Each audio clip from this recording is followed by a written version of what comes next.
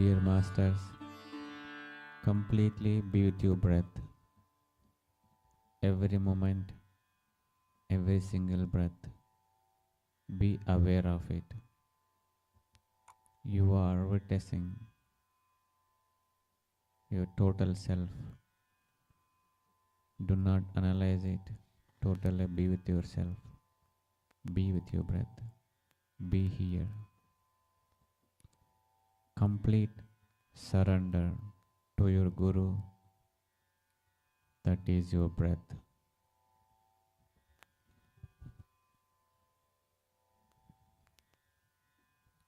Every moment, every single breath is happening with your awareness. Be totally here. Just be with your breath, my dear master.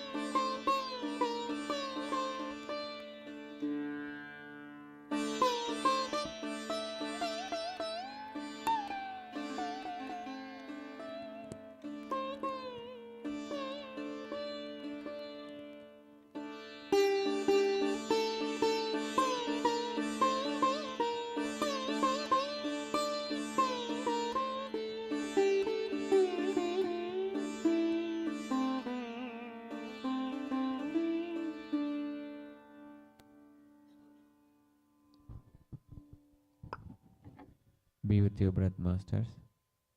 Do not think anything else. Be totally here by observing your natural, normal, tranquil breath.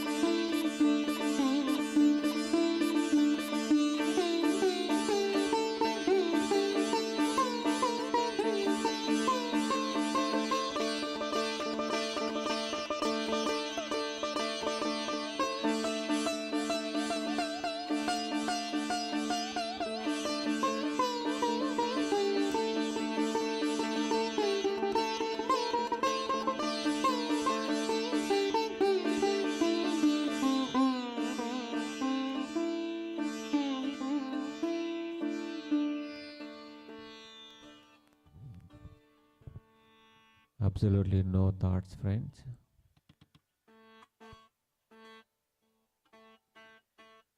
Continue your stillness. Go deeper within. Be aware of everything that's happening within you.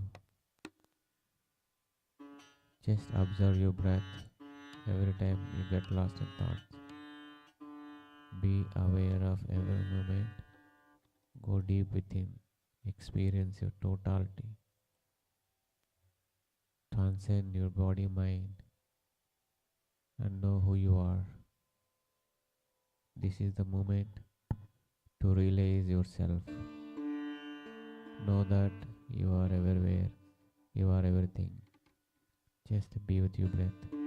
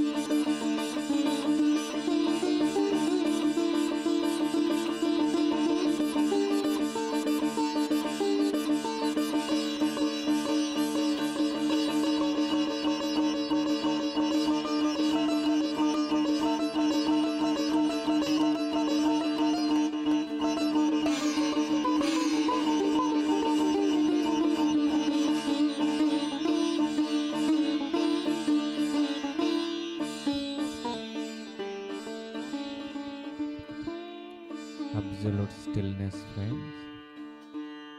Be in that stillness state. Experience the bliss. This is your true nature. This is you. You are totally filled with the light. Experience your light body. You are not just limited to your body. Experience your expanded self. Be here by observing your natural, normal, tranquil breath. This is a moment to expand yourself to unlimited.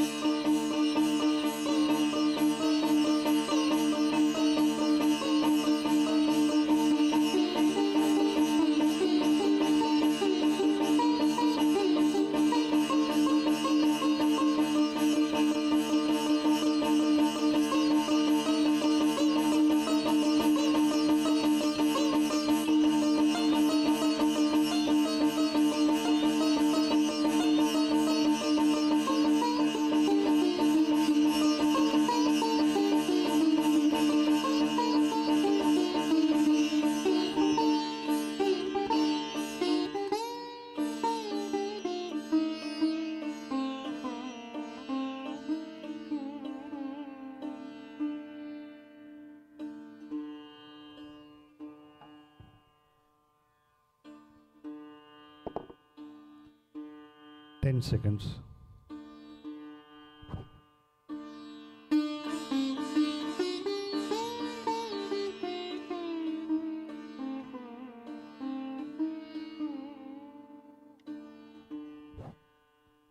Nine, 8, 7, 6, 5, 4, 3, 2, 1.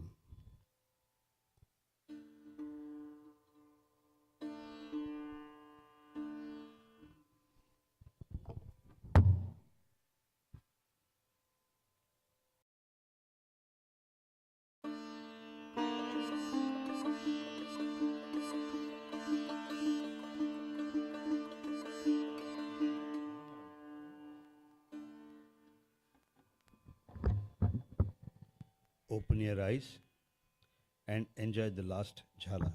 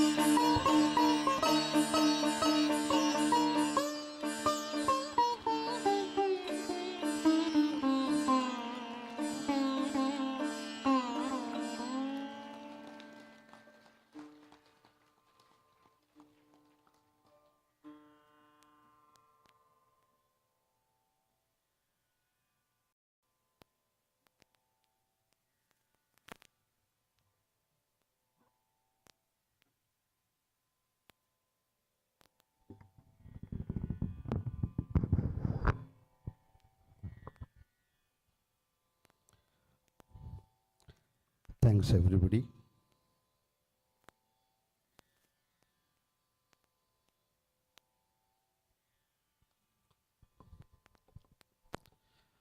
Request the organizers to please, yesterday laga mic unte baaguntadi.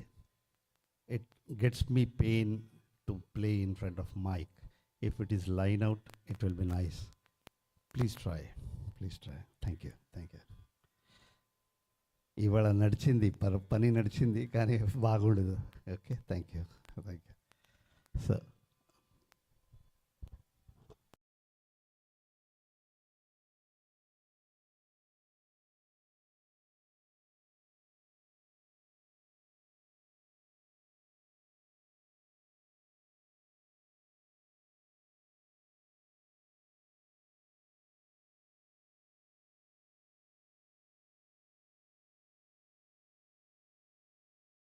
Sanjay sir.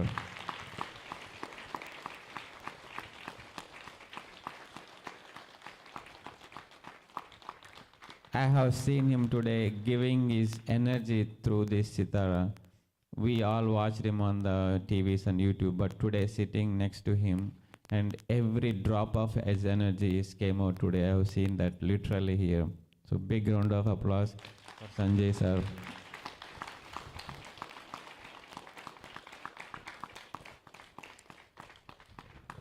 The best experience I experienced today, and I hope you all did, and we promise him that tomorrow we'll fix this music system and give him more ease and give the best experience again tomorrow. Thank you all for coming here.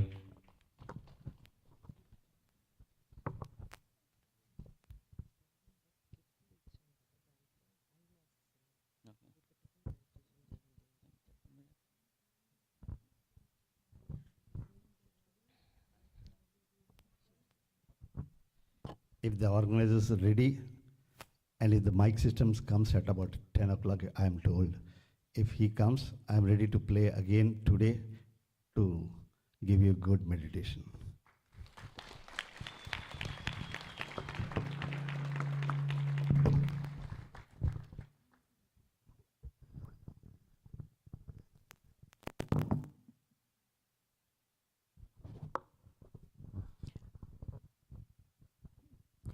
Guys, couple of announcements. We go back now and then come back at 9 o'clock for the main session that is going to happen.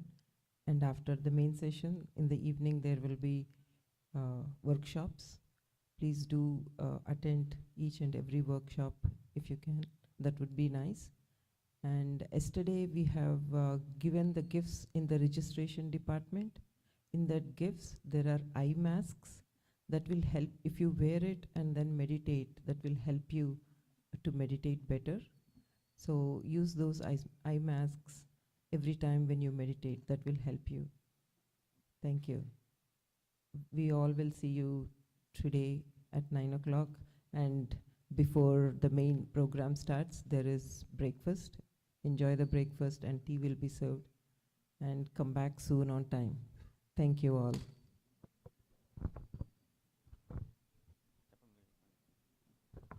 Thank you. Please make sure your cell phones are muted. There's a lot of disturbance today, so please make sure for any meditation, your cell phones are muted. Thank you.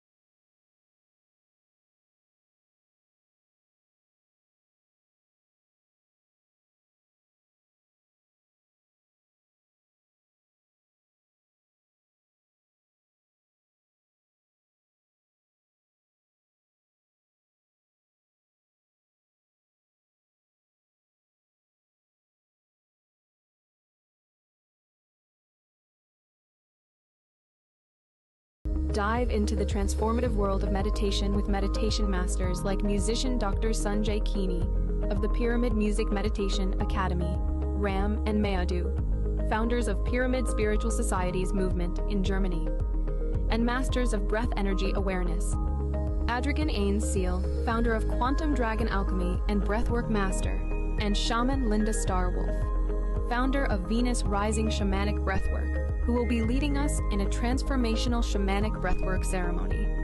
Unlock the secrets of ancient wisdom with captivating keynote speakers like Nate Selesnik, founder of the Integrated Ascension Method, Prabodh Yuda, founder of Ikatuva and GMP Wisdom, Ken Rolla, natural health educator, inventor, and cutting-edge researcher, Aniruddha Mariala, author and woman empowerment coach, Nima Farshid, bio-well educator and pyramid energy researcher, Lisa Richards, Vice Chairman of the Pyramid Science Foundation and the United States Ambassador for PSSM Global, IEVC Kumar Reddy, Personal Secretary to the late Brahmarshi Patriji, PSSM Global Training Lead and Chief Executive at Spiritual Science Magazine, Robert Potter, Pleiadian healing technology expert, and Dr. Gopala Krishna, founder of the Spiritual Tablets. Engage in enlightening workshops led by experts in their fields. Explore diverse vendors offering unique treasures and services. Enjoy cultural music, dance, and uplifting programs. Connect with the teachings of spiritual masters from PSSM and other spiritual organizations. And the highlight of Mega Meditation Summit 2, experience the power of group meditation guided by Swarnamala Patri, co-founder of Pyramid Spiritual Society's movement and beloved wife to Brahmarshi Patriji. Peri Patri, founder of Pyramid Spiritual Society's movement global, women's empowerment coach, and beloved daughter of Brahmarshi Patriji, joined with renowned master musicians and over 2,000 participants. This is what PSSM is all about, unifying the world in peace and harmony. Secure your spot now for Mega Meditation Summit 2. Hosted by the Pyramid Spiritual Society's Movement Global, this monumental event is dedicated to advancing Brahmarshi Patriji's visionary mission of uniting the world through the transformative practices of pyramid meditation, plant-based eating, breathwork, and spiritual sciences. Together, we will change the world.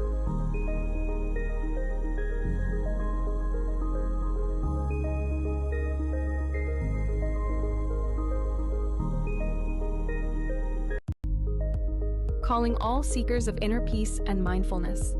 Join us for the ultimate journey of self-discovery at Mega Meditation Summit 2 in Raleigh, North Carolina from August 30th to September 1st. Embark on a transformative weekend filled with meditation, spiritual insights, and profound connections, all with free admission.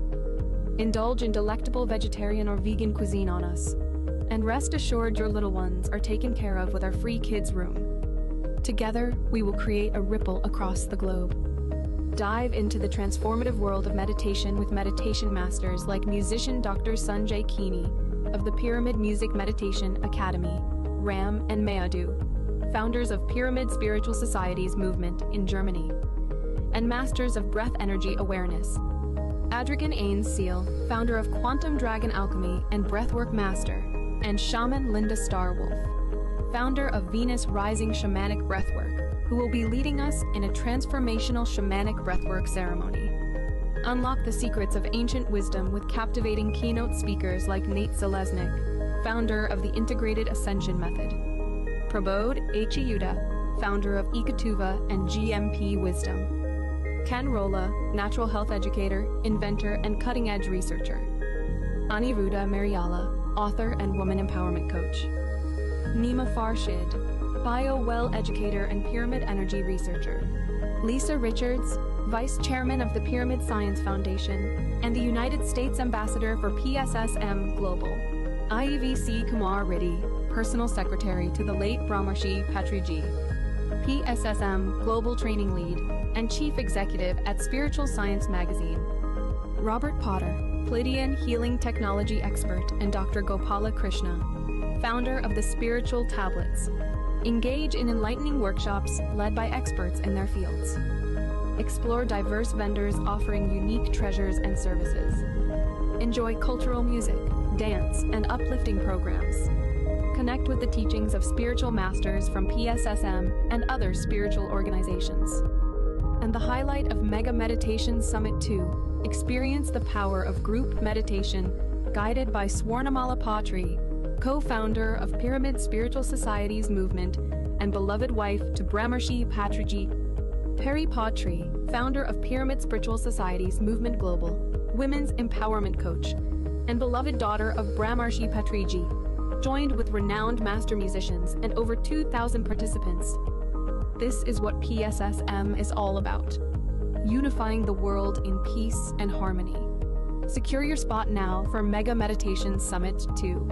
Hosted by the Pyramid Spiritual Society's Movement Global, this monumental event is dedicated to advancing Brahmarshi Patriji's visionary mission of uniting the world through the transformative practices of pyramid meditation, plant-based eating, breathwork, and spiritual sciences. Together, we will change the world.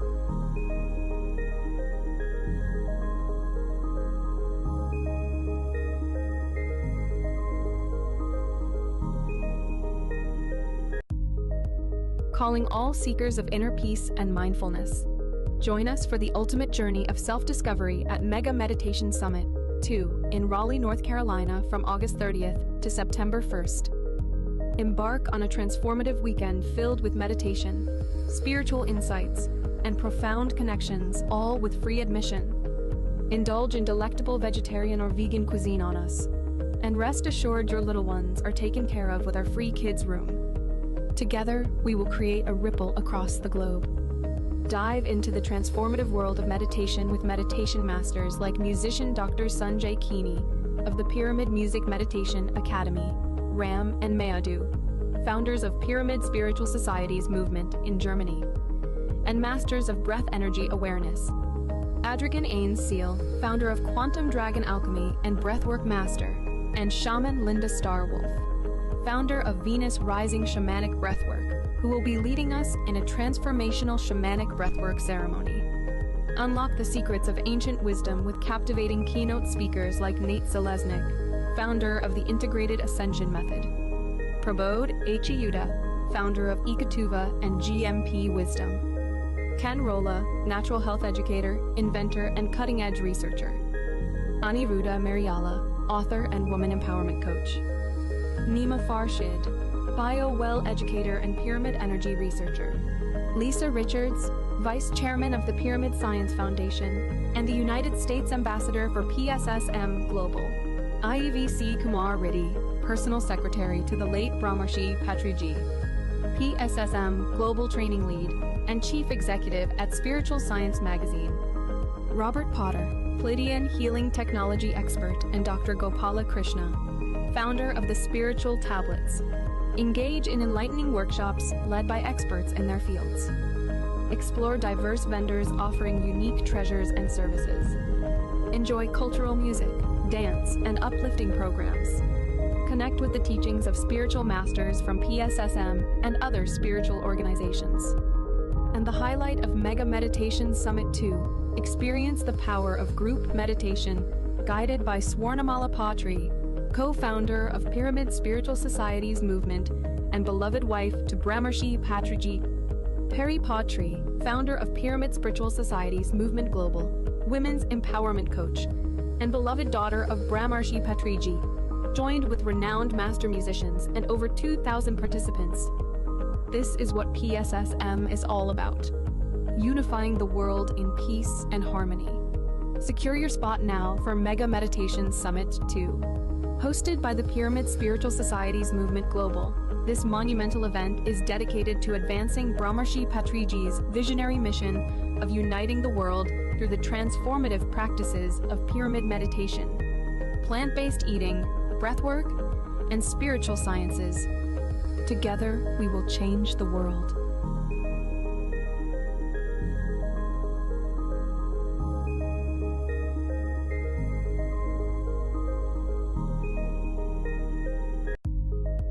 Calling all seekers of inner peace and mindfulness.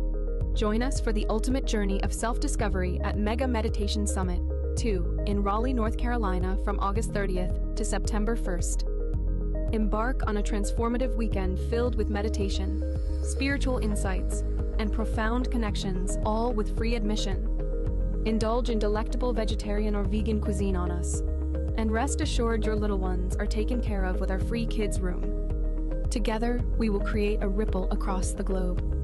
Dive into the transformative world of meditation with meditation masters like musician Dr. Sanjay Kini of the Pyramid Music Meditation Academy, Ram and Mayadu, founders of Pyramid Spiritual Societies movement in Germany, and masters of breath energy awareness.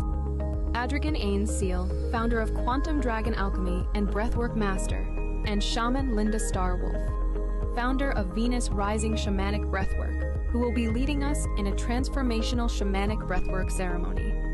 Unlock the secrets of ancient wisdom with captivating keynote speakers like Nate Zelesnik, founder of the Integrated Ascension Method, Prabodh Yuda, founder of Ikatuva and GMP Wisdom, Ken Rolla, natural health educator, inventor, and cutting-edge researcher, Aniruddha Mariala, author and woman empowerment coach, Nima Farshid, bio-well educator and pyramid energy researcher, Lisa Richards, Vice Chairman of the Pyramid Science Foundation, and the United States Ambassador for PSSM Global. IEVC Kumar Reddy, Personal Secretary to the late Brahmarshi Patriji. PSSM Global Training Lead and Chief Executive at Spiritual Science Magazine. Robert Potter, Pleiadian Healing Technology Expert, and Dr. Gopala Krishna, founder of the Spiritual Tablets. Engage in enlightening workshops led by experts in their fields. Explore diverse vendors offering unique treasures and services. Enjoy cultural music, dance, and uplifting programs. Connect with the teachings of spiritual masters from PSSM and other spiritual organizations.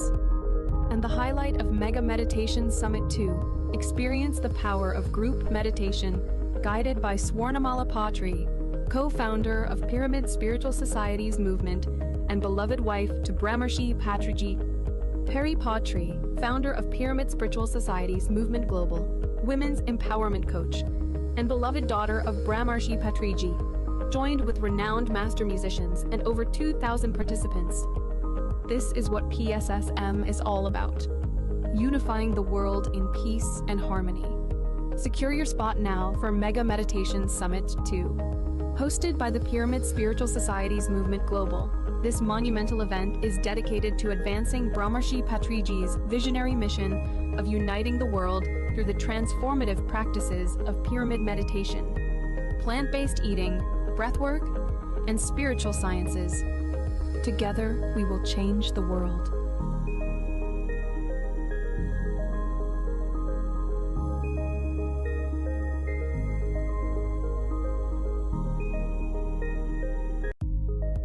Calling all seekers of inner peace and mindfulness. Join us for the ultimate journey of self-discovery at Mega Meditation Summit 2 in Raleigh, North Carolina from August 30th to September 1st. Embark on a transformative weekend filled with meditation, spiritual insights, and profound connections, all with free admission. Indulge in delectable vegetarian or vegan cuisine on us. And rest assured your little ones are taken care of with our free kids room.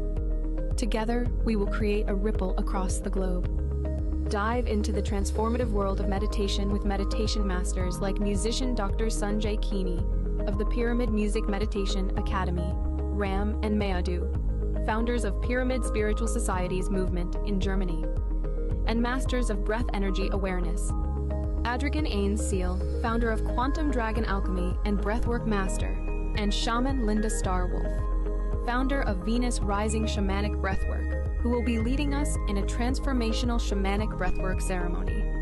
Unlock the secrets of ancient wisdom with captivating keynote speakers like Nate Zeleznik, founder of the Integrated Ascension Method, Prabodh Yuda, founder of Ikatuva and GMP Wisdom, Ken Rolla, natural health educator, inventor, and cutting-edge researcher, Aniruddha Mariala, author and woman empowerment coach, Nima Farshid, bio-well educator and pyramid energy researcher, Lisa Richards, Vice Chairman of the Pyramid Science Foundation and the United States Ambassador for PSSM Global, IEVC Kumar Reddy, Personal Secretary to the late Brahmarshi Patriji, PSSM Global Training Lead and Chief Executive at Spiritual Science Magazine, Robert Potter, Pleiadian Healing Technology Expert, and Dr. Gopala Krishna, founder of the Spiritual Tablets. Engage in enlightening workshops led by experts in their fields. Explore diverse vendors offering unique treasures and services. Enjoy cultural music, dance, and uplifting programs.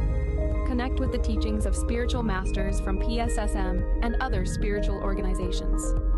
And the highlight of Mega Meditation Summit 2, experience the power of group meditation guided by Swarnamala Patri, co-founder of Pyramid Spiritual Societies movement and beloved wife to Brahmarshi Patriji. Peri Patri, founder of Pyramid Spiritual Societies movement global, women's empowerment coach, and beloved daughter of Brahmarshi Patriji, joined with renowned master musicians and over 2,000 participants. This is what PSSM is all about, unifying the world in peace and harmony. Secure your spot now for Mega Meditation Summit 2. Hosted by the Pyramid Spiritual Societies Movement Global, this monumental event is dedicated to advancing Brahmarshi Patriji's visionary mission of uniting the world through the transformative practices of pyramid meditation, plant-based eating, breathwork, and spiritual science.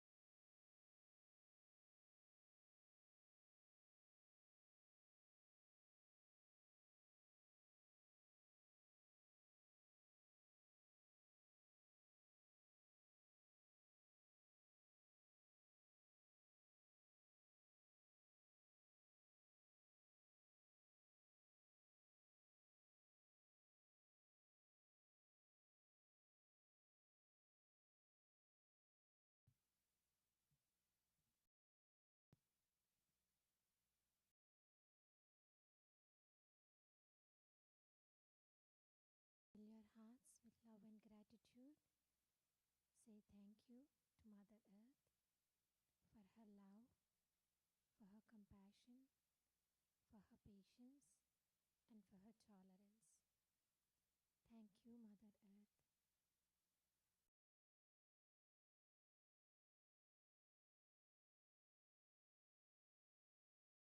Your hearts with love and gratitude say thank you to our Guru, Brahmarshi Pitama Patriji.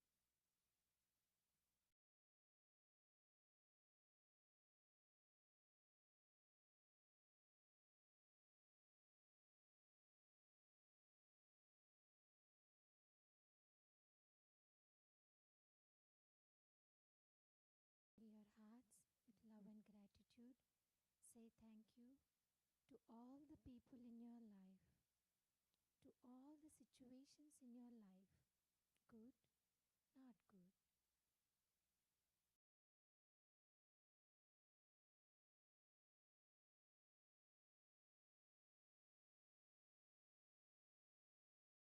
Your hearts with love and gratitude say thank you to all the people here for sharing their beautiful energies.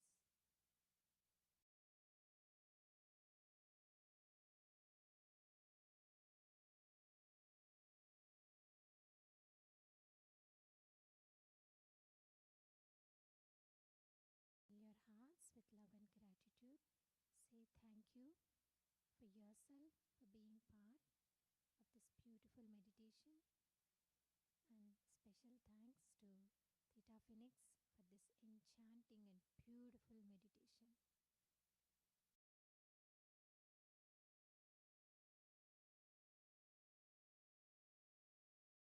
Last 10 seconds.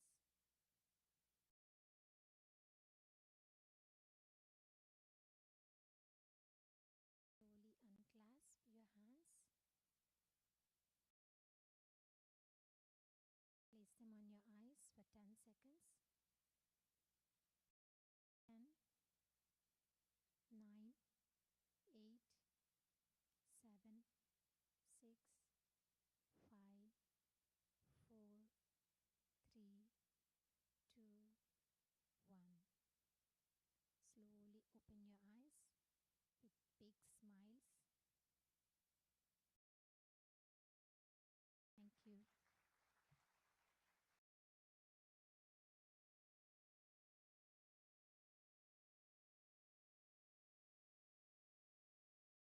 Thank you.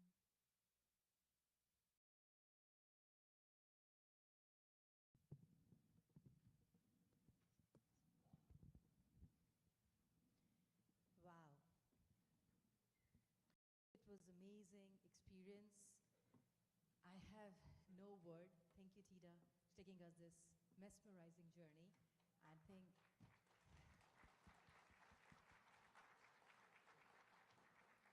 And I think every person in this room has experienced that nothingness, that no thought zone today. Am I right? You want to say a few words?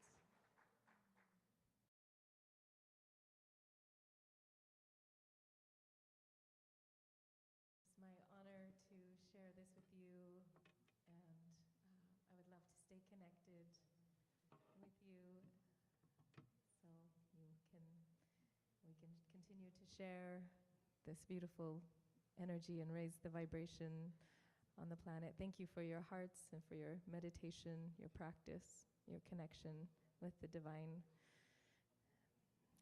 Thank you. Thank you so much, Theta. We're going to facilitate you. So I'm going to call the masters on the stage to come and facilitate Theta.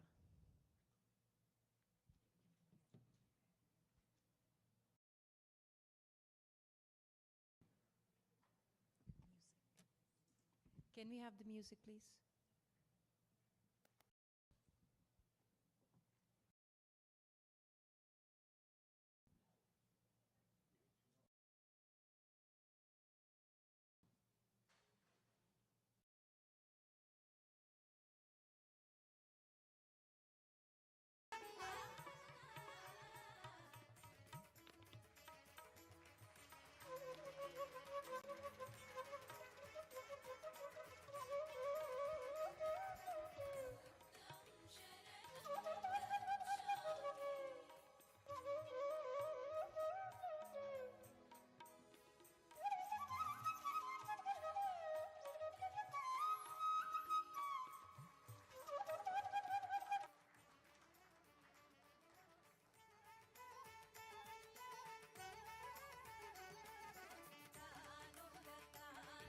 Thank you once again, Thira. Thank you for everything.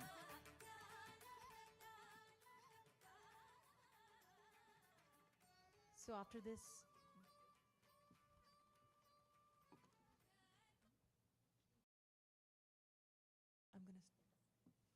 So after this beautiful, mesmerizing meditation of Theta, the next will be, we have an insightful session where Patri will be sharing her message and vision. Patri is a daughter of Brahm Rishi Patriji, and she's a trailblazer in the realms of pyramid meditation, breathwork, plant meditation, plants-based eating, and spiritual sciences. Her transition from a corporate professional to a leading figure in spiritual transformation is truly inspiring. As an award-winning executive, spiritual coach, and certified resilience and trainer, Puri is dedicated to empowering women to become confident, self-sufficient, and financially independent. Her profound research and passion for holistic methods led to development of Pyramid Mastery course, which intrigues energy work, crystal therapy, and resilience training for personal growth and spiritual evolution. Puri's works harness these powerful techniques to foster inner peace and vitality. If you want to find more about Puri and her work, you can visit her website www.puripatri.com. So as a founder of PSSM Global and daughter of Brahm Rishi Patriji, Puri has been a driving force in spreading the Pyramid Spiritual Society's movement across the globe. She will be discussing the ongoing and upcoming projects under PSSM, both on a global scale and here in USA. In this session, Puri will highlight the remarkable work being done to unite people worldwide through the transformative practices of pyramid meditation, plant-based living, breath work, and spiritual sciences. She will also provide updates on the latest initiative and projects that are helping to advance this mission across the United States. Please join me in welcoming Puri Patri to the stage as she shares her invaluable insights of Patriji's message, the global vision of PSSM, and exciting developments happening within our communities here in USA. So a big hand applause for Puri Patri.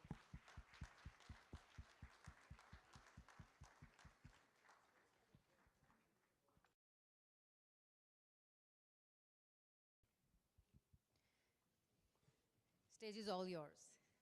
Thank you, Harleen. A big clap for Harleen. She's my dear friend and a great meditator. She's a light worker.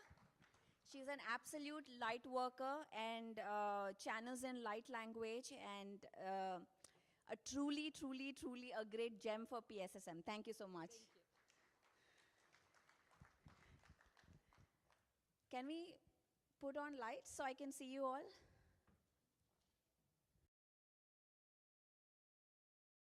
Thank you. Now it's much better.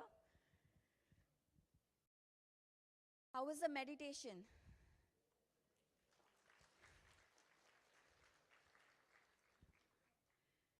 A little more energy. I hope you all had breakfast. Thank you. Welcome everyone. Day 2 of Mega Meditation Summit 2 in North Carolina, Raleigh. I'm super excited to begin this day with you all. And I hope you eat well because there's a lot of food. So we have more energy from you. Again, remember I said we need more claps. That's what encourages here, the speakers, the people, everyone. So thank you. Thank you so much. Good morning, Mom. And today is my mother's birthday, guys. Happy birthday. So she is. Okay. We're going to have a cake cutting in the evening. It was a surprise, but she knows now. So please make sure you are here for that celebration in the evening. Well, today I am here to share a little bit about who I am. I'm sure many of you are new. How many of you are new to here? Okay, we have here, Sherilyn, yes. A few are new, so I want to make sure that you know who I am. I introduce myself to you properly. and also talk about what's happening, what are we doing around the world. I know we are talking about global, but what truly is happening around the world. Can we start the presentation? And please give a big round of applause to our technical team, guys. They are truly amazing. They have their own lives. They're going to college and everything, and they have been working on this, taking time on the side since months to get this together, learning and putting such an event together. So they're not professional people. They are just like you and me, learning and doing this. Okay, so I'm going to begin as the slides come in. So who I am? My name is Patriji. I am from India, from Hyderabad. I was born and brought up there. And I grew up in an ordinary family, a Hindu family, where my ancestors all believed in worshiping God, and education was super important in our house, because I guess that's how they believe that we get importance in life, when we are educated. And so engineering, either it's engineering or being a doctor. Those are my only options at that point. Nothing else. But my father was different. He was a bit crazy in the family. He was the black sheep. And he decided, he was a failure, by the way. He was a total failure. He failed in getting into engineering, being a doctor. So, obviously, as I said, these are the only two recognized paths in my home. Obviously, he was a failure because he didn't get into both of them. So he almost was successful in committing suicide. He wanted to jump off the bridge into cold water, but he's scared of cold water more than the death. So the thought of being cold stopped him, and he went right back to home. And that probably is a great turning point for him, because that's how he found, since then his life has turned and found his awakening in 1979, knowing his purpose, that is to teach meditation. Not really purpose, but he had a walk-in experience. How many of you know what is a walk-in experience? What is a walk-in? Okay. Thank you. So I am not going to talk about that here. That's a whole another conversation, another workshop probably. But his life transformed since then, and he was introduced to meditation through his friend, a colleague, and he started teaching meditation. My mother was absolutely no meditation. What is wrong with you? What is happening to you? Why are you talking about meditation? I want to lead a normal, simple life. I mean, she was probably 22, 23 when she got married. And she was like, I just want to enjoy life. But he didn't listen. As I said, he was crazy. And he wouldn't listen to anyone. He was a very stubborn man.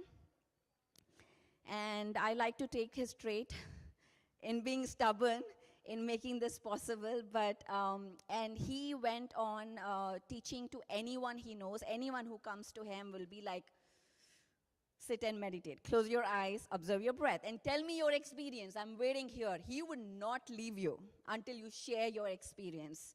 That's how he started. And also he was an avid book reader. So this was my family, guys. So I was brought up in this family where all I could see is, you create your own reality. Who said this? You create your own reality. Say it. Thank you. Give clap for who said that. Yes.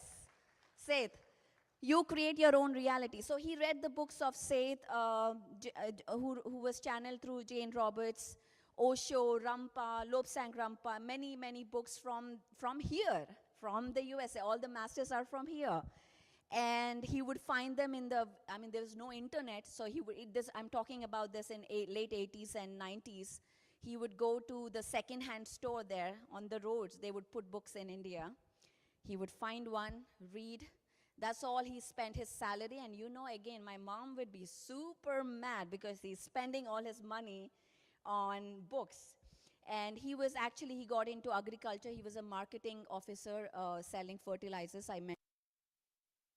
And he was doing pretty well, actually. He was traveling. He was, I remember when I was born, we had a home, nice Jeep.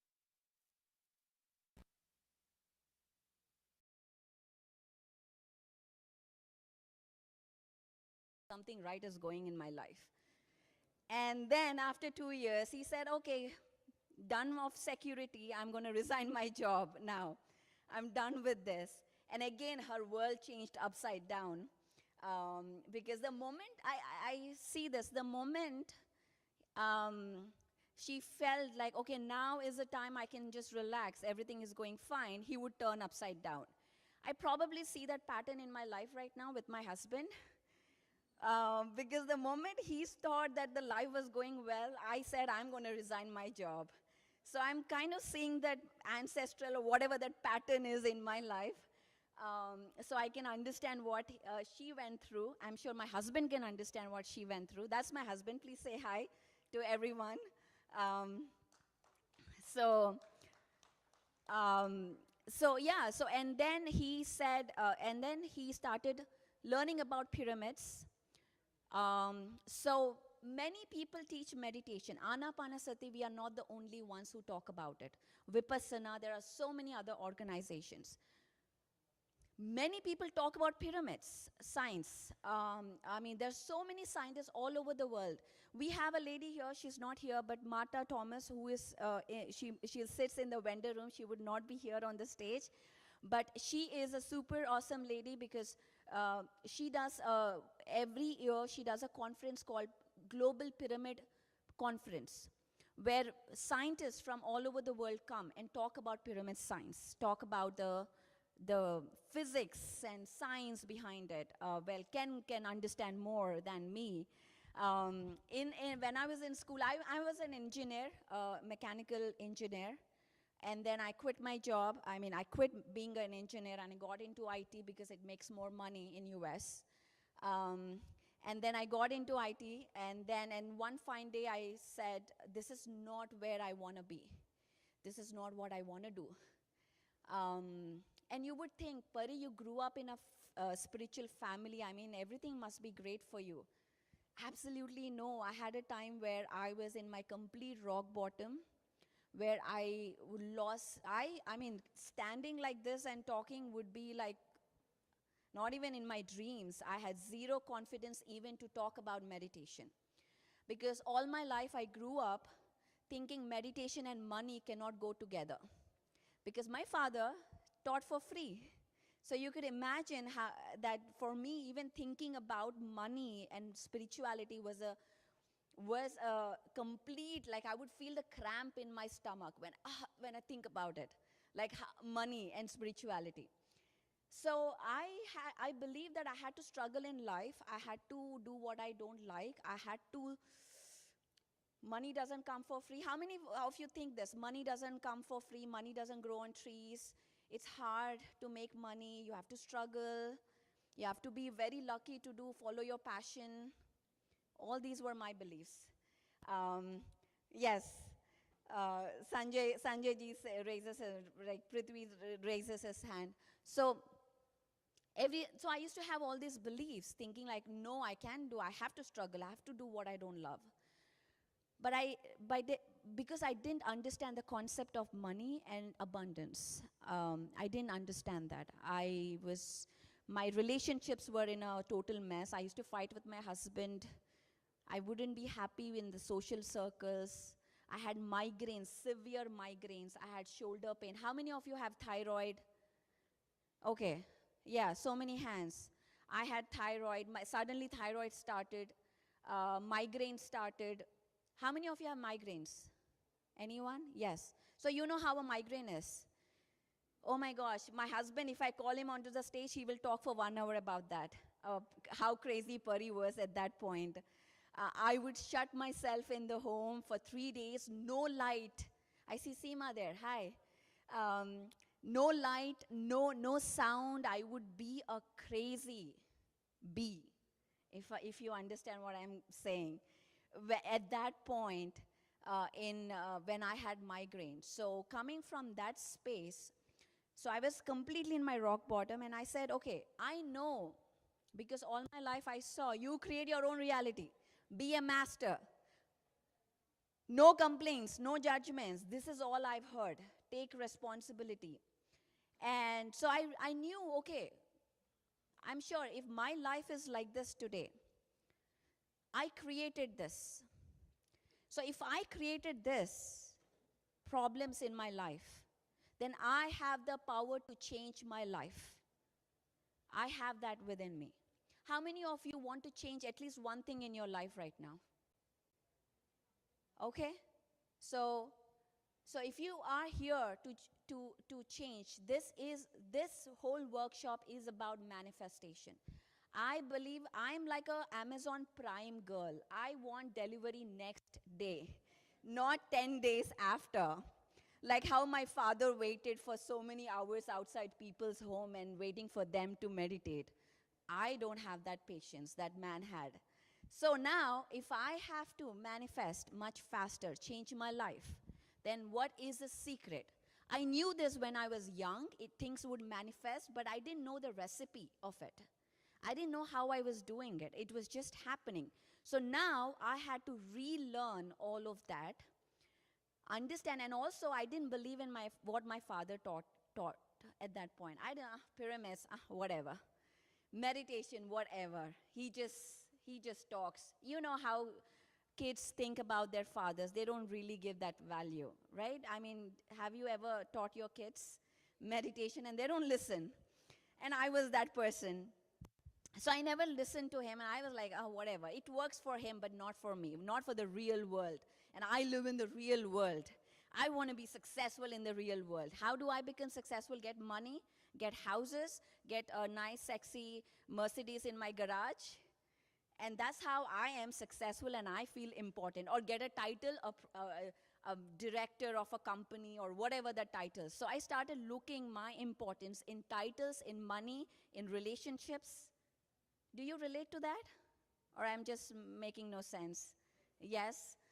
So I thought that until I hit my rock bottom and I decided, okay, how do I change it? What is he talking about? Let's try it.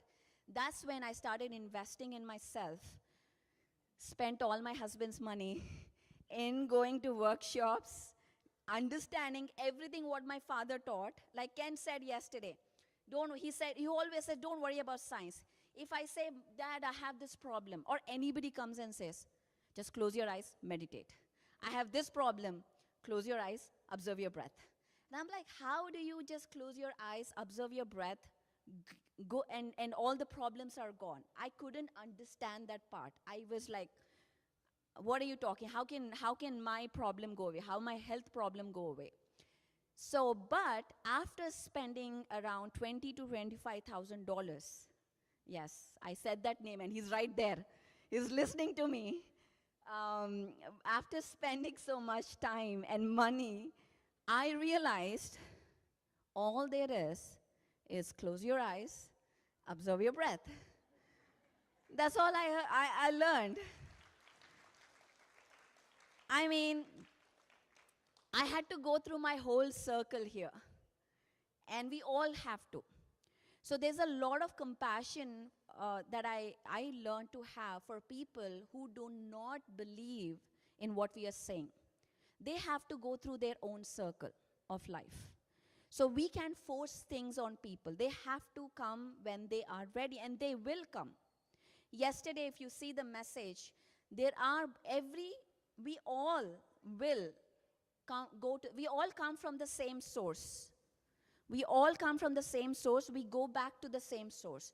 Whether that is a murderer or a rapist or a monk. Maybe I will go in this lifetime. Maybe a murderer will take 500 lifetimes.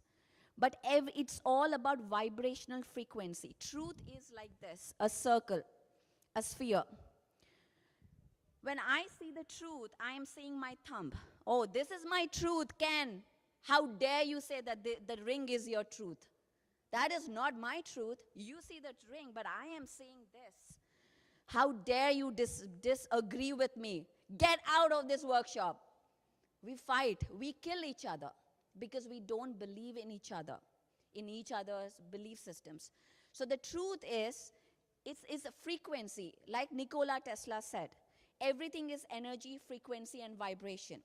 So the vibrational frequency, what you are at that point, is what your perception is, what the truth is for you. So I am seeing this truth, you're seeing this truth, and we both are right. You are right, I am right. So when I see in a meditation, we get many experiences. That is my truth for me. And so when I listen to your truth, accept it as the truth for that person in that moment. And the truth can change tomorrow. The earth is moving, the solar system is moving, so the truth is also changing. Acceptance, listening, and not getting stuck on one belief system is what this movement is about, is what I've learned. Since then, I started, go back to the first slide. Since then, I've learned, there was a lot of changes within me. Since I quit my job, I started working. And by the way, when I left India, I was like, I don't want to do anything with PSSM. Nothing with my father. And I'm like, I just gonna come to US. And the first thing I've done when I landed in US, guess what? What did I do? First thing, I landed in India. I was surrounded with 100 people, 200 people. Everybody knew me. And I was like, the first thing I came here, nobody knows me. I go to a grocery store, I buy a cigarette, and I light it. My mother is right here. That's what I did, because I wanted to feel the freedom. I'm like, nobody cares what I do here. I can be who I want. And I was probably 20 years old. I mean, I was young. And that's what I did. I went and lighted a cigarette to just feel that air. And I thought, again, my whole life, as I said, it shifted from then. And when I came back, and as I quit my job, there was a whole awakening process for me too, as my father. And I realized that this is what I meant to do. This is my purpose. And I'm here to be a part of this giant movement called PSSM, Pyramid Spiritual Societies movement, to take this truth that we don't have to struggle in our life. We don't have to be sad. To be happy is our birthright. To be wealthy is our birthright. Anything else, we do not have to do anything to deserve it. I do not have to become a Dalai Lama or a Patriji to deserve it. I have to just be me to deserve every happiness, every wealth in my life. So there is no competition. There is only collaboration. There's only friendship between each and every being here. And that's what I've realized. And of course, next slide, please. I'm a mom of two, and I worked in the corporate arena for 12 years before I quit, and I'm doing what I'm doing. And of course, we started PSSM Global in 2020, just before COVID hit in February, in a rush. And now I know why that all happened just before COVID. Next slide, please. There is a lag here, guys. It's not that they are not working on time. There's a lag coming through. So PSSM. So as I said, PSSM was formed in 1990. Okay, I'm just going to go through. I know you can see. Just look at the logo. What do you see? There's a triangle. Do you see the triangle? Do you see the man inside? And what are these? Chakras, thank you. And what is the light above? It is the aura, or the consciousness. And there is what is there in front of him? There's a book. Can you read what is there on the triangle, or should I read? Energy, consciousness, and wisdom. This logo is not just any logo. There's a lot of thought and energy into this logo. Energy, consciousness, and wisdom. Guys, I read probably, I know Gunwin said yesterday she reads 52 books in a year. I don't know how since I was in the awakening, I probably read, I don't know, 300 books, 350 books maybe. And I feel I'm pretty wise. I can do a lot of workshops. I can teach a lot. And I feel like, oh, I know stuff. My father read millions of books. And I'm sure he must have, like, I've read everything. But after reading everything, he came back to close your eyes, observe your breath. So I'm sure he knows all the science. I'm sure he read everything, but all he's saying is close your eyes, observe your breath.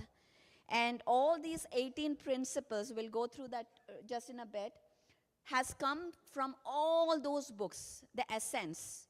So what I've realized is I don't need to reinvent the wheel. He has given it. I mean, I remember when I was at college, I used to be, first thing I would do is make friends with the most brightest kid in the class.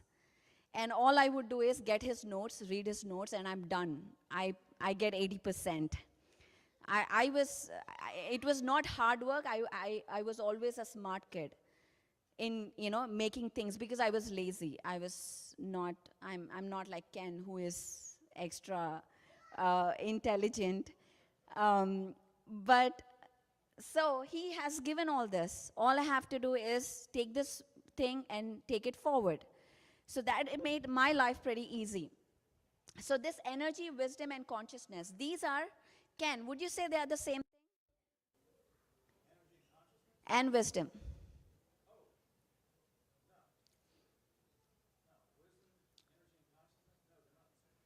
Okay, can I prove you wrong? Oh wow, this is a great moment.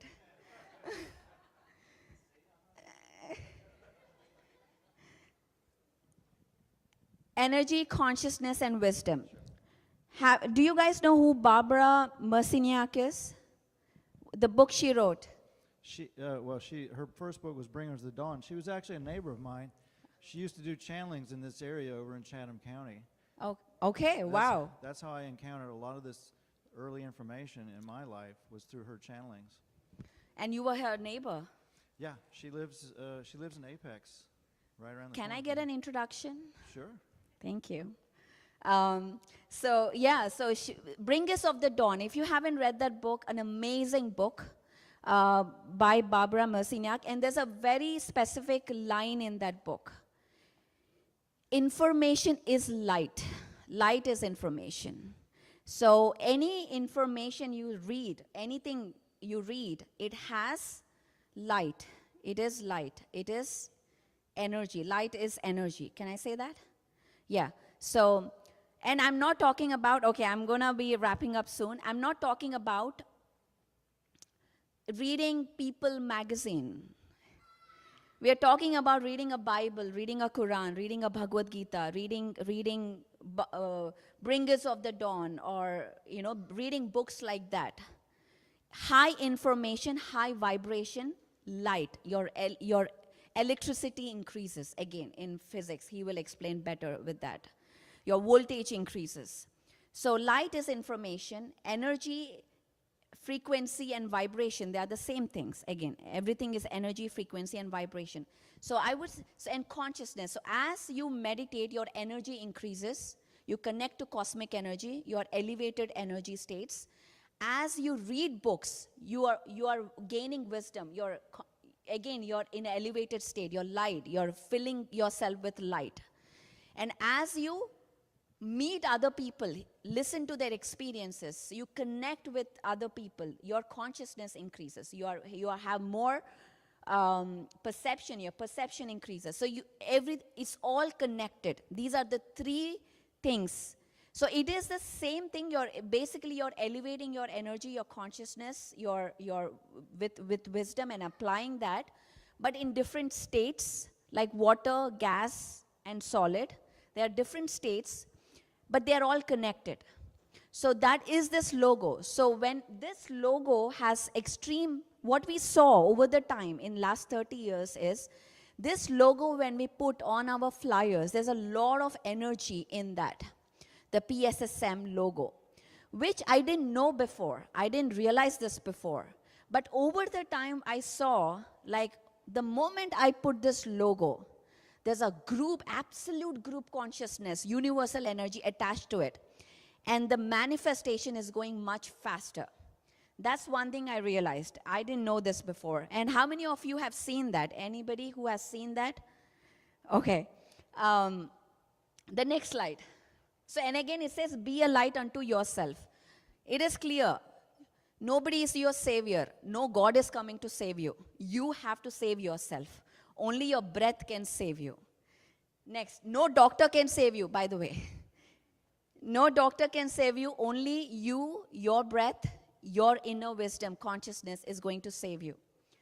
PSSM is a non-cult, non-religious, voluntary organization. Next, please. Next. And PSSM is also about, so this is our 3 major mission. Dhyan Jagat means meditation world. Shakahara Jagat means having a plant-based living, a compassionate world. Pyramid Jagat, having a pyramid world. These are our main 3 mission that PSSM has, which is taken, with this mission is translated to PSSM Global, because this is a mission we want to take globally now, through PSSM Global. Next slide.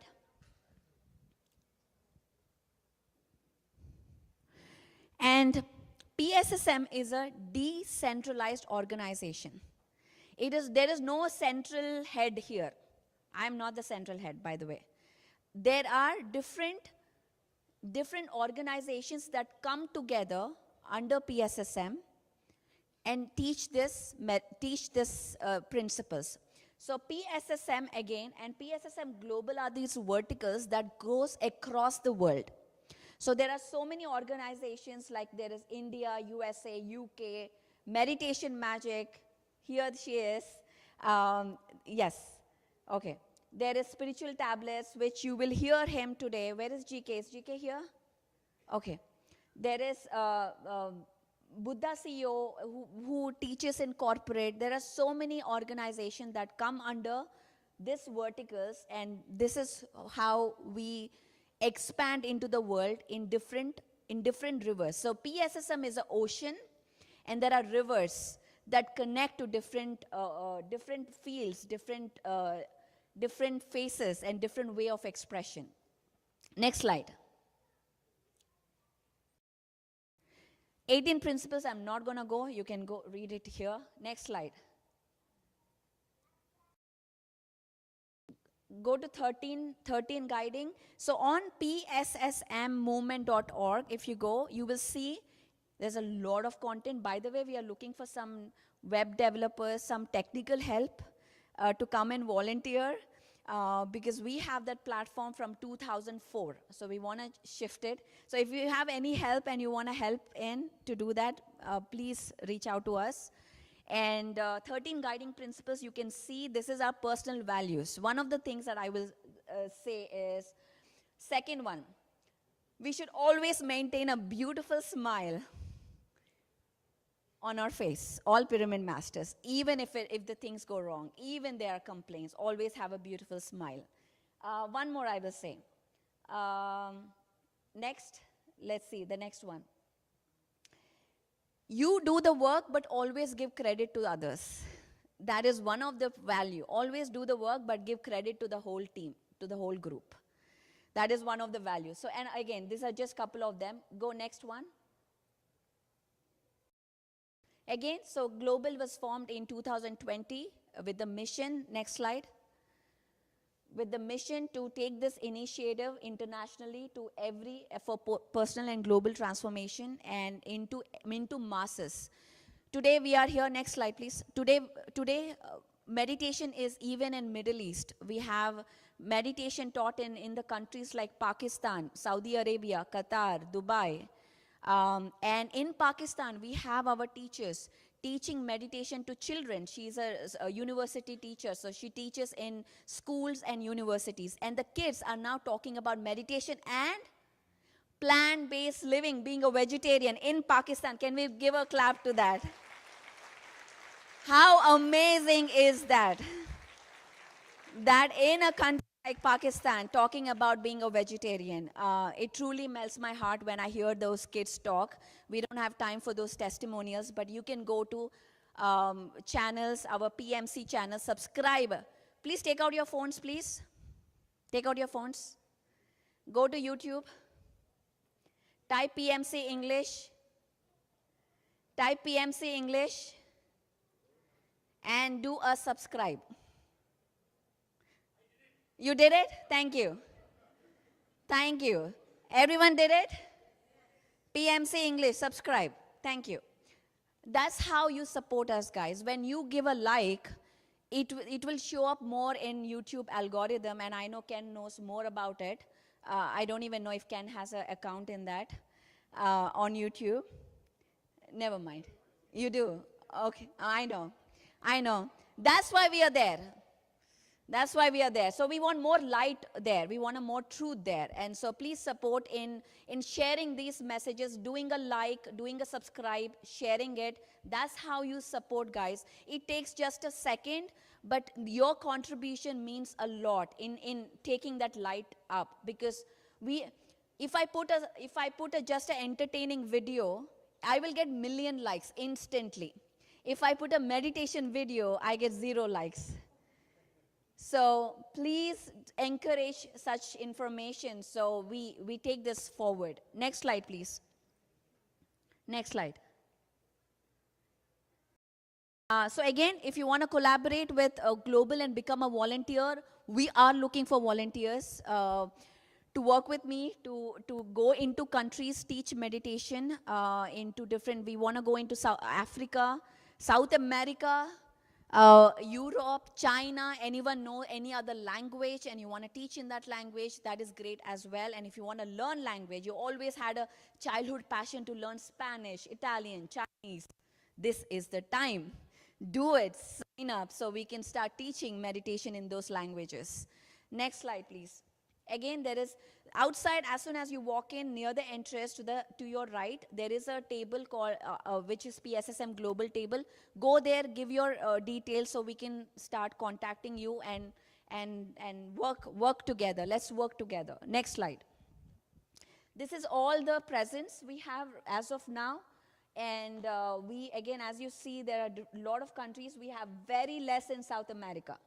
So anyone who knows Spanish here? Where's Beatrice? Okay, she's a Spanish master. I asked her to come.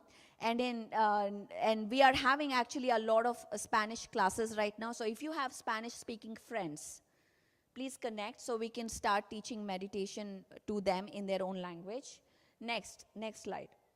And PMC Media, next slide please. So PMC Media is our media channel that shares the voice of PSSM. PMC is the voice of PSSM, sharing meditation and experiences to the world. So there are so many languages across the world, and all you have to do is just subscribe. That's all you have to do, and it will start getting promoted. Next slide, please. So again, as I said, there is PMC Global and so many different languages. Telugu, Espanol, English, Hindi, Dutch, French, Italian, so many languages have come. Next slide, please. Of course, now I would like to invite just a little bit more on PMC, that the work that they are doing. Amulya Shastri to come forward and share with us what is happening in India. I know we are talking a lot about, oh, this is happening, but what is exactly happening? Please give a big round of applause to her. Namaste, everyone. Namaste.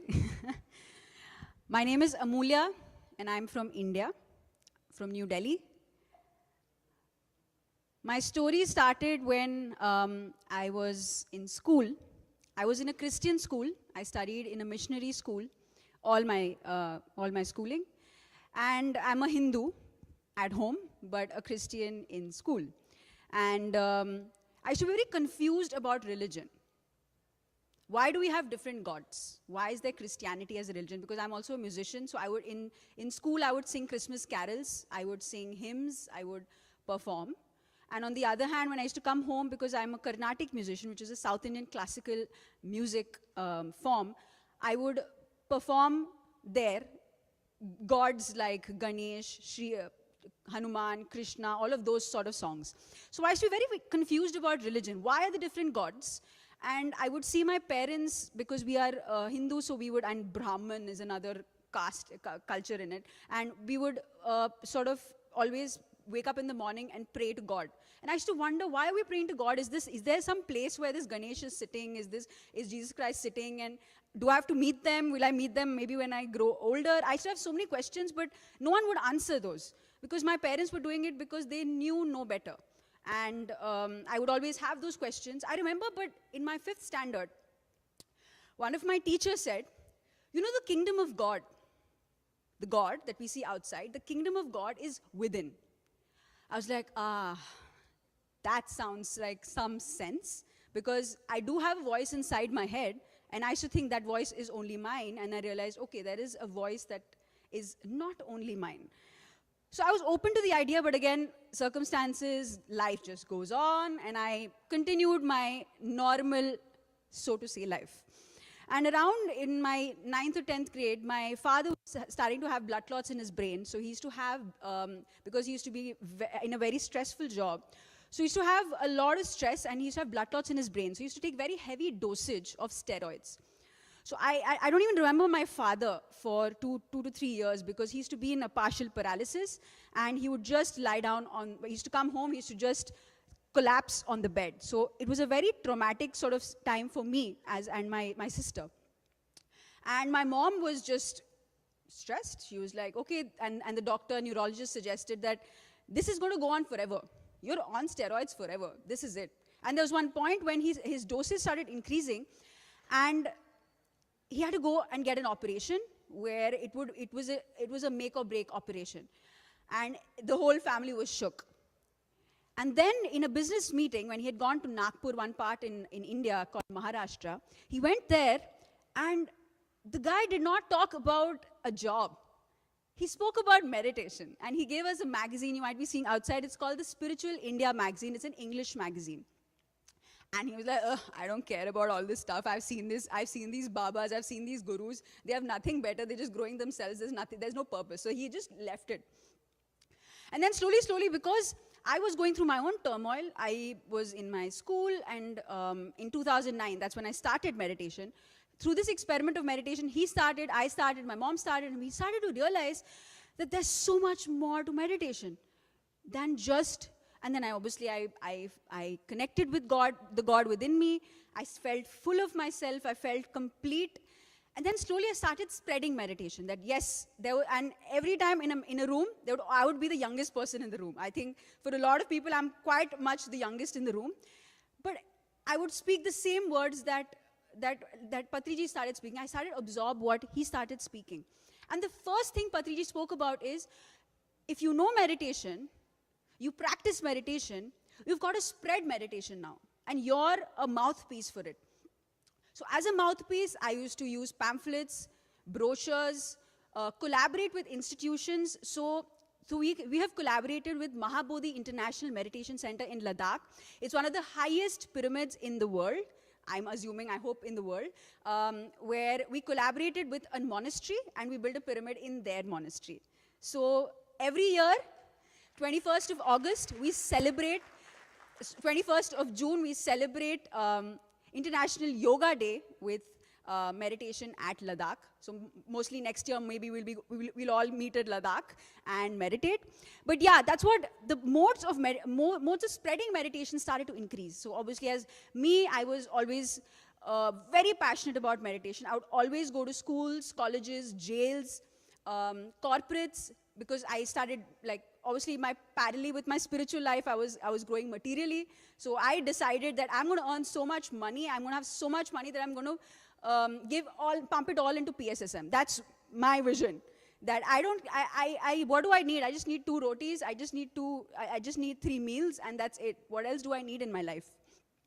And slowly, a lot of projects started coming in. Patriji used to keep giving us projects. So in North India, the largest meditation festival called Mahayog Dhyan Kumbh in Rishikesh, we used to do in state-wise and across different states. We would have Dhyan Yagnas. We would collaborate with local languages and conduct meditation all across India. And build pyramids and collaborate with organizations. So there's a very big institution called Incredible India, which is part of the government of India. We would partner with them. The Prime Minister of India, Narendra Modi ji, also gave us a letter of recognition that we are all in PSSM doing great work. During the COVID time, when everyone was shutting down, PMC grew up. That's when the largest project of PSSM, to spread the word of PSSM, obviously pyramids is the largest project. We build pyramids wherever we go. And I was just crossing the US. Every single portion, I was just putting an intent. Between 2 houses, we will have a pyramid. That's how it's going to be. Between every 2 houses, we will have a pyramid. Meditation, like I shared, is going to be center stage. And that's why PMC. PMC stands for Pyramid Meditation Channel. This is basically a media wing of PSSM to spread the voice of PSSM, being a mouthpiece. When we say what is PSSM, it's not a cult, like Pari has shared. It's not a cult, it's not, and you are PSSM. There is no registration form. You don't sign up for something. No one gives you a badge and says, now you're ready to go. It's within. You decide. We just have 4 things we talk about, which is absolutely simple. Meditation, like every single, I think the buzzword of all 3 days is meditation. Next is plant-based living. The kind of food we eat, what we eat, how we eat, who prepares it, all of that matters. So yes, we talk about plant-based living because what you eat is what you are. The third thing is pyramids, and I loved Ken Rolla's presentation yesterday. I was like, I'm a fan. And because there's so much research happening, the miracles behind pyramids, and once we build it, we create energy centers, vortexes of energy, and making sure that everyone, no matter wherever they might be lost in life, they'll find themselves through pyramids. That's why it attracts you. At least the structure itself is like, you just go like, oh wow. And that's why when you look at this pyramid, you're like, oh wow. But then with curiosity, when people enter the pyramid, they feel something. So the third thing is pyramids, and the fourth is spiritual science. We make sure that we read every single master. Patriji has recommended, as Patriji I'm sure you know, has read more than 1 lakh plus books. And he's like condensed that wisdom. He's read every single culture, every single text out there. He's read it and he's just condensed it and make sure that the best is out there for us. So there is a list of books that Patriji has recommended. Please read that. And that's a part of spiritual science. And that's where PMC comes in to make sure that meditation reaches everyone. Is the slides ready? Yeah. So where I come in is, I'm part of North India, but I'm here spreading meditation also. I have studied advertising in the public sphere. I've been in the corporate world. One day I decided, every time it was my last 1 year, around 2020 when I left my job. I was very happy. I was pretty decent at my job. I would do advertising. I would make films. I was very happy. But one year itself, every time I used to make a presentation, I used to feel I'm wasting my time. I'm selling, I'm spending 24 hours of my day selling a lie. I'm promoting brands that have so much money. I am replaceable. There is no point of this. There's so much more to life. I want to spread meditation. It was just an intention. And what you seek is seeking you. Patriji, because PMC was a project that was anyway happening, PMC English, PMC Hindi has started from India. And I used to wonder, okay, it sounds great, but running a TV channel is like a different ball game. It is different. You have to create so much content, 24/7 content, and there's so much to do. And how will we create so much content? North India does not have, or rather, the whole of India, at least in the south of India, you must have seen so many people in the south, but North India, they speak a completely different language. So you must have seen Telugu is the language that where Patriji comes from. There are 4 different languages in south of India, and the rest of it, the number 1 language in India is Hindi. And we have 80 crore people who speak Hindi across the world. That's where Patriji's vision comes in. He said, when we want Dhyan Jagat, which means a meditation world, a plant-based world, a pyramid world, it will start when all of us speak the same language, which is the four major principles that I shared with you. And that's when I have seen PSSM grow from pamphlets like rallies and rally. We've seen rallies, different ways where meditation is spreading. But we were noticing that a lot of people are not coming to our meditation centers. There used to be about 10, 15, 40, 50, 100, 1,000. We'd seen those kind of people coming in. That when around 2020, when PMC came in, which is basically a thought that now we should record people. That's it. We're doing the same work, but we have to record people. Because when we record, when you express yourself, one of the 7 E's concept that Patriji has, one of them is 7 E's is expression. You must express yourself. A lot of people feel, I don't have those great kind of experiences. I don't think it matters. But when always, and I've seen this distinguished thing that Patriji does, in PSSM, talking about your experience, sharing your experience is the unique part of PSSM. Have you seen that? Very less people, very less spiritual organizations promote people and not the guru. Patriji never comes to the center stage. He makes sure whenever there's a session going on, it's a 3-hour session, everyone would speak, and at the end he would speak. And that's when he gave so much importance to spreading of your expression. And he gave center stage to all of us. That's why we are the voice of meditation. So where we come in is essentially making sure that we spread meditation. So I would like to share with you how we're spreading meditation, and this is basically a thought starter for all of us. If you have anyone who speaks and wants to connect in India, we are right here to make sure that meditation spreads in India or the world, who speak Hindi, making sure that meditation reaches them. So I would like to share with you, could you play the slides, please? So the 3 things that we're doing, I will quickly go through it, which is Dekho. I think we could repeat, and I think everyone could repeat. Dekho, Sikho, Bato. Amazing. Dekho means watch. What do you watch? So we're 24/7 TV channel. Our office is, our PSSM office in North India is in Delhi. I would request every single one to please come over and see the kind of work that's happening. So next slide, please. So watch is essentially, we're a 24/7 TV channel. Next slide, please. So as a 24/7 TV channel, what we're doing is we have 60+ television shows. We watch TV for entertainment, right? So what we're providing is spiritual entertainment, making sure that everyone watches on TV, people are entertained, they learn something new, they're seeing some dance and song, but they're also learning something new. So we have Patriji's wisdom, spiritual science, health and yoga, gurus and mythology. A lot of gurus across India. We have so many gurus. And gurus and mythology, meditation experiences, Swadhyay, which is reading a lot of spiritual books, food, ahimsa, live music, lot of shows for youth and kids, and collaborations. We collaborate with many organizations, Isha Yoga, Art of Living, Brahma Kumaris, all of these sort of spiritual organizations also, and lot of other kind of organizations. So we distribute right now to 5 crore homes across India.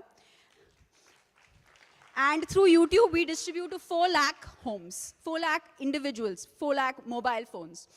Next, please. So that's Tata Play, Jio, and Fastway. Tata Play is the number 2 channel in India, and we're distributing there. And right there, you can see Patriji on a TV screen. That's what is the beauty of it. Next slide, please. Next is Sikho, which is learn meditation. Hindi, where Patriji spoke very less in Hindi, spoke a lot in English and in Telugu. So make sure that a lot of what Sir shares comes in Hindi. So this is, previous slide, please. So that's Sikho, which is essentially teaching meditation. So we made sure the meditation is very easy for everyone to understand. So we have more than 200 meditation centers in India, in North India specifically. So we make sure that we encourage more people to build meditation centers, create meditation centers, small villages, small regions of India, so that That's what Patriji wanted. He's not a classy guru. He's not like, oh, I'm just going to sit down and everyone's going to sit right. He would sit on the floor. That's what Patriji is. He goes to the masses. That's why he chose to have a TV channel in India. So that's 200 meditation centers. So there are different programs. We have a care center helpline where people can call and ask their questions. We lead them to a meditation center in their locality. Teach meditation, spread meditation. Next slide, please. Next, we teach meditation, making sure that they're empowered. A lot of us have come through PMC, haven't we? Most of us have come through PMC, and that's the power of it.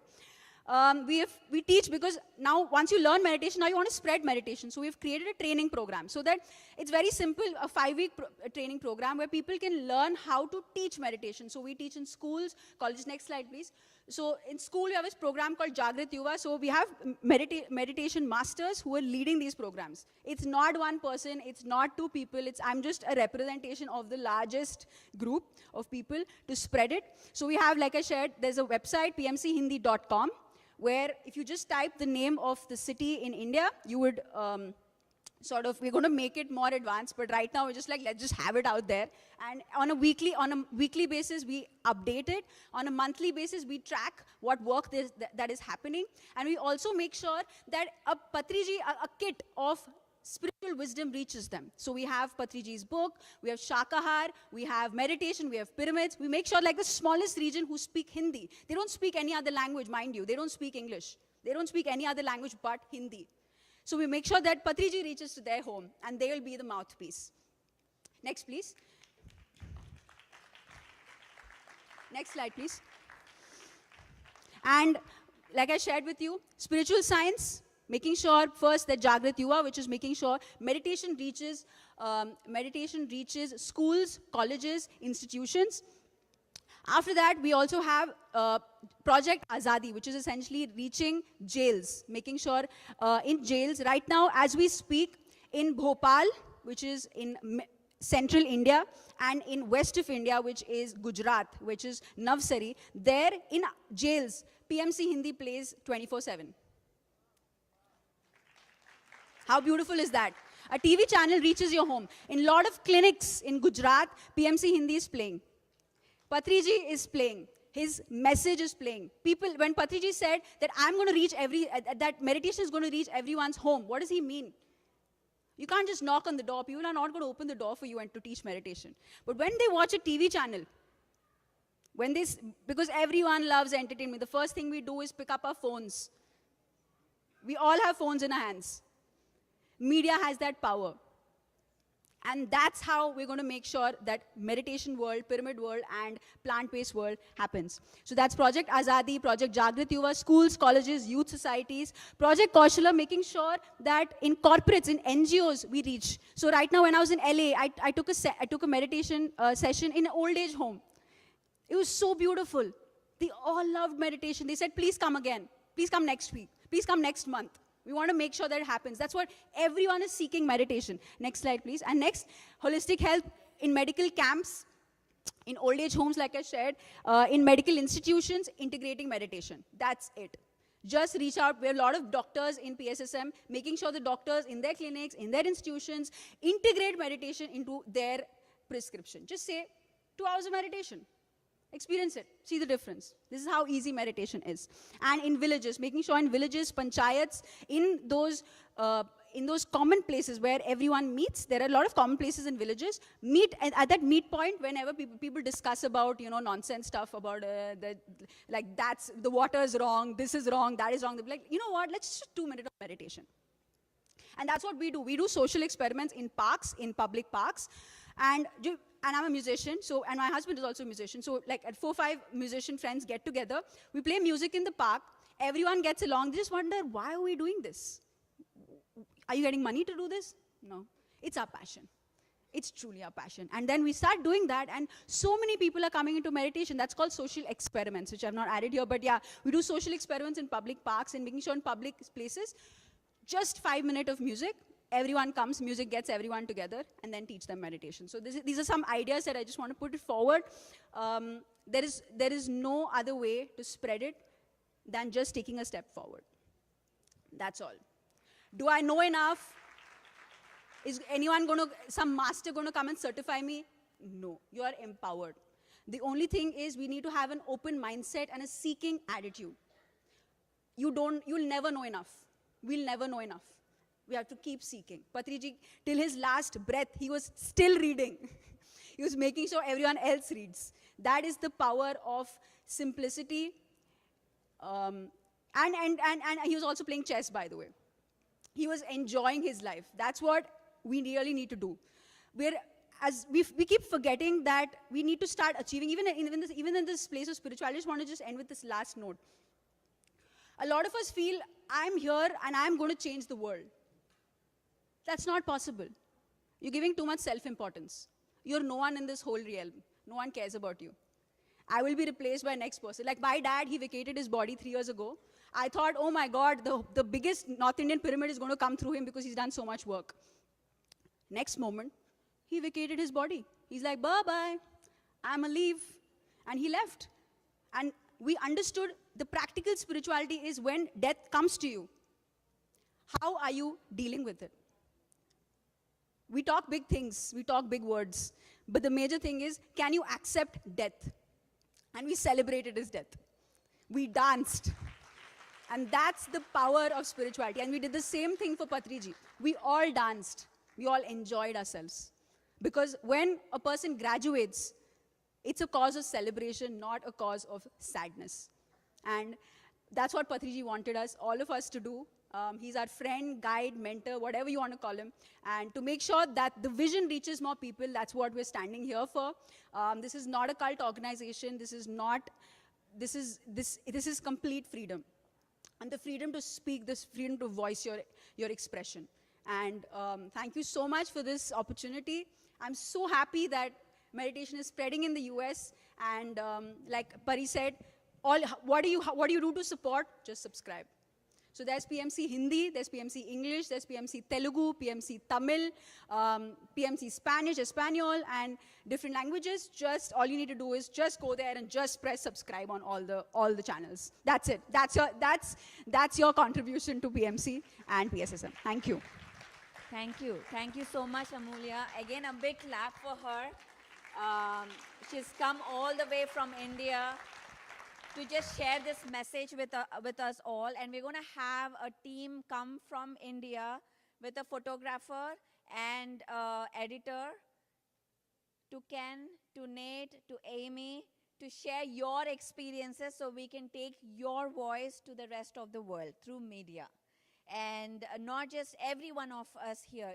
If you have an experience, please record it and send it to us. That is your contribution, and that is the fee for you to be here. This is not a free event, by the way. Who told you this is a free event? This is not a free event. So that is your contribution, return gift, in just share your story, share your transformation story, because that can be a light to millions of other people who are in darkness, who are in depression. And I also want to request, who are sitting behind, please come forward. So we don't have empty spaces and you can hear us better. Everyone, please, behind, please step forward and take seats. Any seats that we have, a lot of seats here, there. Please just come forward. And before we continue on, and I'm super thrilled to announce the next big project in US. Before I do that, we have one of our volunteers leaving today. She was working in the kids department. So we would like to invite Pam for the facilitation.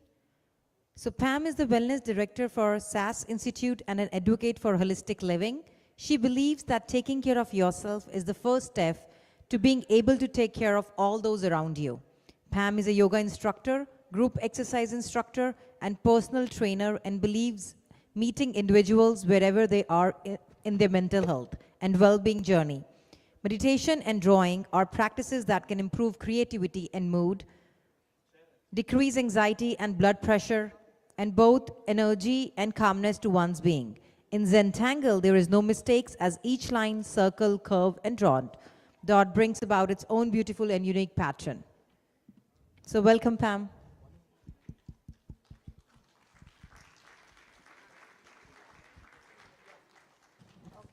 Pam, just a few sentences. How was your experience here? I had the absolute privilege to meet some of your children today, and I can just say I appreciate all of you parents for, first of all, your very difficult job, probably the most difficult job you will have of raising your children, and you are obviously doing a great job because they were all wonderful, wonderful kids. So I really enjoyed it. Thank you so much. Because I have 2 kids and we are always worried, do I attend or do you attend? Who is going to take care of kids? So here in all our programs, we have a free kids care center that you could leave your kids, and the parents have we leave no excuse. Is it money? No. I have kids? No. Just come and listen to this. So thank you so much, Pam, for your service here today.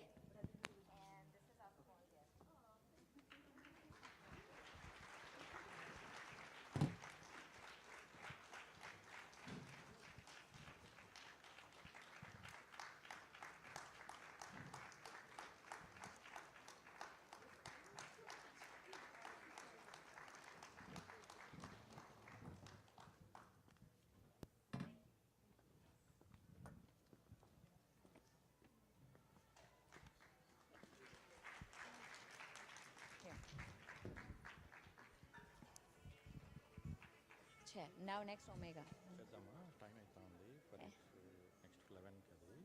11 ka? Okay, 5 minutes. Just 5 minutes. Okay, 5 minutes.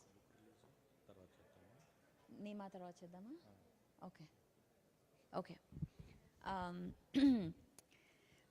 Okay, the next big project of India. So in US. In India, we have many mega pyramids where 5,000 people, 6,000 people can sit, or even one person can sit. So we are super thrilled to announce that we have the first pyramid in US coming in Dallas, Texas. And we are super excited. It is called Omega Pyramid. I would like to invite the whole team onto the stage. The pyramid is going to be 180 by 180. And we want everyone's contribution in that, in terms of not just your time, but money also. To come for, please come. Nanda, Srihari, Arun, Puneet, and Ram. Okay, so I would love for you to share about it. Hello, masters. Pranams, namaste. Hi, everyone. So as Pari Madam mentioned, a mega pyramid called Omega Pyramid is coming in Dallas area. So that is the first ever mega pyramid dedicated entirely for meditation coming up in North America. That is the first mega pyramid coming up in North America. It is Patriji's vision of pyramid Jagat. So Dhyana Jagat, Shakahara Jagat, that is vegetarian, and pyramid Jagat. As part of that, as part of Patriji's pyramid Jagat, pyramid world, so the first ever mega pyramid is coming up in Dallas area. So we have 40 plus acres, 41 acres to be precise, acquired for this pyramid. So we are going to, we are going to have a big campus around this. So huge mega pyramid, 180 feet by 180 feet.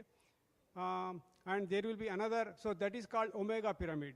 And there is another Alpha Pyramid, a smaller version, so 45 feet by 45. So that is coming up. And there will be other facilities like conference centers and other centers, other facilities. So tomorrow, yeah, kitchen and all. So, yes. So we will be sharing more details about all the facilities tomorrow.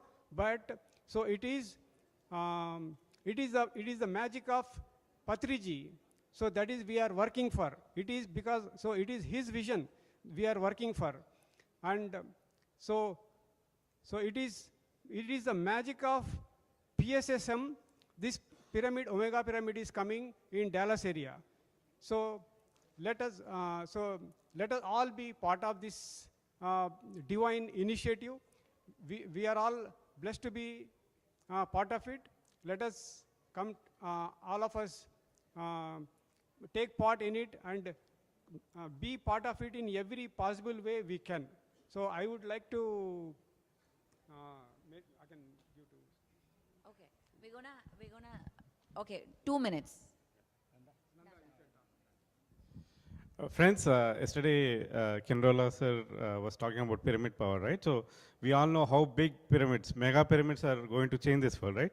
We have a living example of thousands of years of old Egyptian pyramids. Similarly, we do have mega pyramids in India. Similarly, we are going to have a big mega pyramid in Dallas, which is going to change the whole world. So you can feel those energies and vibrations, come there, visit there, do meditation sessions over there to energize the whole place. Thank you. Thank you, Nanda. And tomorrow we'll hear more details. Guys, how many of you believe that we need pyramids in US? So then it is each and every one of us duty to support projects like this, not just in Dallas. We need pyramids in every state, and I want one in White House, pyramid. Yes, so that is our goal, that it is, this information is available freely everywhere without any censorship, without any filters or distractions. I remember, how many of you see the show Seinfeld? In that, the guy talks about pyramids. He takes him to, he gets some rashes and he goes to a psychic or a guy, and then they show a pyramid and talk about healing, and they all laugh, ha, ha, ha, ha, ha, ha, oh, pyramid, this is ridiculous. So the media has been brainwashing us that whenever we talk about this thing, it is ridiculed. It is a talk of ridicule. So it is a constant programming that has been happening in the media, and you all know this. This is not new. So now, that is why we are here. This is a war. We are no longer, this is a nice thing, a good thing, anxiety, stress. No. This is a war. We are warriors. We are fighting with extreme darkness. This is no kidding. And the only way we fight with this war is through love, the love consciousness, is through meditation. Open your pineal gland, see the truth for yourself, not by fear, not spreading fear. And that's why we are building pyramids silently everywhere and telling them just meditate, not talking about anything else. So I would love for you all to support this project, and we'll learn more about this in future. Thank you so much. Thank you. And now, before we enter, there's another one. We are doing a book release. So I would like to invite my mother to come onto the stage. And yes. So we are privileged to have Swaranmala Patri ma'am, the co-founder of Pyramid Spiritual Society Movement, who is a beacon of inner peace and spiritual awakening. Alongside her husband, Patriji, she has been instrumental in shaping PSSM into a global movement dedicated to transforming lives. Let's welcome Swaranmala Patriji to stage to unveil the latest collection of Patriji's books, beautifully translated from Telugu to English. This remarkable project has been brought to life through dedicated efforts of Shrikant Garla and his team, making Patriji's wisdom accessible to wider audience. Special appreciation to Prasanna Mediseti for her thoughtful translation of Patriji's books, Vakshetram as Power of Speech and Ledu Maranam as No Death, while preserving the true essence of Patriji's message. We are also grateful to Vani for her beautiful and conceptual cover designs for both books. A special mention goes to Sheetal Pawar and Sunita Jagadish for their thorough reviews of these books. We also invite Shrikant Garla, Sheetal, Prasanna Mediseti, and Vani to join us on the stage for this special moment. I would like to invite Ken to come over to release the book, and I would like to invite Sherlyn as well. Please come on. One of the biggest things here is, guys, every pyramid master, one of the principle is to write books and become an author. So everybody should write your stories and become. Today we are doing a book release. Yes. So let's release the book. Thank you. Can we play music? This.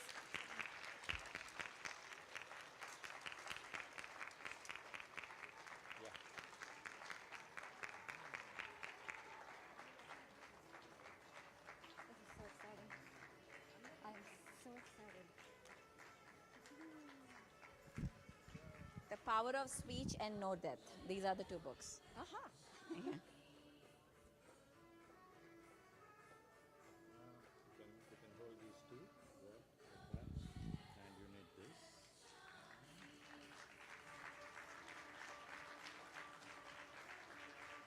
These were written by Patriji in Telugu and were translated by Prasanna into English. Thank you, Prasanna.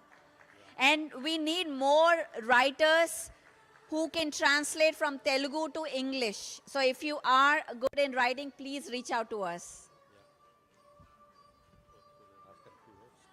Yes.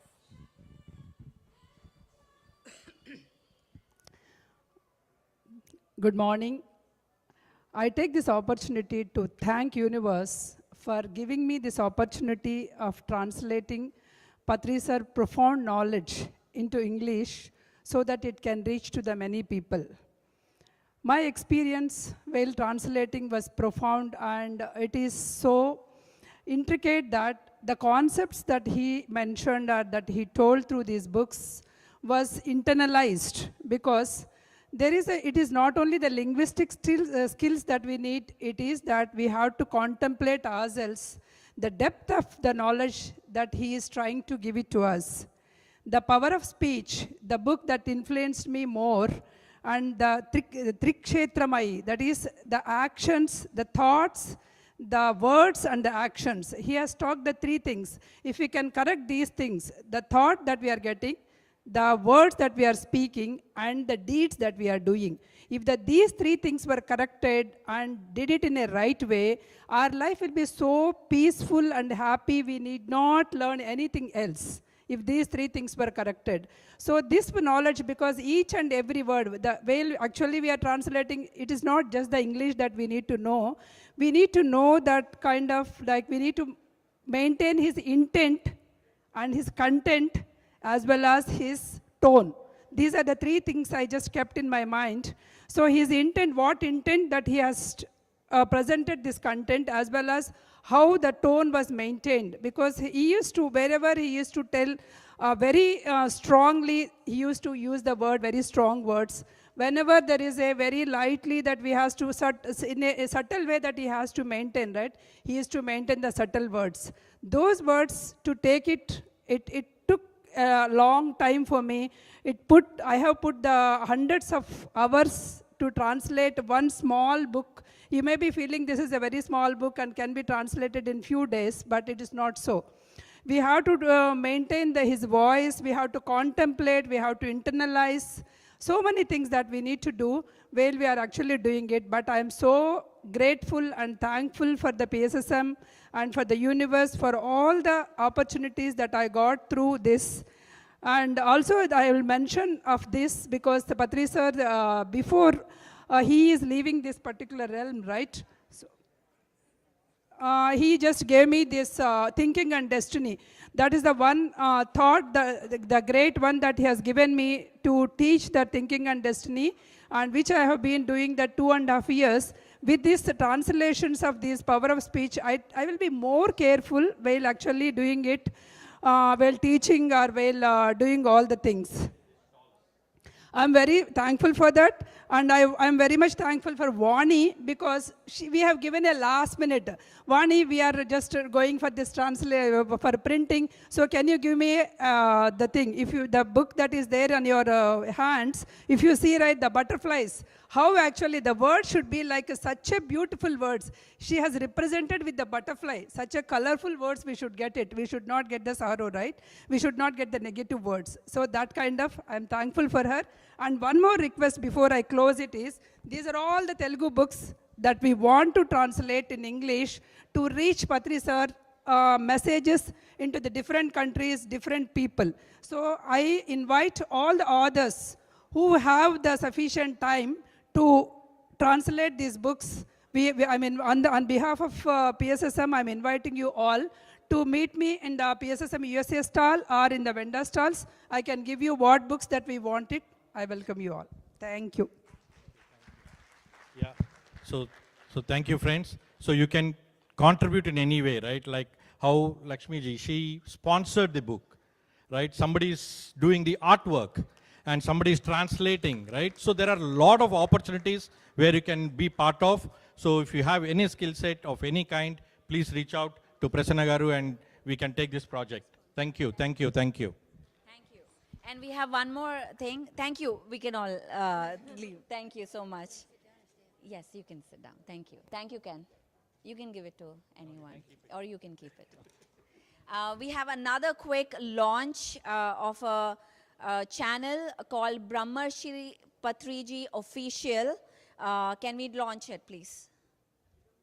I'll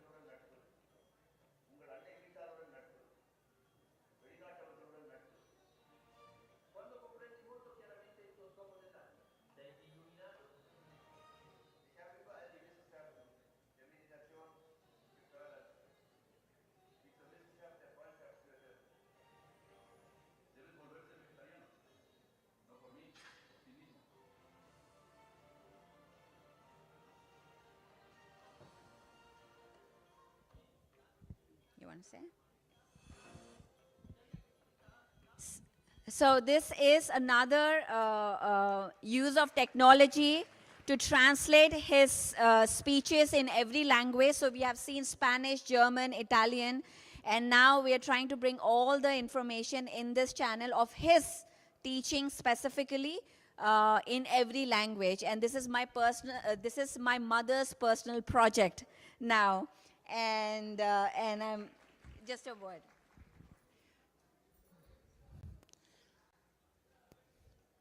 Yeah. In every language, Patriji's message should go. That is my intention behind this. So I'm collecting all the from different languages and doing in different languages. So this is the small promo for you. And we have YouTube channel for this, Patriji Official and Timeless Wisdom. So you all, as everybody say, subscribe. Thank you. Thank you, thank you. Happy birthday, Patri Madam, once again. Happy birthday.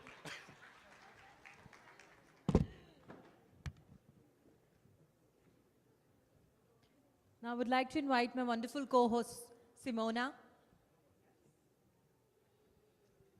We're going to have little movement before we go to the next session. Yeah, so everybody stand up. We're going to move a little bit, get dancing. Can we have the music?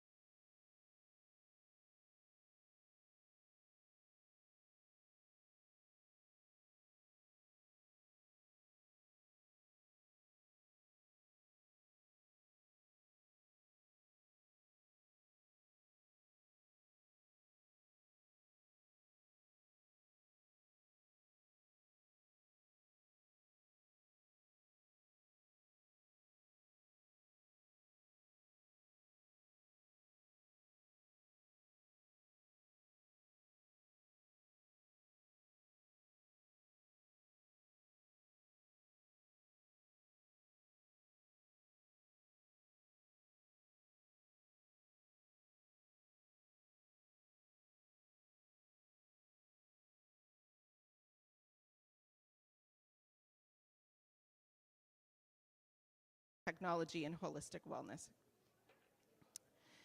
In this enlightening session, Nima will delve into the profound connection between meditation and bio-well technology.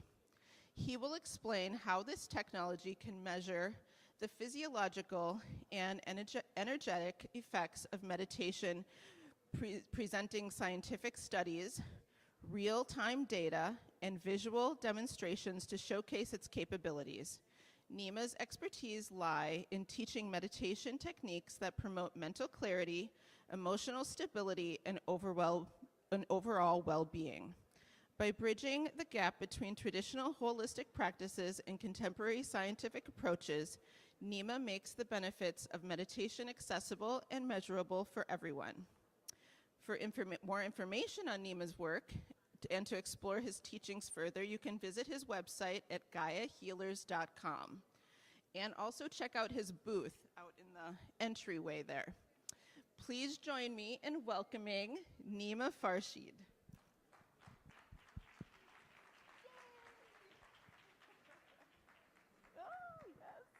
Thank you so much. Good morning. How's everybody doing today? All right. I see a lot of amazing bright faces here with a lot of amazing energy.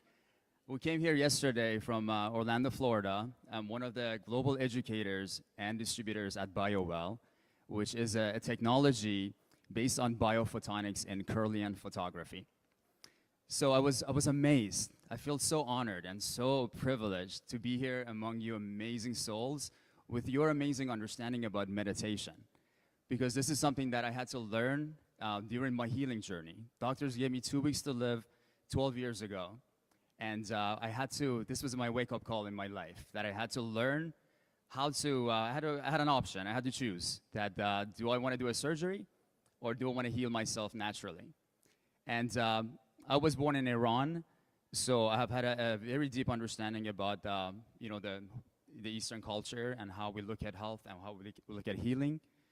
So my mission was to come to the United States and to become a heart surgeon. The reason for that was because we have a, I don't know if you call it a gift or a curse, in my family line that every single male in my family has heart problems. So my grandpa passed away at 41 from a heart attack. My father had to put a pacemaker at age 31. And I was through my journey, and I was, you know, had to deal with the same thing. And I was a very athletic person, you know, because of this reason, because I wanted to really build my cardiovascular system, so I didn't have to deal with issues like my family. But as soon as I got to 33, that's the magic number, I started to have symptoms. So I was operating a multi-million-dollar company at a time, and I realized that I'm having severe heart palpitations. So I went to book an appointment with my regular doctor. I just went in for a checkup. And, you know, they hooked me up to an EKG machine, and they told me that I have abnormal EKG. And they said that this is something very serious, that we have to rush you to a cardiologist so they can do further testings on you to see exactly, like, you know, what's going on with your system. So from their office, I went to a cardiologist right away. They shot me with dyes. I was running on a treadmill, and they were monitoring the flow of blood in my system. After 2 hours of testings, they had a meeting with me, and they told me that I have to put a pacemaker, otherwise my heart could stop beating within a few weeks. So that was the moment that was a wake-up call in my life. So my mission was to become a heart surgeon, and I really wanted to, you know, help humanity and my family in a big way. But I came here to the United States, and I started a business and became very successful, and I had money flowing in. So then I forgot about my life path. I forgot why I was here. I forgot my mission. And that day in that office, as soon as they told me this, I started laughing. Do you know why? Because I realized this is my calling. I realized this is the gift that is being presented to me. Now, what do I do with this gift? Do I throw it away and have them, you know, do things on me that they think is going to fix me? Or do I want to really understand what is life about? So that was my mission. That day, I started to look at life in a completely different way. And I went back to my old days of, being with my father as a child and going to meditations and hanging out with gurus. So I realized that, there is a big learning into that. That now it's my time to understand what is that learning. So I started to travel the world. I started to go all different types of seminars, all different types of conferences about consciousness, about biohacking, about holistic healing, to really understand, what is out there, what are people teaching us to work with ourselves, to work with our energy. And I was learning a lot. I was learning how to meditate deeply. I was learning how to do breath work. I was learning how to, pay attention to a lot of natural elements in our environment, in our homes, the environment that we live in. And I noticed there was a change. There was a change in my system. That instead of having heart palpitations like once a week and getting triggered, then it was like once a month. So I'm like, okay, something is helping me. Something is helping me to move towards the right direction. But I wanted to understand, like, what is it exactly? And I'm a software engineer. I was pre-med. At age 19, I got accepted to a gifted program at the University of Florida to do genetic research of how we can clone a bacteria. And at the time, this was a while back, they have found actually a bacteria that they said that it's a cancer-curing bacteria. So that was the research that we were doing on, of how we can manipulate genes and how we can replicate genes in a laboratory. So I had a completely different understanding of how we can really manipulate things, even with our thoughts or with our intention. So I was in search. I was in search of something scientific. I wanted a scientific technology. I wanted something to talk to my left brain, to my analytical mind, to put it at ease, to say, hush, let me do my work. So that was my journey. I was researching, and I was online, and I was researching YouTube, and I found a gentleman in India. There was a shaman that was using this white box, and he was doing shamanic spiritual work, and they were doing before-after scans of what was actually happening to people during meditation. So I was like, okay, this is cool. Tell me more. So I did some research, and I found this gentleman's phone number, Krishna Marappa. Some of you guys may know him. He's an amazing soul. And I contacted him, and I told him about my life story. And what he told me was that, Nima, you're on the right path. This is a wake-up call for you. And I told him, yes, Krishna, I know. But how do I get to the bottom of this? I need your help. And he told me that, Nima, this technology is a Russian technology. If you really want to understand this, you have to go to Russia, and you have to meet the inventor of this science. I was like, okay, how do I do that? So he put me in touch with the company, and I contacted them. And they're like, yeah, we started the process. I got my sponsorship, and I was in Russia. I was in St. Petersburg, meeting with the inventor of this technology to understand how can we use biophotonics in order to heal, or during our healing journeys. And Dr. Konstantin Korotkov, he was the person that I met. And he was an amazing soul, a scientist that's has dedicated his life to energy medicine. And I spent time with him there, and I really learned, I really understood, like, what is the science about? What are we looking at? And I got one of their technologies, and I brought it back to the States with me. So then that became my practice. I would wake up in the morning, I would do a scan of myself, and I would pay attention to my chakras, because I wanted to understand, if there's any emotions, if there's anything that is causing the issue that we have to deal with. So, and this was a game for me, that I would look at my chakras, and then I've had, all different types of, research and all these conferences that I had gone to, and I would get to work on myself, and, I would use different types of maybe essential oils or different types of ways of breathing, and I would do a scan afterwards, and I would show like how my chakras are coming into an alignment. So this was a game for me. This was something fun, that I would get a video and put it on Instagram and be like, hey guys, look at me, this is my chakras, and I'm gonna do some meditation, and I'm gonna do some work on this to see how we can improve the balance of my system. And I continued doing this day after day. And I would feel great. I would feel amazing.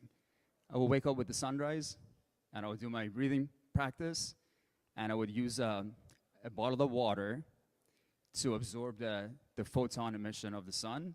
So then I could have this as a liquid photonic supplement for myself. And this was my practice. After 6 months, I realized I don't even remember the last time I had a palpitation. And that was 12 years ago.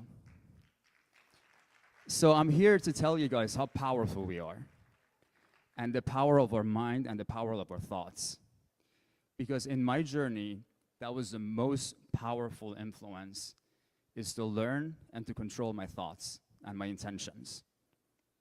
So I want to tell you guys a little bit about the science and the technology, give you a little bit of background of what it is, and then we have a lot more conversations about how we can really scientifically delve into meditation and to truly become the co-creators that we truly are.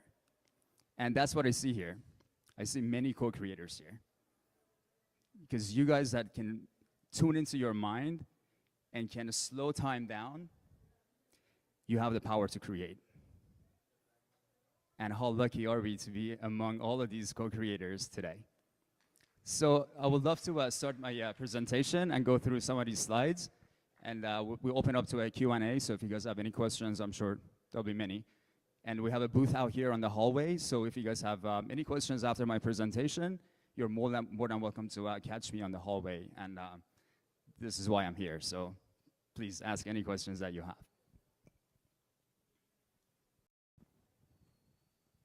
Grab my pointer. Okay, so this is the science of electrophotonic and photonic emission. So we call this gas discharge visualization. The company that is really innovating this technology is BioWell. And if you can go to the next slide, please. So the science that's behind this technology is more, is rooting from the Oriental or the Chinese medicine. And if you go to the next slide. And in here we can see that, you know, this is nothing new. In a lot of philosophies and a lot of religions, we have been told that how we can attain a light body. And we've seen, you know, our prophets or different holy people that they can actually, you know, they can maintain this light body. So I have been researching this field for 12 years now. And I've been traveling all around the world, meeting with all different types of shamans, healers, all different types of amazing people. And even to this day, we can see people that they have this glow, that they can activate this light body around them. And the way that is done is by maintaining a chakra balance that what we call it over 90%.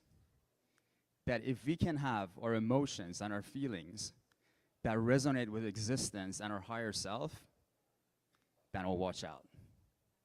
You become a co-creator. Then every thought that you have has a chance of becoming a reality. So that's what this science is about. This is a little video that I'm gonna show you guys that talks about the technology and the background of the science. If you could play that, please. Do you have can you play the video?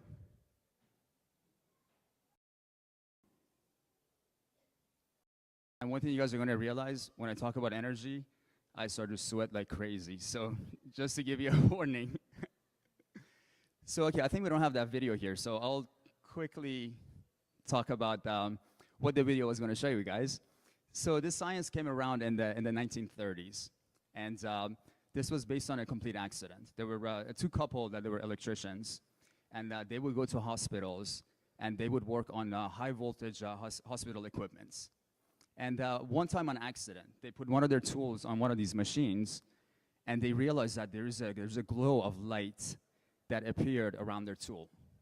So they thought this is fascinating. They thought, how do we create this again? How do we repeat this science? And what they discovered was that if you take any plate and we apply a positive and a negative charge on each side of the plate, and if you put an electrode right underneath there that can impulse a high electrical impulse, then whatever object that we put on that plate, as soon as we start to impulse it with the electrical impulse, will start to glow. Bless you. So this was a fascinating part of the science. And they were able to actually recreate different Kirlian photography systems that became like for hobbyists around the world they would take like a coin, or they would take a leaf, or they would take like a organic versus conventional fruits or vegetables, and they wanted to understand the photonic emission from these objects. And what was really fascinating was that when something was like a fruit, when you take a vegetable, a broccoli that is organic, you can see there is so much more light that is being emitted from that system, comparing to a broccoli that's conventional. So this is how this science was used to begin with, at the beginning. But then it became really interesting when people started to scan their fingertips. And they realized that people that are healthy, that they have this full glow of light that appears around their appendages. But people that were diagnosed with different types of illnesses, then they would have broken field within this energetic pattern around their fingers. And that's what that was the big research of what does it mean if you scan somebody and, for example, on the right hand, on the right finger, they're missing this energy in the right quadrant. So this was a science that they initiated this. And then we had Nikola Tesla that did a lot of research on this. We saw him like in a laboratory with like photons being emitted from him like all to the surroundings. And then we had Peter Mendel in Germany that they did a lot of research. They created these big machines that were like Xerox that people could put their feet and their hand on there, and they would impulse them with a short amount of electrical impulse, and then they would take images. But now the only issue was that this only depended on the expertise of those practitioners that were using these systems. So if somebody was like a doctor of biophotonics, then they would easily be able to understand these photonic emissions and be able to help people. But if there was just a new person just, buying one of these systems, then they had to go to like, school, and they had to like get their medical degree on biophotonics to be able to understand really what's happening. So it wasn't a science that could really grow and really like, help humanity at that point. Until Dr. Konstantin Korotkov from Russia. What he did was that he gathered a team of scientists. For 25 years, they started researching all the different issues that people could have in their physical system and how that would interfere and how that would translate to the photonic emissions that they have from their fingertips. So after 25 years, they created this amazing, beautiful global database. So now, the bioworld technology that we have, and this is the photonic emissions from the fingertips that I was mentioning. The technology that we have is just a camera system. So now anybody, you don't even have to be a practitioner. Our learning curve is 12 hours. Anybody that has 12 hours can learn the science, and they can scan people, and they can compare their scans to the bioworld's global database and get real-time data and analysis. And now the science, the values and the information that we get is amazing. I'm talking about 99% accuracy on the energy body. And the cool thing is that we're not talking about the physical body here. This is a science for your energy body, for your minds, for your thoughts, for your emotions. Because what we have realized is that the beginning point, the initiation point of most diseases is an emotional root cause. That if we can fix that emotion, then that issue will get resolved. But now don't fix that emotion unless your thyroid grow because you're not speaking your truth, and then they're gonna have to cut it out. But now, even though if they cut it out and they remove it out of your system, if you don't fix the emotions that are related to that, then you're just feeding more energy back to that same system. And what's gonna happen? If you have a lot of energy going to a system, we have an overactivity. And overactivity leads into creation of things that we don't like. So do you see now how emotions are so important in our lives and our thoughts? Do you guys know about the research on water and Dr. Emoto's work? If anybody doesn't know that, please make sure you Google Dr. Emoto, E-M-O-T-O. This man did an amazing research on the consciousness of water. That how with our intention, we can program the liquid molecules within water. So he pretty much proved that water is a liquid crystal. That with our thoughts and our intentions, we can rearrange the structure of the liquid molecules. Now, guess what? Our bodies are 70% water. our brain is almost 90% water. So now the conversations that we have, the places that we come to, the music that we listen to, that friend that calls you on the phone and wants to chit-chat in your ear, all of these have a direct influence into your health and wellness and into perception of your reality. Because we all truly live in heaven on earth. The only difference for the people that don't realize that they're in heaven is their conditioning, is how they have lived their life and what have they picked up. Now that becomes their circuit that they keep on repeating. And that will lead into creation of different things in their system. And that will influence their perception on their life. So if you want to live in heaven on earth, we need to meditate. We need to really get in touch with ourselves. We need to really have that conversation with ourselves. A lot of people are afraid of who they are. I was very surprised here. Yesterday, I spent a lot of time talking to a lot of you guys. And what I picked up was that you guys are so amazing. I can truly say I love every single one of you because of your perception, because of your understanding about life. But what I also understood, that a lot of you guys are so intelligent. And that intelligence can be a gift or a curse. So I see a lot of you guys are in your heads. I see a lot of the crown chakras that are moving around.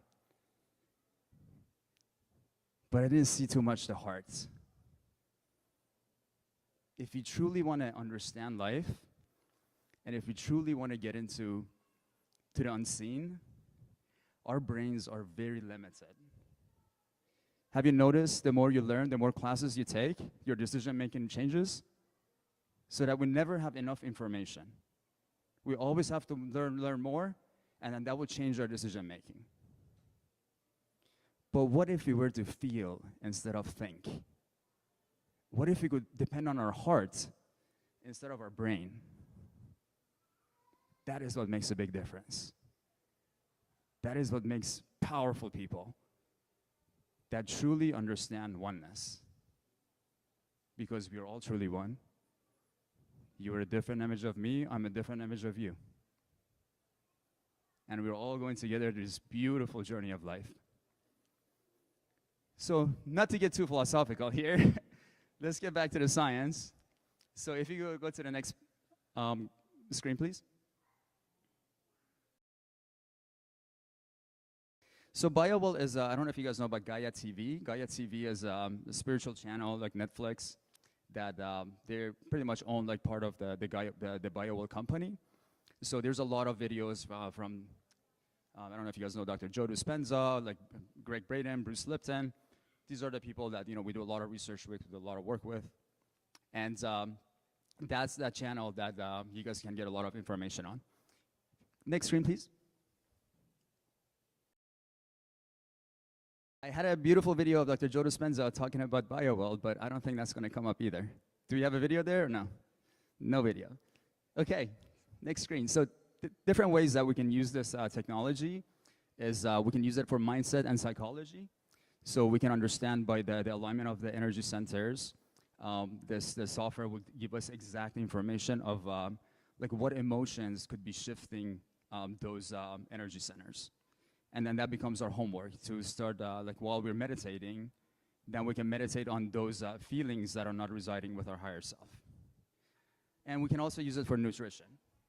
So for nutrition, we can, and that was like one of the ways that I was able to really help myself. And that was by understanding how to do stress scans. Because we're energetic beings, just by touching anything, that will directly influence our flow. So with this science, we don't have to consume things to see how it's going to influence us. We don't have to wait a month and come back to see if it worked. With this science, we can immediately, in real time, see information as soon as we touch something. So if you have our food, if you have a can of Coke that you want to see if you're allergic to, if that's going to do something good for you, you can hold it in your hand and do the test and see where it'll take you. So this is the way that we can use for different supplements, we can use for different like fruits or vegetables to see if you're allergic or if you are sensitive to anything that we are consuming. We can also use it for physical activity. So they use for the Russian Olympics, they use the BioVolt or the GDV technology. And BioVolt is just the name of the new company that's created this system. But the science behind is called GDV. And that is called as gas discharge visualization. So right now we're working on a lot of amazing ways to improve the science. And so don't be surprised if the name changes to something else, but the technology is still the same thing. So we can also look at the daily and monthly cycles that we're going through. One thing that's really cool about BioVol is that it can generate a graph for us that's related to biorhythms. Now, biorhythms are more related to astrology and to the date of to our date of birth. The date that we're born, it's like all the planets that were aligned with Earth. It's the energy from those planets that goes into almost like creating us. So then those planets become our supporting planets. So during the month, whenever these planets are more in alignment with Earth, then that's when like we have more universal supporting energies. So that we can be more risk takers. We can, you know, take vacation or make like, you know, really big business decisions, and we will be supported. So that's something really, really cool that we can get information with this system. Also on the influence of environment. The more and more research we do, we realize that our environment has a direct influence on our health and wellness. So this is an ongoing research in Brazil right now with a big part of our team, that we have many cases of couples that the husband and wife, that one of them passes away due to let's say a cancer or something, and the other couple misses that couple so much that they sleep on their spots, and a year or 2 years after, they get the same type of cancer and they pass away from the same thing. So this is a big research that we're doing to understand, okay, how does the electromagnetic of the Earth, or how does the different energies that are being emitted, how does that actually influence us? Because where we're sleeping at night, we're spending 8 hours a day on that same exact spot. If that spot is not a good energy, then it's like we're destroying ourselves as we're sleeping. So that's a huge research to understand, like where's a good area, where's a good spot in your room for you to like place your bed, so that you can like really benefit from all these amazing energies and the frequencies that are around. Next slide, please.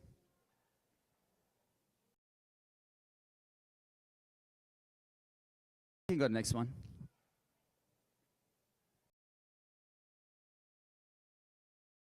That's another video, so we can skip that too. So these are just some of the patents that BioVol holds. We have over 15 patents. We have over 200 scientific papers that are published, and Dr. Krotkov has released over 17 books right now that are talking about this amazing science of biophotonics. Next, please. These are the different centers that we have around the world, that actually like there are service centers that they can they have support, and we have engineers and manufacturing there to support our movement. Next slide, please. These are some of the different, we have over 10,000 BioVol practitioners globally now, and this number is growing rapidly. So once I went through my journey and I was able to really have a very powerful healing effect on my own system, I was invited to join the BioVol team as a global researcher and educator. So once I came on board, like in the United States, we only had a very, very few practitioners. But I have made this my mission, that this is my 24/7. This is my dream about this. I eat this, I drink this. So now I've really created a huge movement in the United States. So right now we have over 1,600 practitioners that I have personally educated, and I've taken them through our training so that they can understand the science the way that I was able to work on myself. And we've created a whole business model now around this. So it's not just a technology that we're working with, but now we're working more on a global wellness system. Next slide. This is some of our team. This is Dr. Konstantin Korotkov, the inventor of BioVol.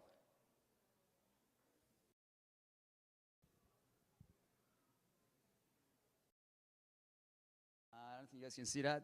He's a beautiful gentleman with a bald head in the center. And that's me to his left. And these are some of our different team members. And the gentleman right underneath Dr. Krotkov is Krishna Manapa. He's my guru, he's my buddy. And he's the one that got me into this world of biophotonics. So I have to be very thankful to him. Next slide, please. This is the BioWell camera system itself. And what you see connected to it is called a Sputnik. The Sputnik is the first Russian satellite they sent up, but besides that is that antenna-looking thing down there that we can measure the energy of environment with it. So if you go to the next slide.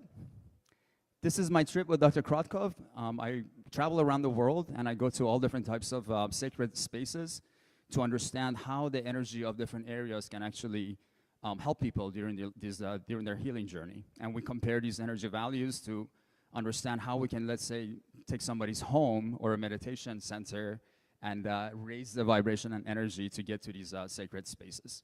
So this was our research in Egypt, that we went there from Gaia, and we spent there for 3 weeks, and we went through every single pyramid, every single spot there, and we had special permissions from the government there to be able to pick up some really amazing data. So our movie is coming out on Gaia in a few months, so you can see the ancient civilizations and all the findings that we had around the pyramids.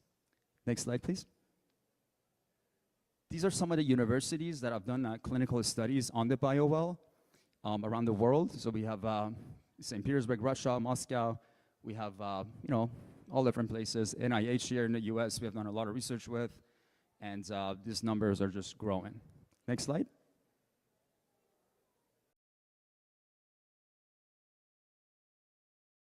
So there are two different ways that we use this technology. We can get visual analysis, and we can get analytical analysis. The visual part is really amazing for people to be able to visually show them how before and after meditation their chakras are improving. So when people can see something that's is not tangible in a tangible way, then that has a huge influence into their subconscious mind and their psycho-emotional bodies.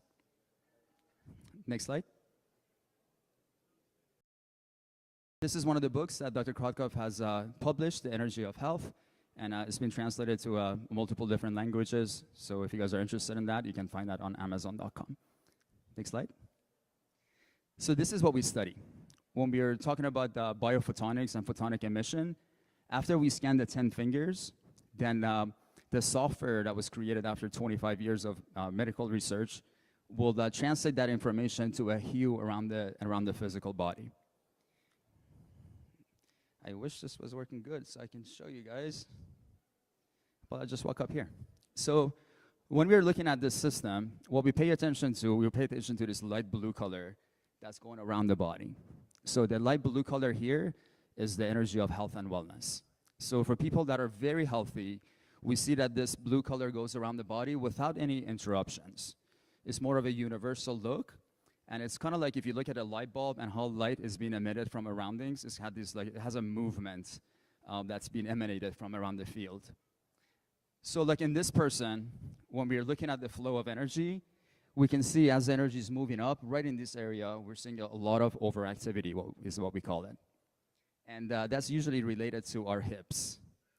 So we see this for many, many people. We have over 80 to 90% of the people that when we scan them, they have these huge blockages in their hips. And the reason is, God gave us 2 legs. He didn't put 2 legs right underneath our butts. We're not supposed to be sitting down all the time. So our culture now, we're driving, we're sitting down. We go to our works, we're sitting down. We come home, we're sitting down. So once we're sitting down for too long, then we're creating these energy blockages right around our hips.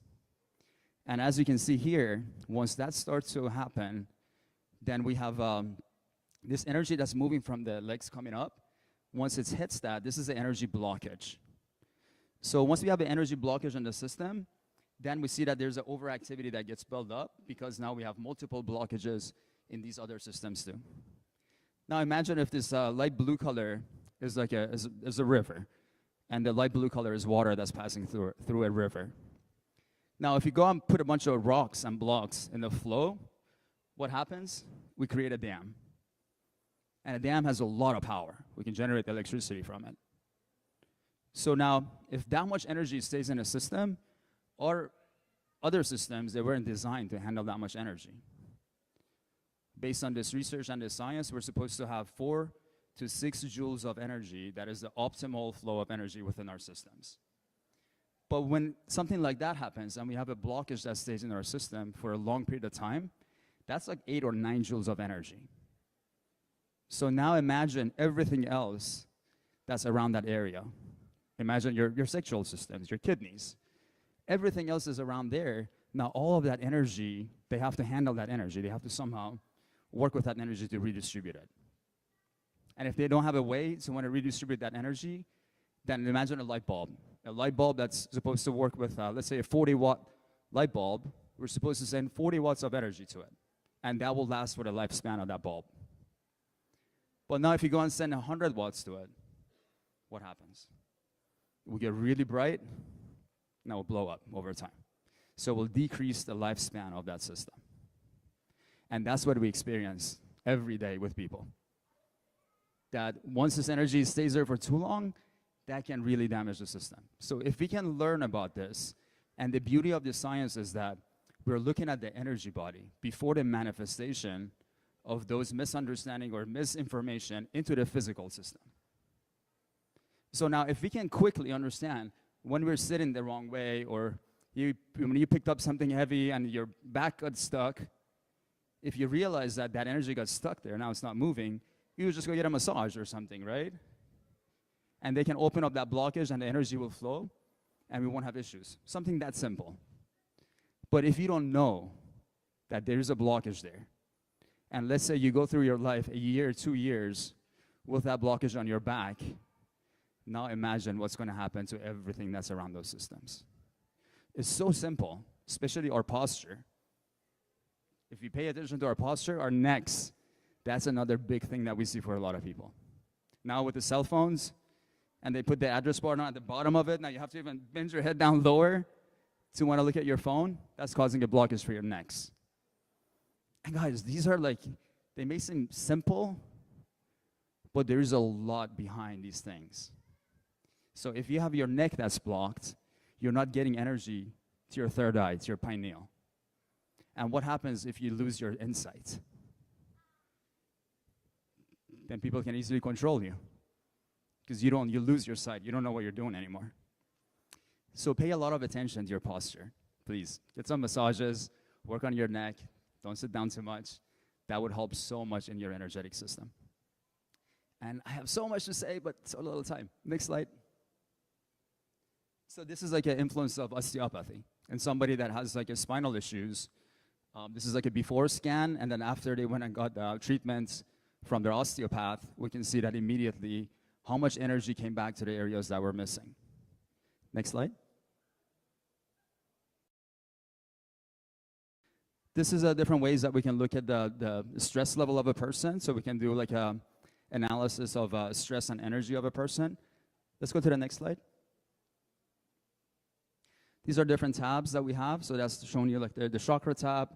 The second one with the bars, that's more in talking about our autonomic nervous system, to see what systems are more affected in a sympathetic way and what systems are more in a parasympathetic way. And once we understand that, then the systems that are parasympathetically dominated, we can relax them, we can work on them, and then the goal is to create a balance within the autonomic nervous system. Next slide. We have a device called the BioCore. That is an accessory that we have with the BioWell. So once we measure your energy with the BioWell, there's an AI within the software that will automatically create a frequency file based on your chakra alignments. So we know exactly what is the frequency of a aligned chakra, because if you look at the chakras, it's like the same colors of a rainbow, and it's the same order. And there's a reason for that, right? Well, can we get into that? So what is a rainbow? Do you guys know what a rainbow is? Rainbow is white light that gets refracted to its composing rays. And once you see the difference, the reason is because the red color has a longer wavelength, so it will travel longer, and the purple color will have a lower wavelength, so that once you separate it, now based on the frequency of the different colors, we get this beautiful separation of colors, which shows as a rainbow. And isn't it so amazing that once we look at our chakras, they're kind of like in the same pattern? And how all the philosophies and all these religions tell us we have a light body. Is it making sense now? Good. Some people got that. I'm glad. So now, the software will actually create a sound file based on whatever that's out of alignment to help you to keep on bringing it back into alignment. And there's a specific headset that will send different frequencies to the left and the right ears to influence our different hemispheres of the brain. So this way we can achieve balance within the autonomic nervous system within an 8-minute period that we're listening to these frequencies. And what's really amazing that we have a water charger that comes with this system as well, that you can put a cup of water on there and you can emit that frequencies that is specifically for you into that water, and once you drink that water, then that becomes your energy medicine. Next slide. Next one. That's the before and after of a BioCore session. You see the energy is missing, then coming back. You can move on. Next one. You can go ahead. Next slide. These are some researchers, some published papers that we have on the BioCore and the influence. Next slide. Next one. So there's different methods that we can, for example, see how different supplements will influence us. Next slide. This is, for example, by just what we do is that we can do a baseline of somebody's energy field. So by scanning the 2 ring fingers, because they're connected to our autonomic nervous system and to our endocrine system. So as soon as we hold on, what we do is that we get a baseline just by scanning a person first, and then we have them hold on to different supplements, medicine, whatever, and we can immediately see how they're going to influence their energy levels and their stress levels. So this is an example of a person, and when we have people bring their supplements to us, like they show up with a big box like this, and they have all these supplements. We're like, okay, let's see which one is actually helping you. And once they hold on to it, about 50% of them are actually increasing their stress levels. So it's insane. So that's what easily we can see, okay, when we're holding on to different things, which one is going to increase our stress level, and we don't want that. We don't want to use that. This is kind of like a scientific muscle testing. Next slide. That's the way that the science works. This is another different electrodes that we have that we can do even research in water. We can look at the emission of photons within a liquid environment. So, for example, we can get a cup of water, and we can put an electrode to measure its the total amount of energy and the level of the quality of the energy, whether the energy is coherent or chaotic. And then we can offer prayers or meditation to a cup of water. And we can put that sensor again and measure that. And once you compare the two, I mean, that just is the biggest proof of how meditation will restructure and bring more energy to any liquid body. And again, we talked about our body's 70% water, brain 90% water. So that's how much we can influence our entire system through meditation. Next slide. These are different researchers on homeopathic solutions that we've done. So we do this research for all different types of companies that they send us their products, and we can actually evaluate their products to see how is the energy signature of that system. Next slide. Another test using different oils to see like which one has a more higher frequency. Next one. That's the influence of a glass of water using a specific system to add different frequencies to it. That's how quickly we can replenish energy within our systems. Next slide.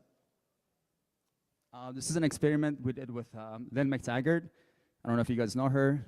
She's an author. She's an amazing person that's come up with a way of meditation of a power of 8. So we've done a lot of research with her and the intention practices. Next one. And that's kind of different informations that we see on the areas. And my time is up. Let's go to the next one quick. You can go next one. We talked about the houses, apartments, and all these. Can you just go all the way to the end of the presentation? Yeah, we talked about the Russian Olympics. Next one. You can go quick. Okay, so I think you skipped a couple. So now what I've done, this is my life mission now. So what I've done is that I'm a software engineer also. So I have created a complete different system that will analyze the information that we get from BioWell. So now we can immediately have this, if you can go back more.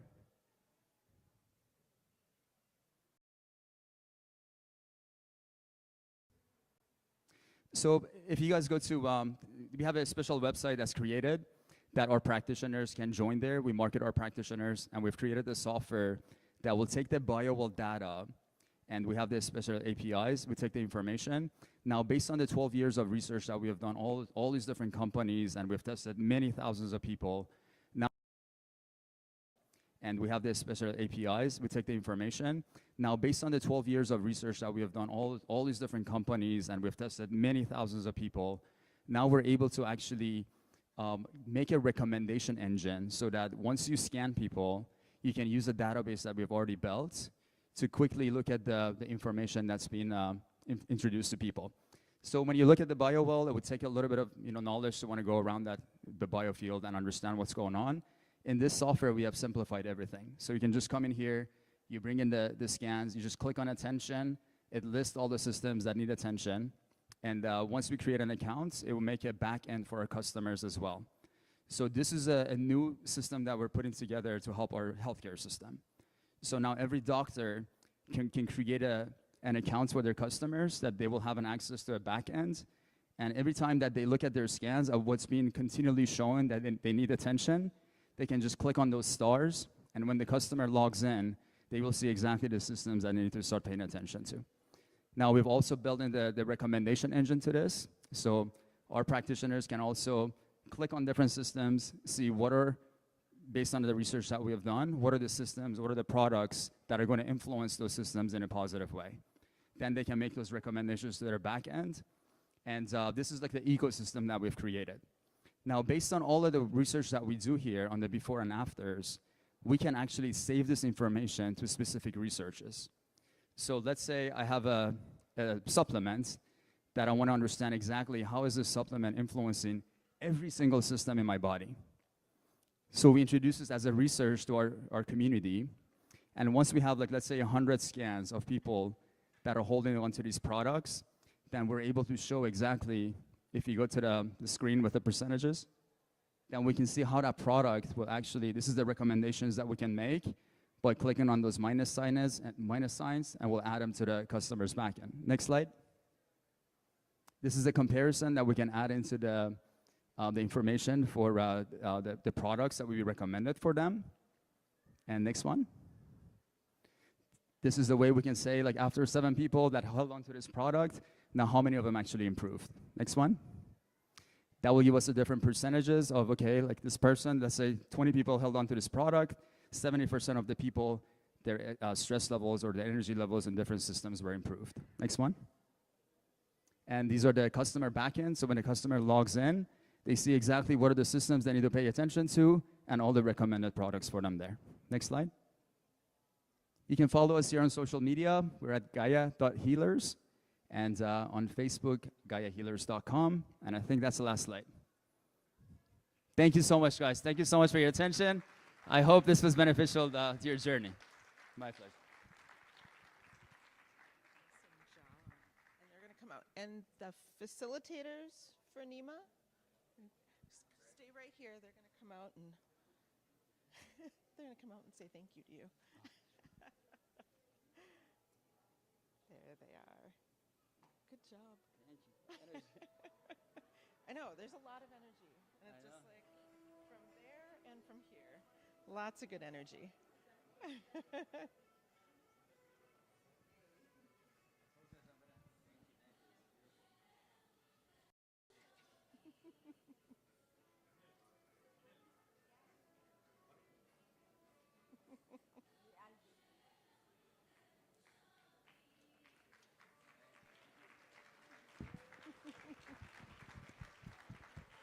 to go.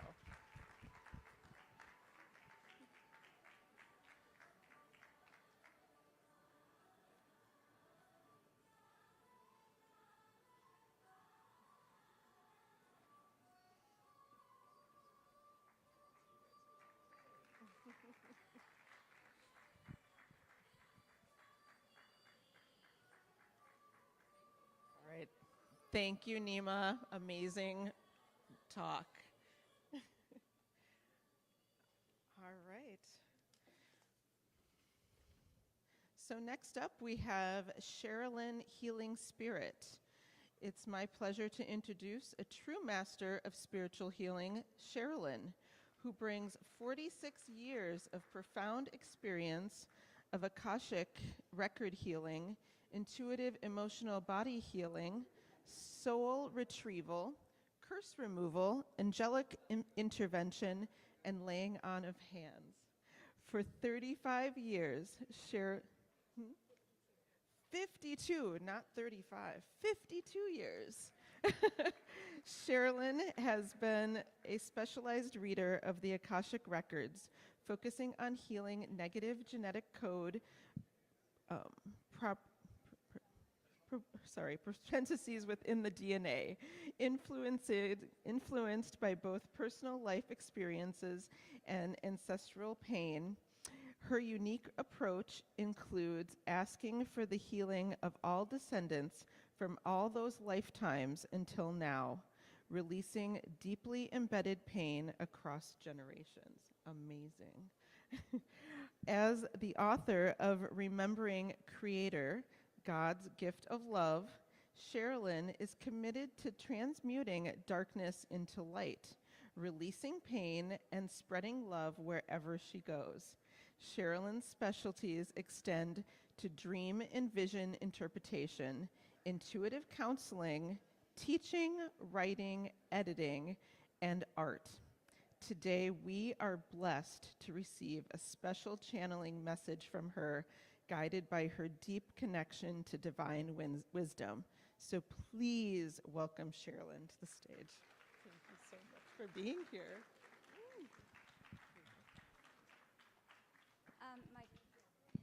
Is this working? My time is short, so I'm going to read my notes completely. My name is Sherilyn Healing Spirit. This was a gifted name from Native Americans. When I got a divorce, I took the Healing Spirit as my last name. So I'm not Native American. Actually, I was born in Canada, immigrated here, and I'm an American citizen. So for 52 years, I have been trained by so many teachers, I can't begin to list them. I will begin with Jesus and Mary, my stepfather, my mother, angels, the archangels for sure. I see them, they're here today. And even aliens and all kinds of masters. But to understand the significance of what I am to share with you today, you need to know a little bit of my background. My biological father was a very powerful Canadian Satanist, very, very skilled in the dark arts. When I was 23, I escaped his control, and I fled to my mother, who had left him years before but had lost us, and she lived in Tulsa, Oklahoma. 3 weeks after my arrival, I witnessed 3 holy wars fought over me between angels and demons. And at the end of the third war, the angels drove the demons away, and above my head, I could see, it was behind my head, but I could still see it, was the words, "The hand of the Lord Jesus Christ is upon you," in bright neon light. And then coming from above, I saw about a foot wide by about that wide gold bar of energy that came and went into my heart. So I knew the war was not over, but the battle that turned the tide of victory had been won, and I knew I was going to make it.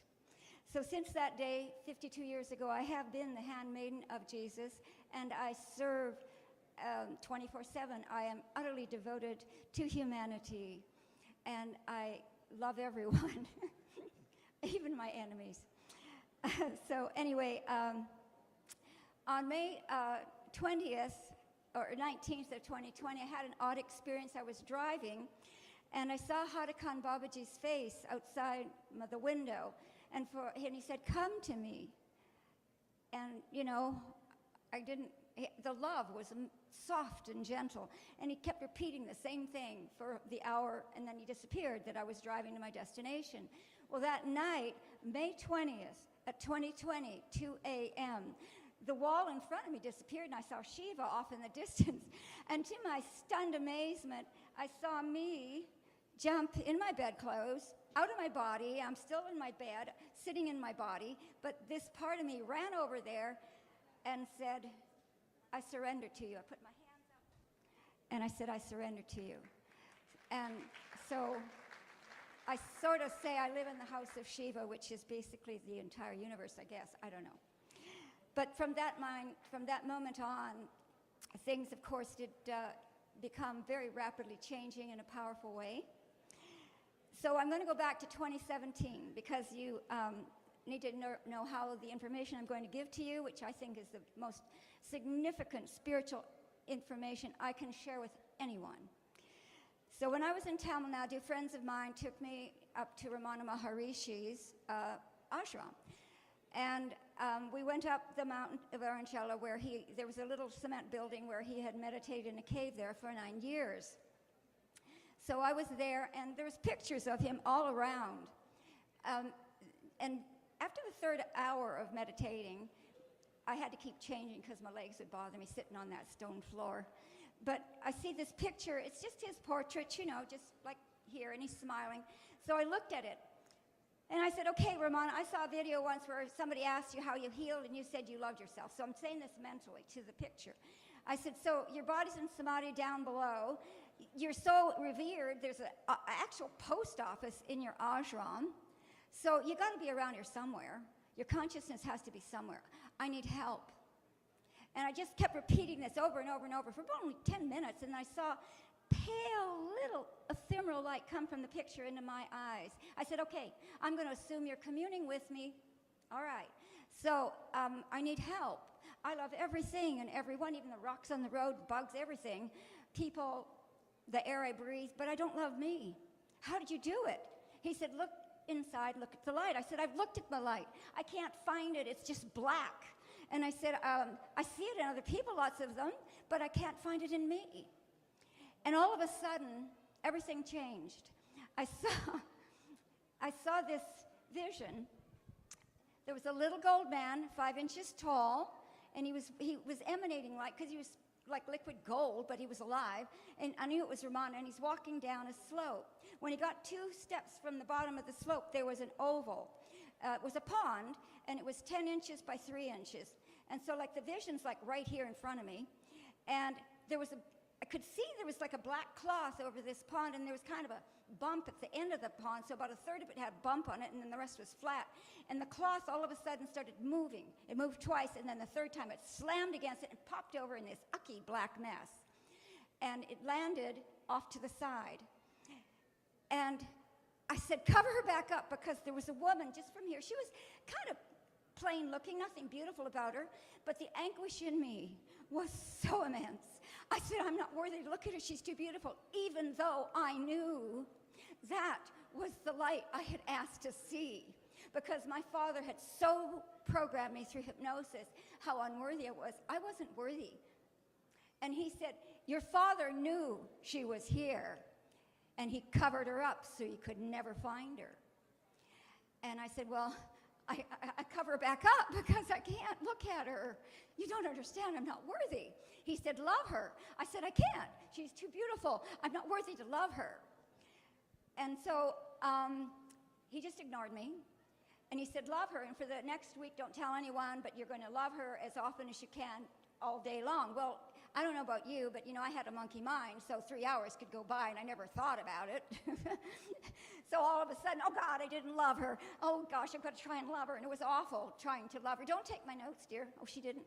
You left my notes. Give me your notes back, because I'm going to want to read one thing off of that. So anyway, on day 2, same thing, vision's still there. In fact, that vision of the little man and the golden pond stayed with me 24/7 for 4 months, literally, because I didn't know I had a big job to do, and I had no idea why he would stick around that long. But anyway, so on day 3, I'm still, you know, I can't do this, and I'm shaking inside. And on day 3, he says, love her more than you love flowers. You know how you, soft, gentle touch of rose petals? Well, I could do that. I could love her more than a rose. Okay, I'll try that. And then he said, love her more than you love your daughters. Well, the point was that my daughters hadn't really understood me for a while. They do now, but they didn't before. And I had released them to the universe, to Creator, because our children are loaned to us. They are not ours. They are Creator's children first and always. All of us are. So anyway, that was not too bad. But then he said to me, love her more than you love Jesus, whereupon I panicked and I screamed out. Now, it wasn't uncommon for me to see Jesus, so I asked to see him, and Mother Mary too. But anyway, so I scream in my mind, Jesus, I need help. And I see now the little man in the pond, and here comes Jesus, a foot tall, and the only thing, he's all gold, sandals are gold, except for his white robe. And he comes over with a big smile, and he says, what's the problem? And I said, he said to love her more than you. I said, what do I do? He said, love her. Well, I got really mad at him. I thought, a big lot of help you are, because you don't even tell me why. That was why I was mad. What was this deal? I didn't understand. And I thought he was no help at all. But 3 hours later, it became really easy to love her. So by day 5, when I would love that light, I started to get really happy. And eventually I figured out what that light was. And this is the most important thing I can share with you, because that light was my unique godness, not goddess, godness. That was my originating divine spark. I forgot something else that Ramana told me that day. I said to him, oh, that's me. And he was very adamant. He said, she is not personality. Sherilyn is personality. To you, she is her. You call her her. And it was very confusing. But now I understand. You see, inside of every one of you is a light. You usually locate it when you look inside, you know how so many people tell you when you meditate, look at the light inside? Well, it's usually located not in the heart, but right to the heart. But it could be anywhere in your chest. So I'm going to ask every one of you, I'm going to cut this really short because I have a short period of time. I want you to close your eyes. Just close your eyes, become quiet, and look inside for the light. It could be ephemeral. It could be pink, green, yellow. It could be silver. It could be sparkly. It could be iridescent. It could be real clear like a photograph is, or it could be very, very, very, very misty or hardly there at all. Just look at that light and love it. Just love it, because you're loving God. That is the individuated spark of the origination of your real self. There you go. I can start feeling it. You're starting to love. Love him if you're a man. Love her if you're a woman. Now open your eyes. That is the most powerful thing I can teach you, because if you love that light, and sometimes you'll find that you might find when you're loving that light, it's like out here, like it was for me. Because you see, that light is everywhere. Do you know that there are 3 million photons of light emanated by a human brain per second? Do you know how much a rat emanates out of its brain? 1 photon of light. Because we are co-creators with Creator. We are the light, just like he says. We are the light. But we've forgotten our godness. We have forgotten how powerful we are. And if you're depressed and you can find within you a little bit of love for that light, you sit by yourself. I don't care if it's a toilet seat in a public bathroom. And you're upset with your boss or your coworkers or whoever. Love that light. Become still, and you'll become happy. By the end of 7 days in India, when I was loving that light, I was laughing. I forgot it was in India, because someone would come by and I'd go, oh! I'd have to stop loving her so I couldn't look like I was crazy. What I didn't know is they would have thought it was something wonderful. Here in America, they'd think you're nuts to be laughing for no obvious reason, especially if your eyes are closed. So that's why I'm here to share this. It's a great honor and a privilege for me to be here among so many amazing people. So when you meditate, the thing that I do is I have a little gold ball I pretend to see up here. So when I meditate, that's what I focus on. And you know, he's right.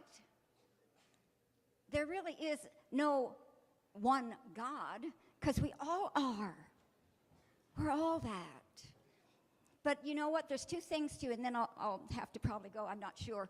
But the other thing is that when we start to grow as a soul, we have a fear of failure. And then we have this other fear called fear of responsibility, which we've had a lot of, requests for getting responsible to spread meditation. So that one thing that I can teach you. Now, if there was anybody here that could not see the light within, please visit me after, because it'll only take me a minute or two to get that garbage off of you that someone put on you to hide the light within. That's the wonderful thing about being raised by a satanic father. You learn discernment, and you never forget. God loves everyone, meaning we love each other, whether we know it or not. And we are within all it is. So I thank you.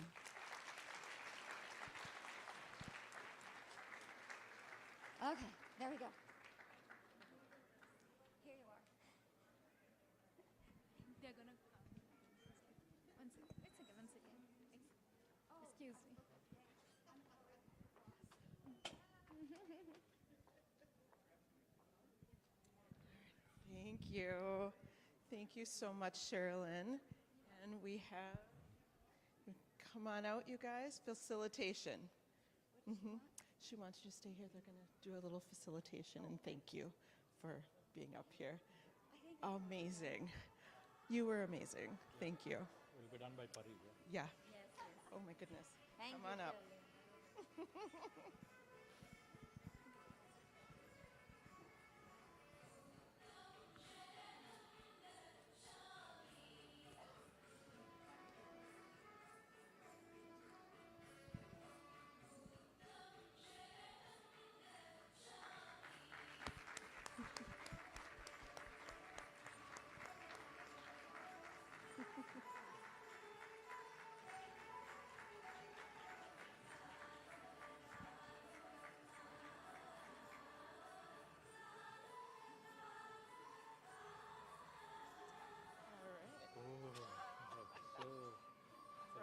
While you announce, we'll do the arrangement, right? Okay, sounds good.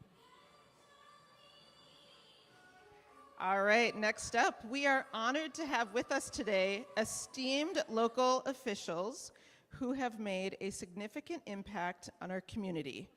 Please join me in welcoming to the stage TJ Cawley, the Mayor of Morrisville.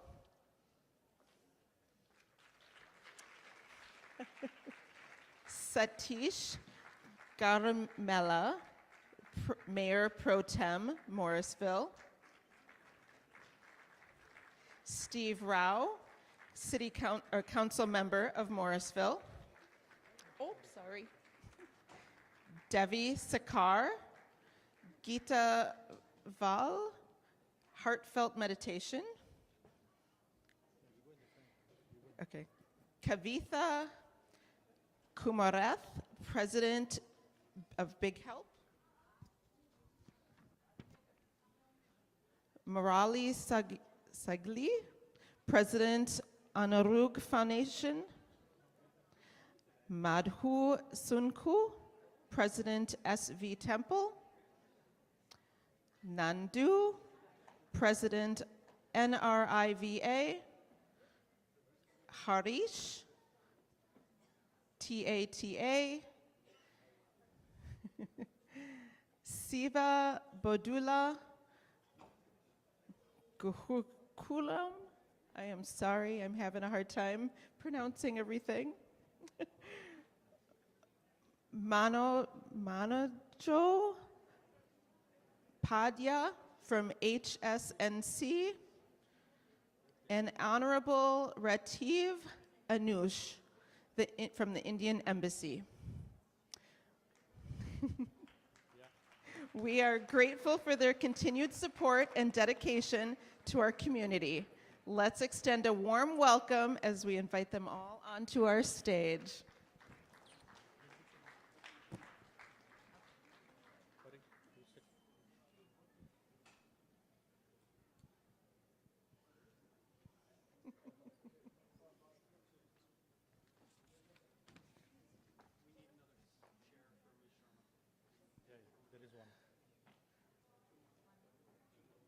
Two more chairs. Do you want the mic? Yeah.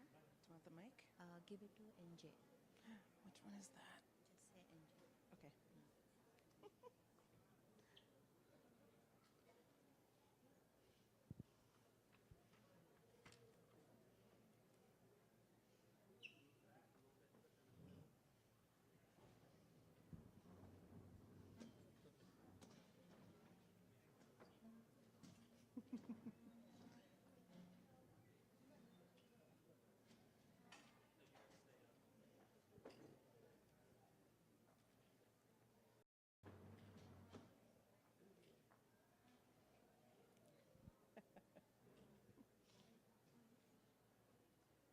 Do we need one more? NJ? Yes. Yes, nice. Hello. I'm good, thank you. Here you go.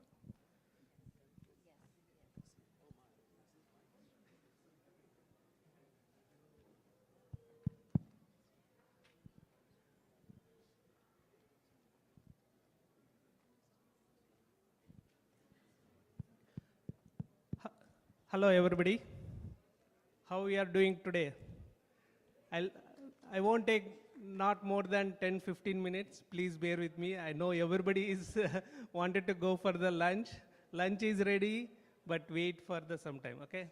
So this is very important occasion what I am talking about here. See that designatory here?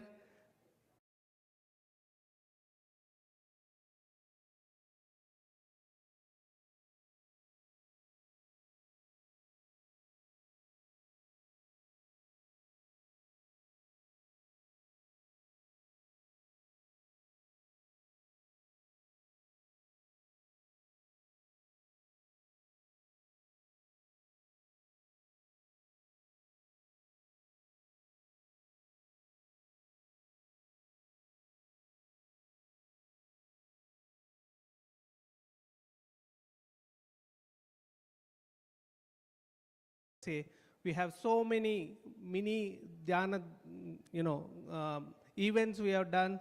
We've seen lot of people getting interested into the PSSM philosophy, and then we are non-religious,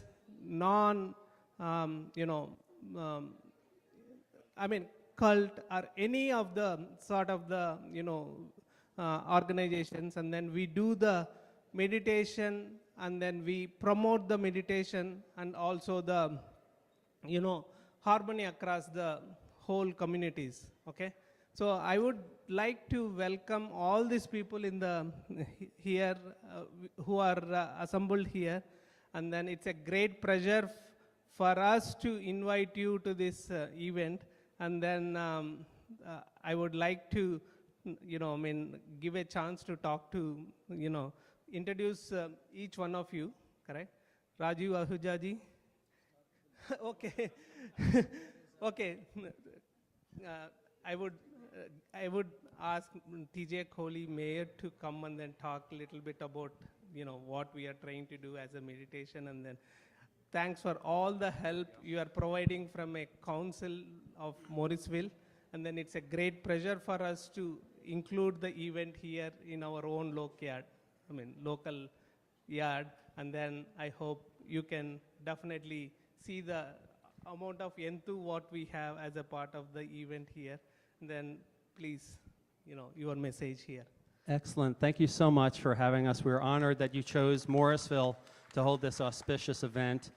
There are 7 of us on the council, and I'm glad to say that my fellow council members, Mayor Pro Tem Satish Garmella and Councilmember Steve Rao, are with us this afternoon. I love the idea. I just was asking Manoj Panja, who's the president here, where all the face painting was, and he says, oh, all the rooms are busy, so there's lots of stuff. So I just got here, but I'm looking forward to exploring everything. But here in Morrisville, our logo is Live Connected, Live Well. And what we love is when people choose to connect with each other. You've made an intentional choice to be here Friday, Saturday, and Sunday to enjoy each other's company and learn from each other. And one thing that I learned many years ago, I was raised as a Roman Catholic, and I pretty much embrace any religion that gives things that are helpful. So what I learned long ago is that with every interaction, you always have a choice. You can choose to react negatively, or you can choose to react positively, or you can be amused. I generally choose amusement. If someone's saying negative things around me, I acknowledge it, I show empathy for their situation, and then I sort of take what they're saying and try to understand how it affects them, how I can help them, how it might affect me. And as Swamiji just last month was telling all of us that if someone's throwing a lot of negativity at you, it's your choice whether or not to accept it or to just leave it there on the table. I don't need that. That's not going to help my life. If there's a nugget of something that I can do in there that's going to make their life better, I'm happy to try to do that. But people with negativity around you, you do not need to give that more energy. You can just choose to let that go. So my main thing is choose to be amused, enjoy your day, try to bring a little light to other people. The whole idea today is about be the light within yourself. Just recognize that. You don't have to meditate for a half hour every day. You just have to choose to be happy. I know that's hard given some people's circumstances, but if you're always aspiring to be happy, you'll find that that happens more than not. So once again, I'm honored to be on the stage with all these auspicious people. I've learned a lot from many of them. Some people I haven't met yet, but I'm looking forward to getting to know them more. So who would you like to have speak next? You can go ahead with all the town council members. My Satish colleague, and Steve. Mayor Pro Tem Satish Garamella. He's been serving for a number of years. We're all doing really good work together. I think he's going to talk about some recent efforts that we've made to encourage more cultural awareness within the town, and that's been a really great effort by all of us, and we're looking forward to continuing that. Thank you.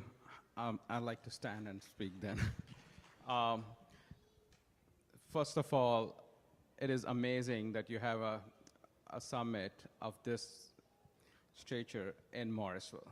And a lot of my friends were, driving all the way from DC and other places. And I was saying, really? But coming here and looking at how the arrangements are done, a lot of kudos first needs to go to Jagdish and his team here. It's not all easy. over. It's a long time in coming, and the positive attitude that he had and has, and ensuring things are smoothly moving on. A lot of credit goes for that. It's not easy to make things happen, and the thing we really like about Morrisville is we have created a place where most of the population, like 43%, are South Asian, out of which I think 36 of the 43 are Indian origin. So what does that equate to? A lot of cultural activities. And this hall is the epicenter for everything that happens. It is almost impossible to get, if you see in the calendar, to get this hall free for even few hours. People put in their calendars, and the fact that you're getting from Friday to Sunday is also equates to the amount of Thank you, effort Manoj that bhai. has been done. And for us, it is pretty simple. What can we do as a town? And we have incorporated what does the people want. So we have incorporated Holi, we have incorporated Diwali as part of our mainstream festivities that we do as part of the town. And we are open, like there are close to 100, almost 60 cuisines in Morrisville. So when you get time, other than all the yummy food, go around and explore. You'll see a lot of culture. And we are the most diverse population in entire North Carolina. And the precinct 0507 is the highest density of Asian population in the entire country. So that tells you something, and you're at the right place. It's excellent to raise your kids. The school system is one of the best here. So said all that, welcome, and it is always a pleasure to meet new people here. Thank you. I'll turn over to Steve Rao. Thank you. Pretty much everything that I was going to say has been said, but it's an honor to be on here with so many great leaders of our community. Let's start with Shamanti. Let's give her a round of applause. It's always great to be on the stage with her, the founder of HSNC, And we're so proud of her and Manoj and the team. I want to thank the mayor for being here. Mayor Pro Tem Garamella, I'm honored to serve with you. We're the only city council in the state with 2 Hindus. And I'm very proud of Satish Garamella as an immigrant who's doing such a great job for Morrisville. But I've learned a lot from him. I want to thank him. From Mumbai to Morrisville, I always say. I can't think of a better time. I want to thank NJ. Our daughters went to school together. And, I can't think of a better time in the world and in our country to celebrate peace and meditation than now. So we just are so grateful for you sharing this with us in Morrisville. Very grateful for all of the members of this community that are here today with us as we continue to transform our region, our state, and our country. It's a very, very exciting time what our Indian American community and Hindu community is doing. We look forward to unveiling the Gandhi statue in October, which is coming from marbles, thanks to the great work that my Mayor Pro Tem and the mayor and the council did working with us to do. We're looking forward to celebrating that great moment with our community sometime in October. Thank you all so much. Never put a politician before lunch. Thank you. Thank you. Thank you, Sue. Namaste, everyone, and a great honor to be here among all the dignitaries present on the stage. Sharma Aunty, I'm Rajiv Ahuja, and I'm visiting the town from DC. We are holding a counselor camp, and my colleague Sammy is also here. So, and first of all, thank you so much for this amazing activity, and thank you, Manojji, for letting us know that and HSNC is great melting pot, where you can see some amazing things happening. And in this world, strife with turbulence, tensions, and everything, the great learning which we had today of this, and sometimes we just undermine it, that, we learn so much about this pyramid meditation, how it balances your spirit, mind, body, and great work to the team. Thank you very much. And thank you for inviting us and being a part of this activity. Thank you. Thanks. Yeah, now I invite Shivaji. Please come, and then Shiva, I know from long time. We've been volunteer as a part of a Gurukulam. Apart from the town council, I invited the people whom, helping our kids' generation. As a part of a Gurukulam, we are teaching the meditation and the Indian culture. Shiva is like one of the great volunteer who's been doing this for so many years, and then I would wish him to give a message, his message, because these are the people who are keeping our culture and then the meditation for the future generation. So please, Shivaji. Thank you, Jagdish. Namaste to all the out of town, actually, particularly on this Labor Day weekend. You are here with so much devotion of the spirituality and the meditation on the pyramid meditation, which is happening here. With this thing, we are running a Gurukulam with SP Temple Gurukulam. From last 25 years almost, we, on average, this year it is, last year it is the 380 students, and this year we are starting with the academic year, basically with Wake County. In the Cedar Fork Community Center. That is a big facility what we are using. This is what we are doing in the 8 classes for the generation of future generation, that is the 3 years to the 14 years. We have the culture and heritage, what we have, the rich values, how we amalgamate those things for their future, particularly thinking that this is the age where we can put a seeds of the spiritual seeds into their brain to grow more as a plants, actually. What does it mean? Means we are inculcating everything, including the yoga, the bhajans, and the Bhagavad Gita, and the moral stories, and the conduct, actually the cultural programs also we conduct. And we are grateful, Jagdish Garu, also conducting the meditation programs for the parents who are there in the between the 2 sections. That is a great give up for our community. All these things, what we are doing is that we have also having about 40 volunteers running this thing throughout the year. We are enriched about 7,000 students per year on average up to now, which we got the feedback is that after they grown up, actually going to the colleges and all those things, they have a good foundation of what is the spirituality, what is the faith, what it gives the energy, moral energy, and the positive and optimal energy in them in case of up and downs as we see. In this point of view, what we designed a courses, myself, I took a lead on that thing courses, the game of life, as you know that, how the game play with us in the life. And the next one is the journey of life. And the third one is the life is beautiful. With those apex classes we are doing, else it is going very nice and the feedback is very good. And it is an honor to be here among yourselves on this occasion. And thank you everyone for giving me this opportunity. Thank you. Now I invite Devi Garu from Heartful Meditation. One of the, we are cooperatively doing each other for so many occasions, and then their presence is also, I thought, like it's please give your message, ma'am. Thank you, Jagadishwar Garu, for inviting us. We are from the Heartfulness Institute, Geeta Vallabh and myself. And Heartfulness Institute has similar goals, meditating on the heart and taking us to that light within us. And it is very much on the same principles as the pyramid meditation. And thank you for inviting us to this great event. And it is so wonderful to see so many of you being interested in a meditation practice, either it be pyramid meditation or heartfulness meditation. Once you start meditating on the heart, it changes your perspective to life. Even 15 minutes of meditation practice can transform one's life.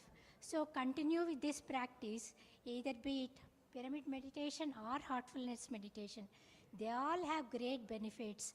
So I really applaud this organization for holding such a big event in this area.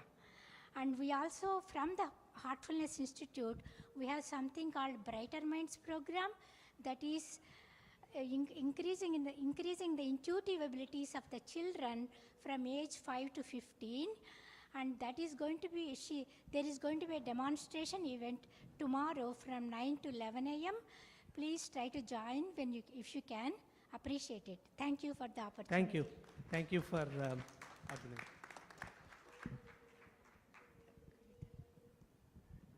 Now I welcome. This is also one of the organizations, I would say, which is helping kids in India. I think like both Anurag and then Big Help goes in the same way. So please talk about some Hello everyone. Message for. Good afternoon. Thank you NJ so much for inviting me, and I'm happy to share the stage with the awesome people. And thank you so much to NJ and Radhika for introducing us to the pyramid meditation. We got an opportunity to meet Guruji when he was visiting Cary. And Big Help is the organization uplifting the underprivileged kids in India. We see kids coming every year while conducting the competition. We see how much stress they have. Some students, they start crying looking at the question paper if it is really hard. So thank you so much, NJ, for creating awareness to all the organizers, the meditation. So I hope the parents, whoever attended this meditation session, they will go encourage their students to start meditating and get the calmness, and keeping calm and focus will help the stress level go down. And thank you so much for organizing this wonderful, and thank you everybody. Thank you. Murli. So this is another organization, Murli is a great volunteer. He does a lot of, programs within the community. Everybody knows Murli here. So please, Murli. Thank you. Thanks for inviting me for this wonderful event. So as soon as I entered, I felt the energy, like, the serene atmosphere, all those things.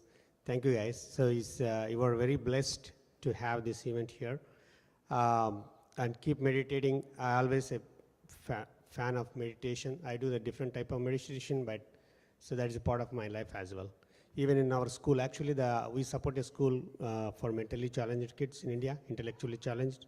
So we also have a part of the curriculum because they are intellectually challenged. So we found that meditation helps them to fastly, to become to bring them into the mainstream. So we had a meditation as well as part of our curriculum in our school. So I wish you all the best, and thanks for having this event here. Yeah. Thanks so much. Yeah. Thank you. Yeah. We'll finish it off and okay. Yeah. So Manoj and then from the HSNC. Okay. Namaskar, everybody. First, like to thank you to him. The organizer, please give a big hand to him. And Hindu Society for Everybody Society, this is a welcome to everybody. And I'm very happy all this you people have meditation. This is a good for health, good for the public, and good for yourself, so you know what you are. You can understand first you are, then you can work other people. And that's the main key, is a work together. We are all together. We are all human beings. We are all God's children. So we all work together. Don't think about this is a good or bad, but everybody good. So if you work together, do meditation, pray to God, and then everything work out very good way. Thank you so much. And we are trying to, Manoj work very hard to put together everybody. It's not easy to arrange all these things. He worked day and night here. So please give a big hand to him.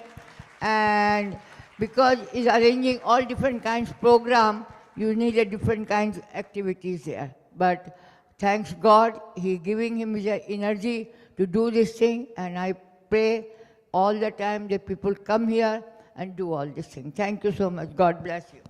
So the place this you're seeing is, by the way, she's 94 around, and she is one of the pioneer to build this most energetic center here. Every aspect, every energy activity happens here, no matter what faith. So many interfaith activities happens here. This facility throughout the year is never vacant over the weekend. And we are so proud to give a space to the programs like Pyramid Meditation and so many such across the country programs are happening here. All credit goes to her. She's at this age, we get the energy from her. We touch her feet every day when we see her, and she passes on the energy to us. So that's the inspiration to us, and such programs helps us to keep going. Thank you to Himanshu Bhai, Lalit Bhai, Pinky Ben. They are all working with Jagdish Bhai to happen. So please enjoy your stay, and our apologies if something has not gone correctly. Thank you. Thank you, Manoj Bhai. Manoj भाई आप temple के expansion बारे में कुछ बोलना चाहते हो please Sure. So if you see, we have a huge, this is a 25 acres land. So we have from one street to another street, all the way from aviation to the back, 25 acres. And this place is very busy, very busy. I have respected town council members here, and we constantly communicate how to avoid the traffic jam, how to avoid the accidents, how to ensure the safety, how these programs can be utilized by the community to the maximum. So this hall is very limited when the Navratri will come now. From 2nd October, when 3,000 people would try to get into this hall to play Garba.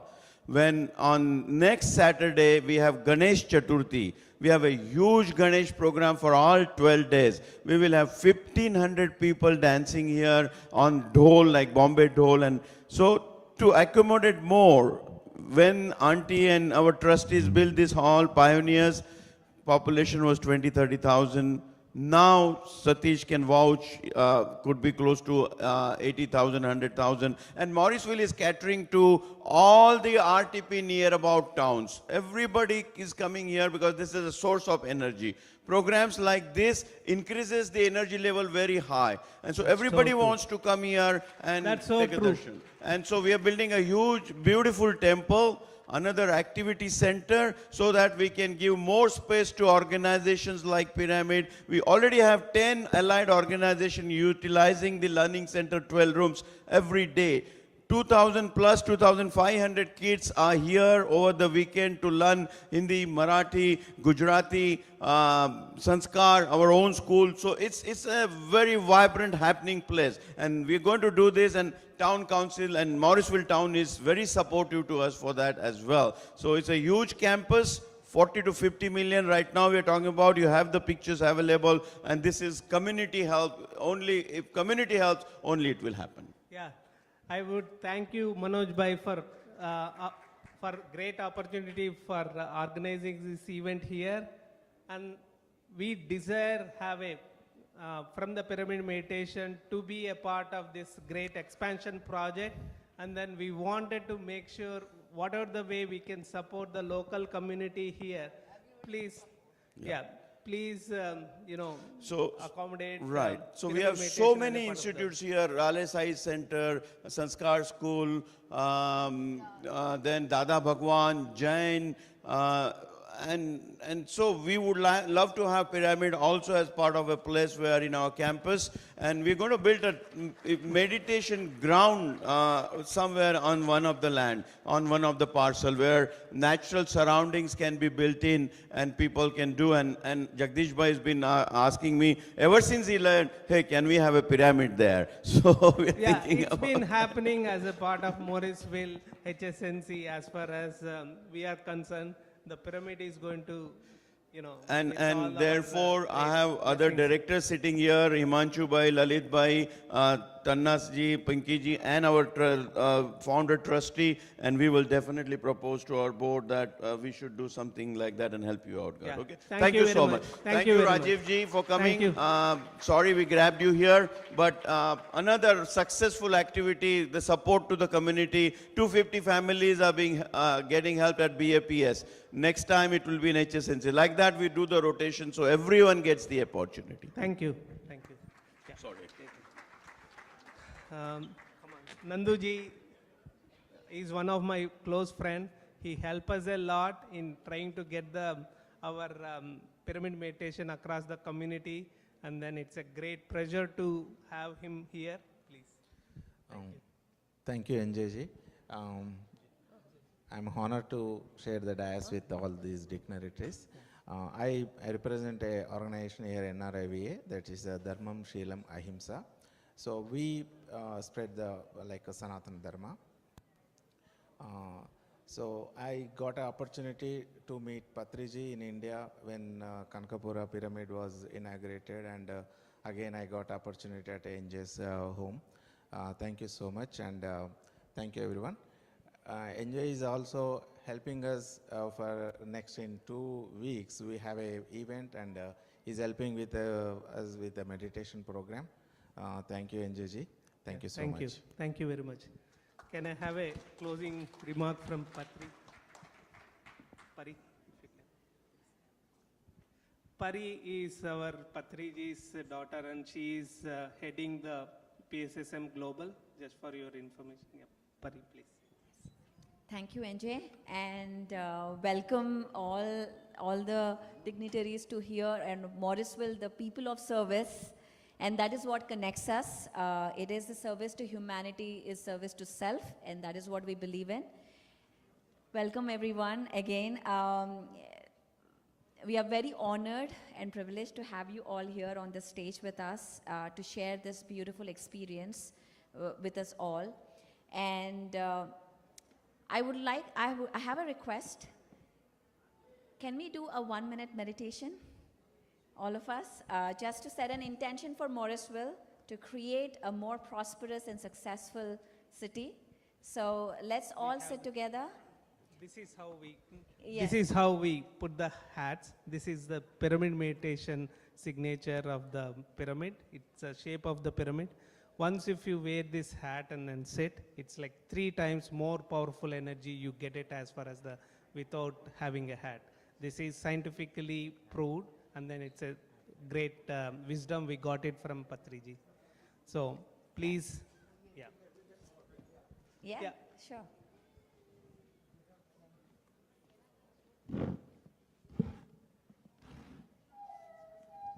So the method we do is we clasp our hands, we cross our legs, and we close and we remove glasses so we feel comfortable just for 2 minutes. And please switch off your phones if you have them on. Relax your body, close your eyes. Just breathe in and breathe out your normal, tranquil breath. Just observing your breath.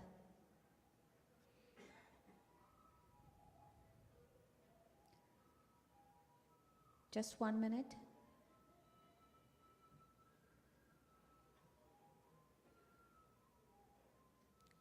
Just letting all go, letting all the thoughts go, all the expectations, and just being with your breath.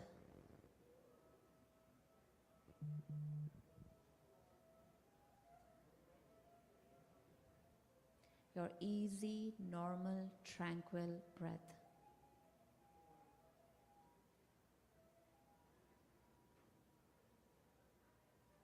As your mind wanders, gently come back to your breath.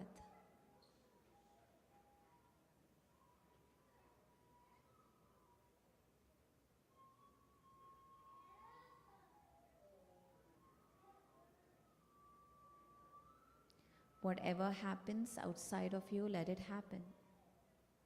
Just being with your breath.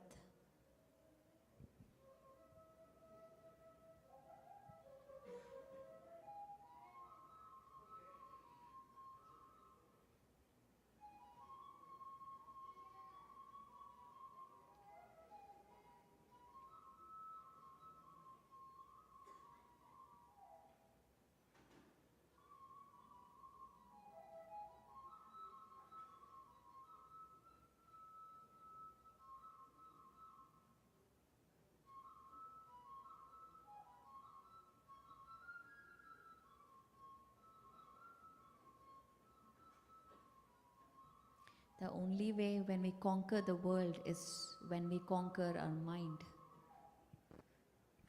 Last 30 seconds, just being with your breath.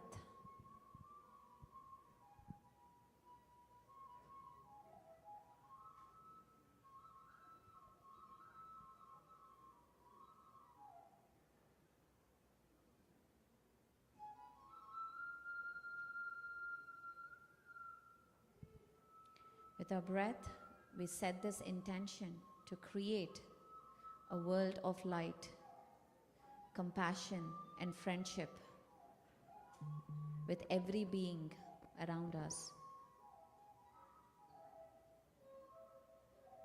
Last 10 seconds.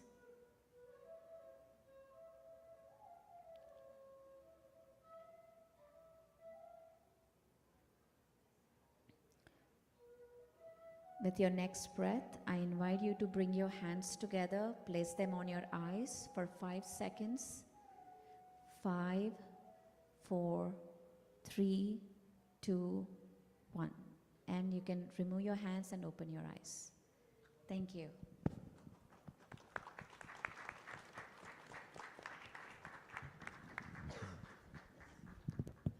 Okay, thank you. Can we get the facilitations done?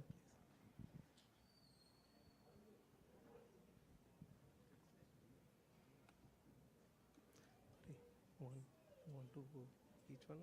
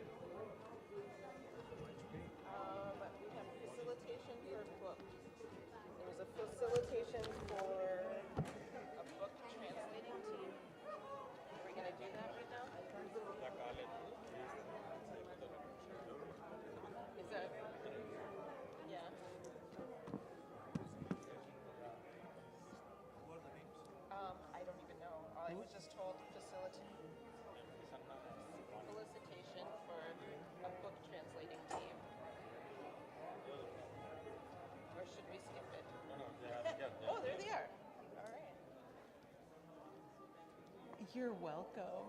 Thank you. All right, we also have a felicitation for a book translating team coming onto the stage.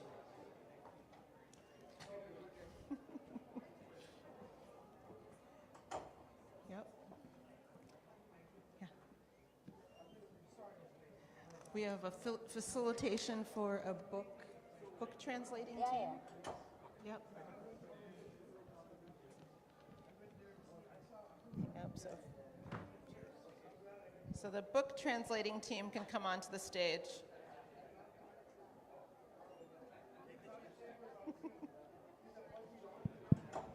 Can I request Prasanna Garu and Vani madam? Is Lakshmi Soon Garu here? lunchtime. Lakshmi?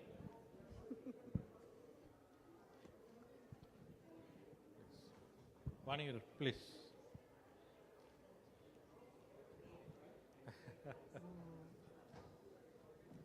Great. Oh, sorry. All right.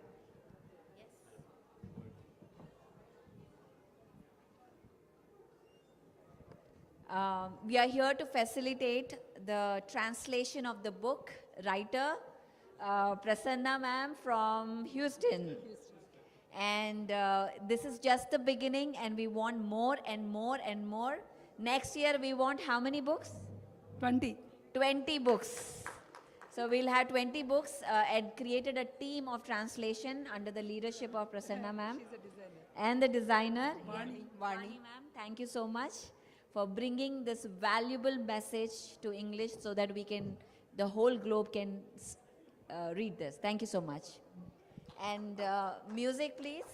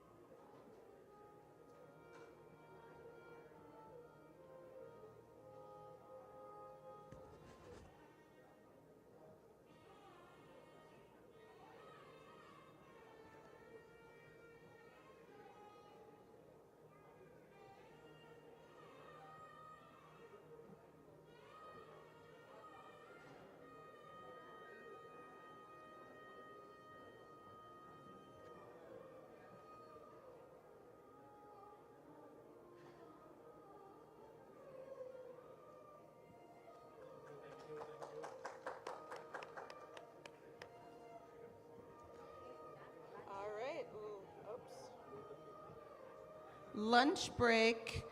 Make sure to come back at 2 p.m. for Nate Zalesnik, the Ascension Method, here on the main stage. And then also there'll be some breakout sessions this evening, starting at 7:30 for the first. Calling all seekers of inner peace and mindfulness. Join us for the ultimate journey of self-discovery at Mega Meditation Summit 2 in Raleigh, North Carolina from August 30th to September 1st. Embark on a transformative weekend filled with meditation, spiritual insights, and profound connections, all with free admission. Indulge in delectable vegetarian or vegan cuisine on us. And rest assured your little ones are taken care of with our free kids room. Together, we will create a ripple across the globe. Dive into the transformative world of meditation with meditation masters like musician Dr. Sanjay Kini of the Pyramid Music Meditation Academy, Ram and Mayadu, founders of Pyramid Spiritual Societies movement in Germany, and masters of breath energy awareness. Adrigan Ains Seal, founder of Quantum Dragon Alchemy and Breathwork Master, and shaman Linda Starwolf, founder of Venus Rising Shamanic Breathwork, who will be leading us in a transformational shamanic breathwork ceremony. Unlock the secrets of ancient wisdom with captivating keynote speakers like Nate Zalesnik, founder of the Integrated Ascension Method, Prabodh H. Yuda, founder of Ekatuva and GMP Wisdom, Ken Rolla, natural health educator, inventor, and cutting-edge researcher, Aniruddha Mariala, author and woman empowerment coach, Nima Farshid, bio-well educator and pyramid energy researcher. Lisa Richards, Vice Chairman of the Pyramid Science Foundation and the United States Ambassador for PSSM Global. IEVC Kumar Reddy, Personal Secretary to the late Brahmarshi Patriji. PSSM Global Training Lead and Chief Executive at Spiritual Science Magazine. Robert Potter, Pleiadian Healing Technology Expert, and Dr. Gopala Krishna, founder of the Spiritual Tablets. Engage in enlightening workshops led by experts in their fields. Explore diverse vendors offering unique treasures and services. Enjoy cultural music, dance, and uplifting programs. Connect with the teachings of spiritual masters from PSSM and other spiritual organizations. And the highlight of Mega Meditation Summit 2, experience the power of group meditation guided by Swarnamala Patri, co-founder of Pyramid Spiritual Society's movement and beloved wife to Brahmarshi Patriji. Peri Patri, founder of Pyramid Spiritual Society's movement global, women's empowerment coach, and beloved daughter of Brahmarshi Patriji, joined with renowned master musicians and over 2,000 participants. This is what PSSM is all about, unifying the world in peace and harmony. Secure your spot now for Mega Meditation Summit 2. Hosted by the Pyramid Spiritual Society's Movement Global, this monumental event is dedicated to advancing Brahmarshi Patriji's visionary mission of uniting the world through the transformative practices of pyramid meditation, plant-based eating, breathwork, and spiritual sciences. Together, we will change the world.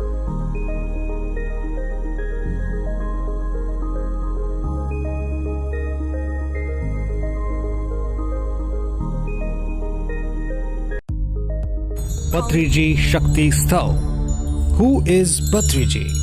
Today, there's a growing movement of individuals on earth who have embraced a vegetarian lifestyle and are experiencing profound personal transformations through the practice of meditation. True self-improvement extends beyond themselves as they strive to inspire and empower others to embark on the same journey. Individuals known as the Pyramid Masters have wholeheartedly dedicated their lives to the vision of Vasudhaiva Kutumbakam,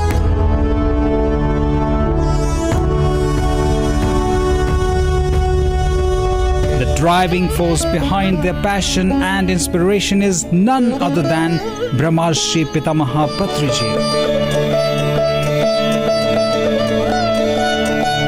Patriji has spent over 30 years tirelessly spreading spiritual wisdom and promoting meditation, reaching individuals from all walks of life, regardless of their social status, caste or creed, just like the great Buddha. Sri Brahmarshi Pitamaha Patriji has dedicated his life to the propagation of meditation and spiritual growth without any form of discrimination. His life was dedicated to the spiritual age. His work was for a world of non-violence. His will is to transform earth into heaven. The works he undertook were not just one or two, but many. With every passing minute, every breath, Patriji dedicated himself to serving humanity on spiritual level. In order to honor the aspirations and ideals of this remarkable individual and to inspire future generations,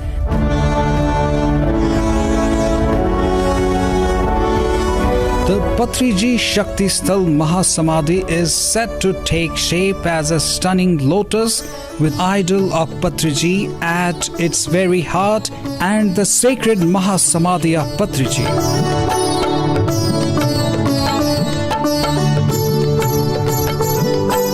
The lotus, a symbol of Sahasrara, represents the ultimate goal for every pyramid master and every human being to attain the enlightened state through meditation and spiritual awakening.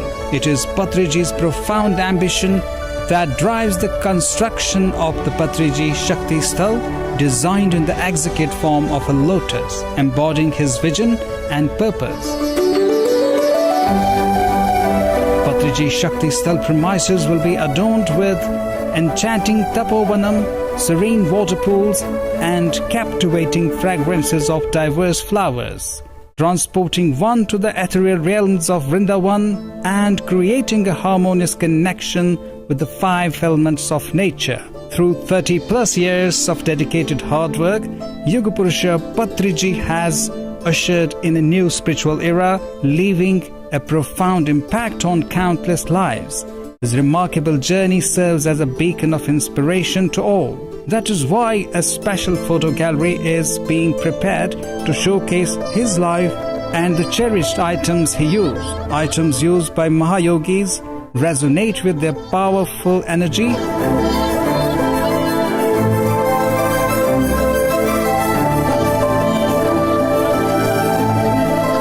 so Patriji's artifacts will be displayed at the gallery, allowing visitors to connect with Patriji's divine presence. This museum is our way of showcasing how he embraced a simple yet extraordinary life. Despite his remarkable achievements, apart from that, a movie theatre will also be built at Patriji Shakti Sthal, where visitors can watch Patriji's documentary. This experience will enlighten and provide profound insights to his spiritual journey and his remarkable accomplishments.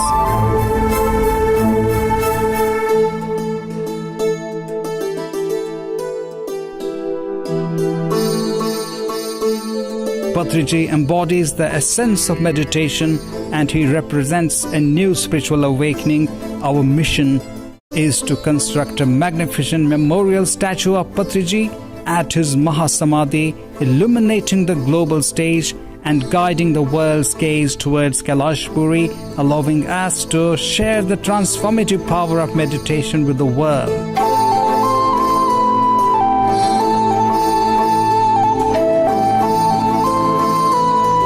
Furthermore, a state-of-art meditation place is being set up around the Shakti Sthal to sit and meditate.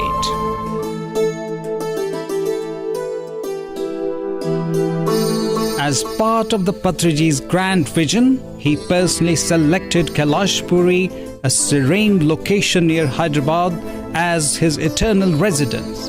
With remarkable clairvoyance and foresight, Patriji himself proclaimed that Kailashpuri would become a spiritual heaven, rivaling the greatness of Shirdi. Countless voices have echoed the belief that thousands of seekers will flock to Kailashpuri daily, recognizing it as one of the most extraordinary and divine destinations on earth.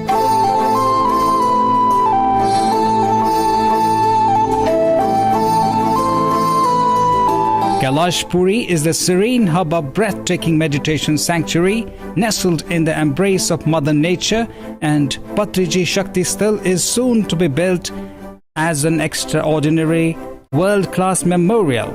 This groundbreaking project is a testament to the spiritual world's boundless pride.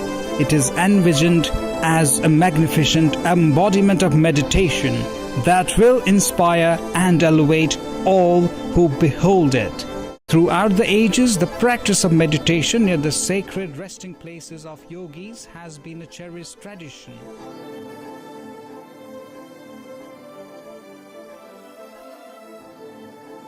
Steeping in ancient wisdom, Patriji and countless testimonials have revealed that by immersing oneself in this sacred space, one embarks on a profound spiritual journey, delving deeper into the realms of consciousness and unlocking unimaginable depths of inner peace. Every atom within Kailashpuri resonates with an ethereal spiritual energy, for this divine sanctuary is the very place where Patriji breathed his last.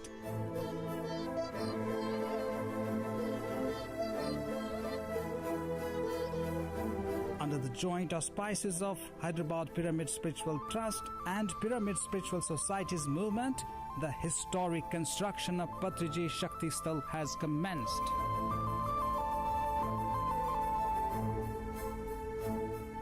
Why build a memorial statue? The world was truly enlightened about the remarkable humanitarian that Ramanujacharya was. Only after the magnificent Ramanuja statue was built, it was through the construction of his memorial sculpture that this generation fully comprehended the immense service and bravery of Sardar Vallabhbhai Patel. The Indian government has ensured that Patel's indomitable spirit remains etched in the memories of future generations. Monuments paying tribute to Buddha, Jesus, and countless other extraordinary individuals have been erected all around the globe. Why should future generations visit Patriji Shakti Sthal? The site is destined to achieve international recognition as the epitome of meditation. A time will come when the world will fully comprehend the immense power of meditation and embrace its practice wholeheartedly. When that day dawns, people from around the world will undoubtedly flock to the magnificent Patriji monument, renowned as the awe-inspiring statue of meditation.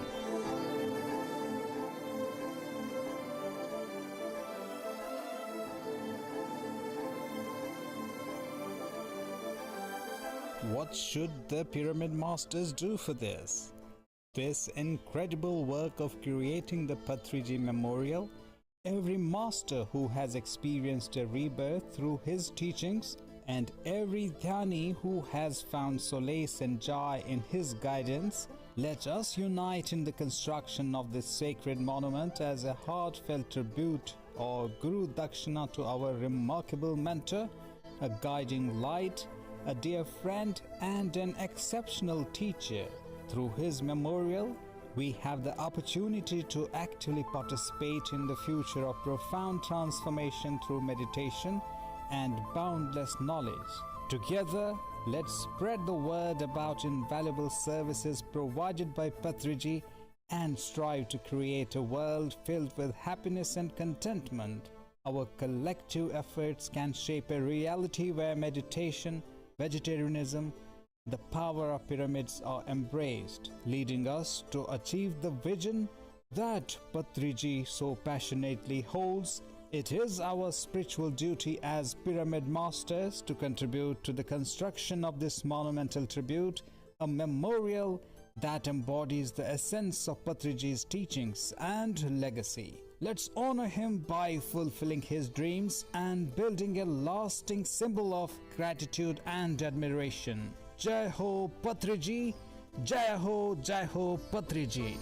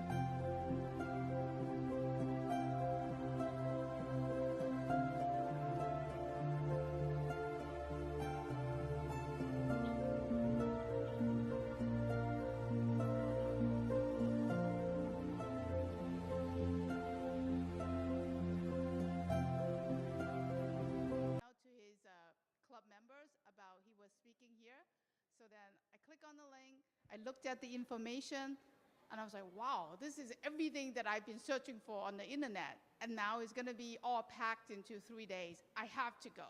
So it was last minute. I was so glad. This is more than I was expecting. Everything, every minute has been so informative, and it's just transformational. And every person that I've met, it's wonderful. I feel like I'm meeting so many like-minded people here. It's like everybody is on the same wavelength. This is just fantastic. And now we're going to go back. Like Joseph said, we're definitely going to build pyramids inside, outside, inside the house, outside the house, and really, be more connected with, and trying to do what this program is doing, spread the word, yeah, as much as we can. This is wonderful, so thank you. Thank you very much. Thank you. Thank you for sharing. Yes. Thank you. If it's still going to be a little bit of time, do we know? 1 minute, 2 minutes?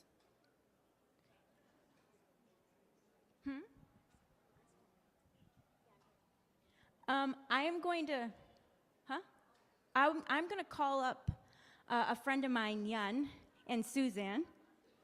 They came from Massachusetts, and they decided to buy plane tickets on Thursday and came on Friday. So I would love you guys to come up and share your experience. I met Yun a handful of years ago. Her and I did a short TV show together, and she has become, immediately knew she was my lifelong friend.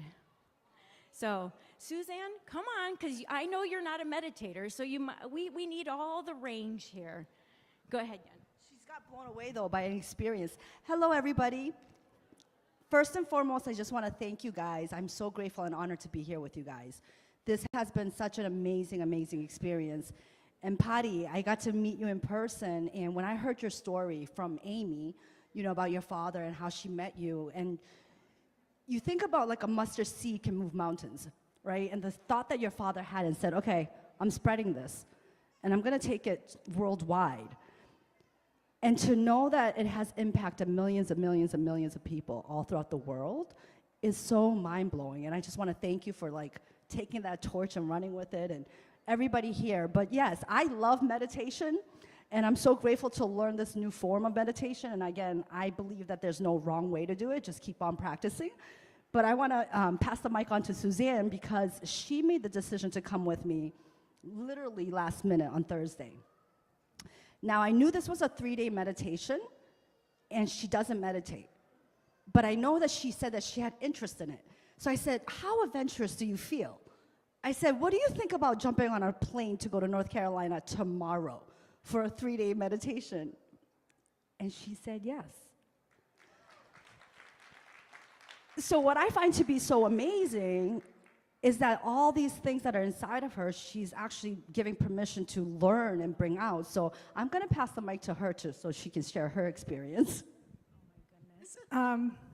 Was not expecting to be called up, so hi everyone. My name is Suzanne. I'm from Massachusetts now, technically Rhode Island, but I do real estate and I buy properties all over the place. I just met NG at lunch, and he blew my hair back because he asked me where I was from, and I couldn't remember what town I was from, and he said Andover.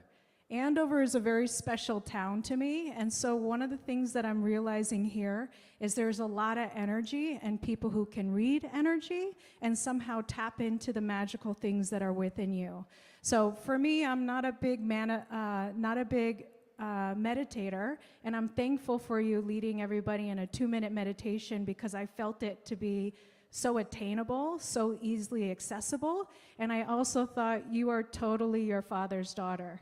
I never had the privilege of meeting your father, but I feel like I get to meet him through you.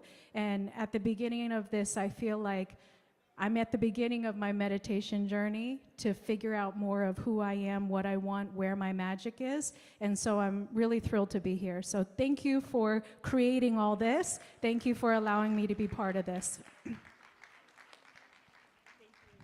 Thank you. Thank you to both of you. That's the power of connection. There is nothing better than making an introduction to somebody. It is one of my favorite things to do, is to see the beauty in somebody and share that beauty with somebody else. And then it just keeps getting spread, on and on and on. So just like I did, we invite a friend, Pari invites a friend, one person comes, that person invites a friend, another person comes. One person at a time. That's all we have to touch. One person at a time. And one person at a time turns into millions, correct? Millions. So now, once again, it'll be my pleasure to introduce Cynthia Thomas.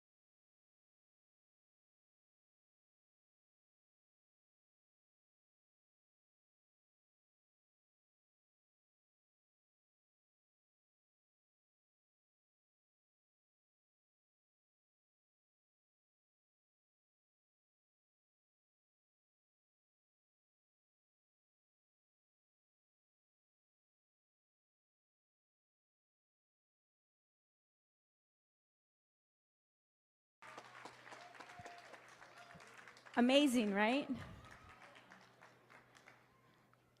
We're going to say vision by the sea. A vision, that's for sure.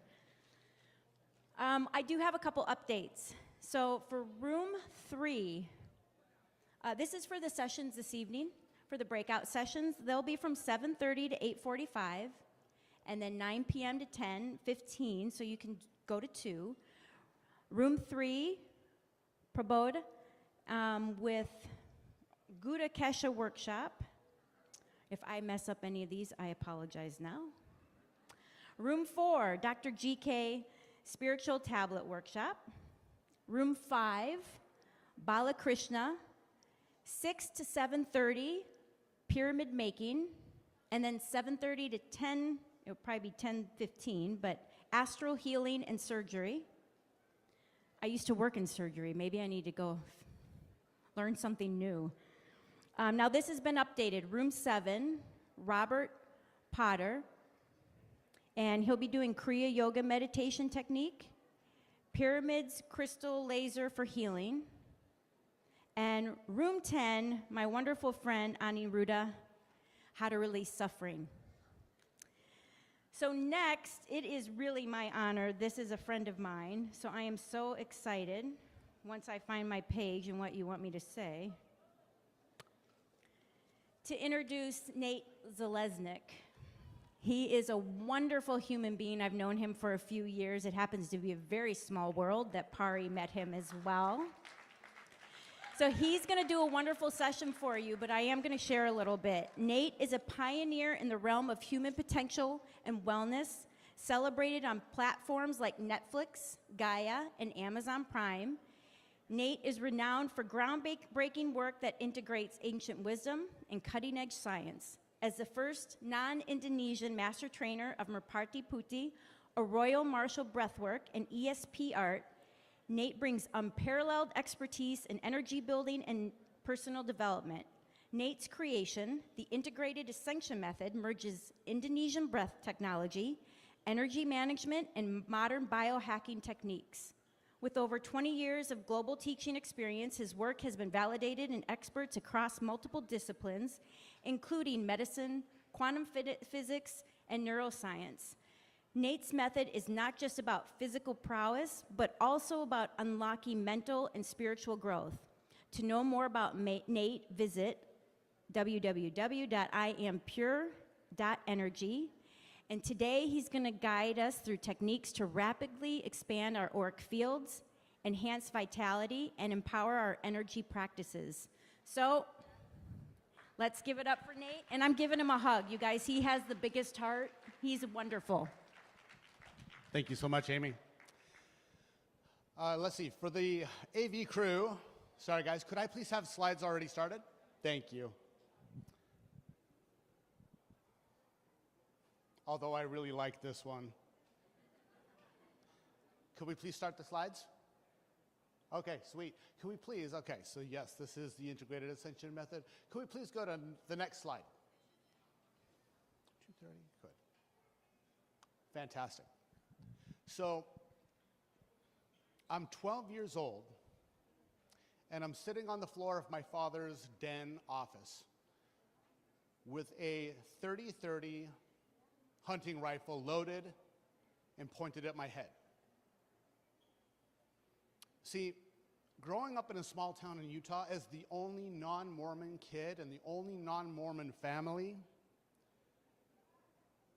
the very first day I went to kindergarten is when the merciless bullying started. Not just by the kids, but sometimes by their parents as well. I remember a scout leader's wife telling me that I was going to go to hell and burn in fire because I didn't go to their church. That's a pretty heavy thing for an 8-year-old to deal with. And so I just had it. I was done. And I just didn't want to have any more pain. So, you know, that's the thing, is this is all too common. Suicide is the #2 cause of death for people ages 10 to 34 in the United States. If you didn't know, that's how big of a problem this is. And the thing is that people choose a permanent solution for a temporary problem. Now, have any of you ever known someone that has been affected by a mental health issue or depression or found either themselves being suicidal or having that in their family? Anybody? Quite a few. Well, the thing is that right on the other side of despair, there is a brighter light. And all we have to do is we don't know what life has in store for us at the moment, until we get there. But me, I was sitting on the floor, gun in hand, and I was just trying to figure this out. And it dawned on me, I can't do this to my mom and dad. No matter how bad it gets, I can't do that to them. And so I unloaded the gun and I put it away where my father would never know it was out. And I went on a walk out in the forest by my house just crying rivers because I was so ashamed that I had even thought about doing this. And I was also ashamed that I knew the pain was going to start again as soon as I went to school. And thank God I didn't do it, because that decision led to my very first spiritual experience, where that night when I went to bed, let's go ahead, could we go next slide, please? Hello, next slide, please. Thank you. So this is not actually me, but this is what it was like every single day, sometimes even at my house. In summer, they would chase me down to my house and do this. Could we next slide, please? Sorry, guys, I'm going to need you to be on it. Next slide, please. Thank you very much. So that night, I had my very first astral projection. I left my body. My consciousness left my body. Has anybody here ever had that situation? Yes. Oh, by all means, keep clapping. You're good. Thanks. No, but in all honesty, right then, it showed me that there was another path than just the physical pain, that this is actually a temporary vehicle of consciousness that I get to have. Now, I didn't contemplate that, but I did dive into the woo-woo as much as I possibly could. Everything I could get my hands on, but specifically things that were related to provable science, things like remote viewing. The CIA had operatives that could do that, and they would train them. The Monroe Institute for sound technology like hemisync and binaural beats, meditation, and the studies that were being done at universities showing stress relief and reversal of disease, things like that. Everything I could get my hands on, but my resources were very limited. In a small country town, no internet. This was before the internet. But even though my resources were limited, my imagination and my curiosity was unlimited in every way. And what this did is this led to a series of synchrodestinies, not just synchronicities, but synchrodestinies that changed everything about me. Show of hands, who here is a fan of Star Wars? Okay, 3. Anybody else a fan of Star Wars? Okay, well, growing up, I really wanted to be a ninja and a Jedi, a ninjedi. I wanted to be both.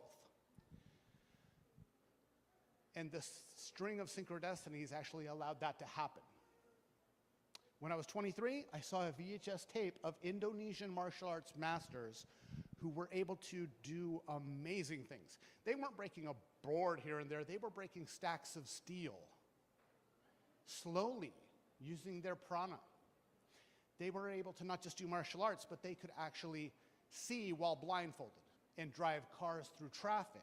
Military members who could shoot targets while they were blindfolded, and it even had blind people who could read printed material. Now, I was really skeptical about that. I mean, who wouldn't be? But the next day, I watched a blind woman almost die in front of me trying to cross the street with her dog. And I knew I had to find those Indonesian masters and bring them here to help her. And I did. Could we please go to the next slide? In 1999, I sponsored the very first demonstration of an art called Merpati Putih. I'm going to have everybody say that with me, please. Merpati Putih. That means white dove in the Indonesian language. And when I did this, I became the first person to actually sponsor something here, but then the 11th generation royal family heirs in Indonesia, because this is a 500-year-old royal family secret that was forbidden to be shown to Westerners until me. When they saw what I was willing to do, they opened their arms and said, "We will allow you to become the very first non-Indonesian ever allowed to learn Merpati Putih." And what I didn't know is that yes, thank you. What I didn't know right then was that Merpati Putih is an Indonesian cultural heritage with over 1 million people having learned it, and this breath work and meditation and martial art being standard training for every branch of the Indonesian military, including their special forces, for 50 years. So this was something, it was the world's best kept secret in the energy world. And then they allowed me to start training. And I started training with a former special forces trainer who just happened to live in Salt Lake City, about an hour south of me. 3 people in the whole country that could actually teach this, one happened to be an hour away. Coincidence? Do coincidences even exist? I don't think so. I couldn't have planned that. Well, guess what? I started training, and a few weeks later, one of my brothers started training with me, and together, we went to Indonesia numerous times for long training sabbaticals. Can we please go to the next slide? I think they can. There we go. Oh, so this, if you're wondering how to say my last name, this is how. Zalesnik, exactly how it's spelled. And one more slide. Thank you very much. And my picture is not there, but okay. On the right, if you can imagine me standing in the waves of Indonesia, striking a martial arts pose like this. Just imagine. Now, the royal heirs came to Utah and they personally inaugurated our school. They personally tested us, and then we went to Indonesia numerous times. We owned one of the largest martial arts schools in the country, and we were featured on things like Gaia, Amazon Prime, Netflix, numerous podcasts, webinars, seminars, documentaries. Now, why do I tell you this? Yay me, but it's not about me. It's because I came 1 millimeter away from never having any of that happen and not having any of the thousands of people that I've worked and trained with over the past 25 years ever benefit from what I could have done. All because I thought about a permanent solution to a temporary problem. So I would like to say to any of you, maybe you're struggling now. There are resources, there are people like me who are here for you. Everybody next to you, left and right, they are here for you. Meditation is important, and I have to say that meditation, mindfulness, and the breath work, specifically the Merpati Putih breath work, saved my life. Since that's the case, and I didn't go through with that, that gives me the opportunity to share something very beautiful with you today. What you're going to get is you're going to get a technique that at a moment's notice, especially right after lunch, you can raise your energy levels, oxygenate your body, open up the prana lines through the front of your body all the way out into your arms. You can start to, for a lot of people, it brings up the feelings of joy and gratitude instantly. Are you ready to experience? I'm sorry, I mean, I don't have to tell you. I don't really have to teach you, but really, I've got to hear it. Are you ready? Yes. Okay. I need everybody, and if you're watching the live stream at home, everyone please stand up. This is definitely, yes, we do use our body in Merpati Putih. It is an energy discipline that starts off with creating a larger battery, meaning we have more electricity in our cells, more electricity in our body, so that we can do amazing things, but most importantly, get to know ourselves better and stay and become healthy. So I'm going to have everyone, because this is not a lapel mic here, I'm going to have you step out like this. Please stop waving, thank you. I want you to pay attention, thanks. Please go ahead and spread your legs out. Bend your knees a little bit and bring your arms up and back like this, both of them. Now, I don't want anybody to hit anybody else, but you look amazing right here with your arms out, okay? Now, when we do this, what I'm going to do is I'm going to have you exhale down, and you're not going to bend over or anything. We don't have room for that, but I'm going to have you go like this. And you squat. Okay, so as I do this and I start to bend over, I'm going to squeeze the air out using my intrinsic muscles in my stomach, okay? Then I'm going to inhale like this, and I want you to stretch your chest forward, not your belly, your chest. You're stretching your arms, you're stretching your chest and your chest, your sternum, your shoulders, your arms out to your hands. Pull your hands back. And then we're going to bring it back down like this again. Inhale up. Exhale down. Inhale up. Push the chest forward. Exhale down. Inhale up. Exhale down. Inhale up. Exhale down. We're going to do one more time. Inhale up. Push your chest forward and hold it. Bend your knees. Now bring your arms down like this into the prayer posture. Into Namaste prayer posture here. This is interesting. Okay, just like this. So when we do this, that's the basics of the movement, okay? Normally at home, you would be more like this. Down, but I don't want anybody to hurt your head on the chair in front of you or hit somebody else in the behind with your head. We're all friends here. That's weird. So we're just doing this, okay? So when we do this, a couple things. When we inhale, I'm going to have you inhale sharply through your nose like this. Stomach comes out, and then we push our air up in our lungs, okay? We're not going to inhale fully. Inhale only till your stomach comes out. Push it up in your lungs like this. And arch your back. For those of you who are familiar with the bandha locks in yoga, this is not Uddiyana Bandha. We're not sucking the stomach in. We're taking the diaphragm up and in. Okay? So it's a little bit different. This is when we go up, we go hold. And then we exhale down. Inhale up, hold. Exhale down. Now, when we do this, we have to do a couple things very important. Number one, knees stay bent. Knees stay what? Bent. Whole time.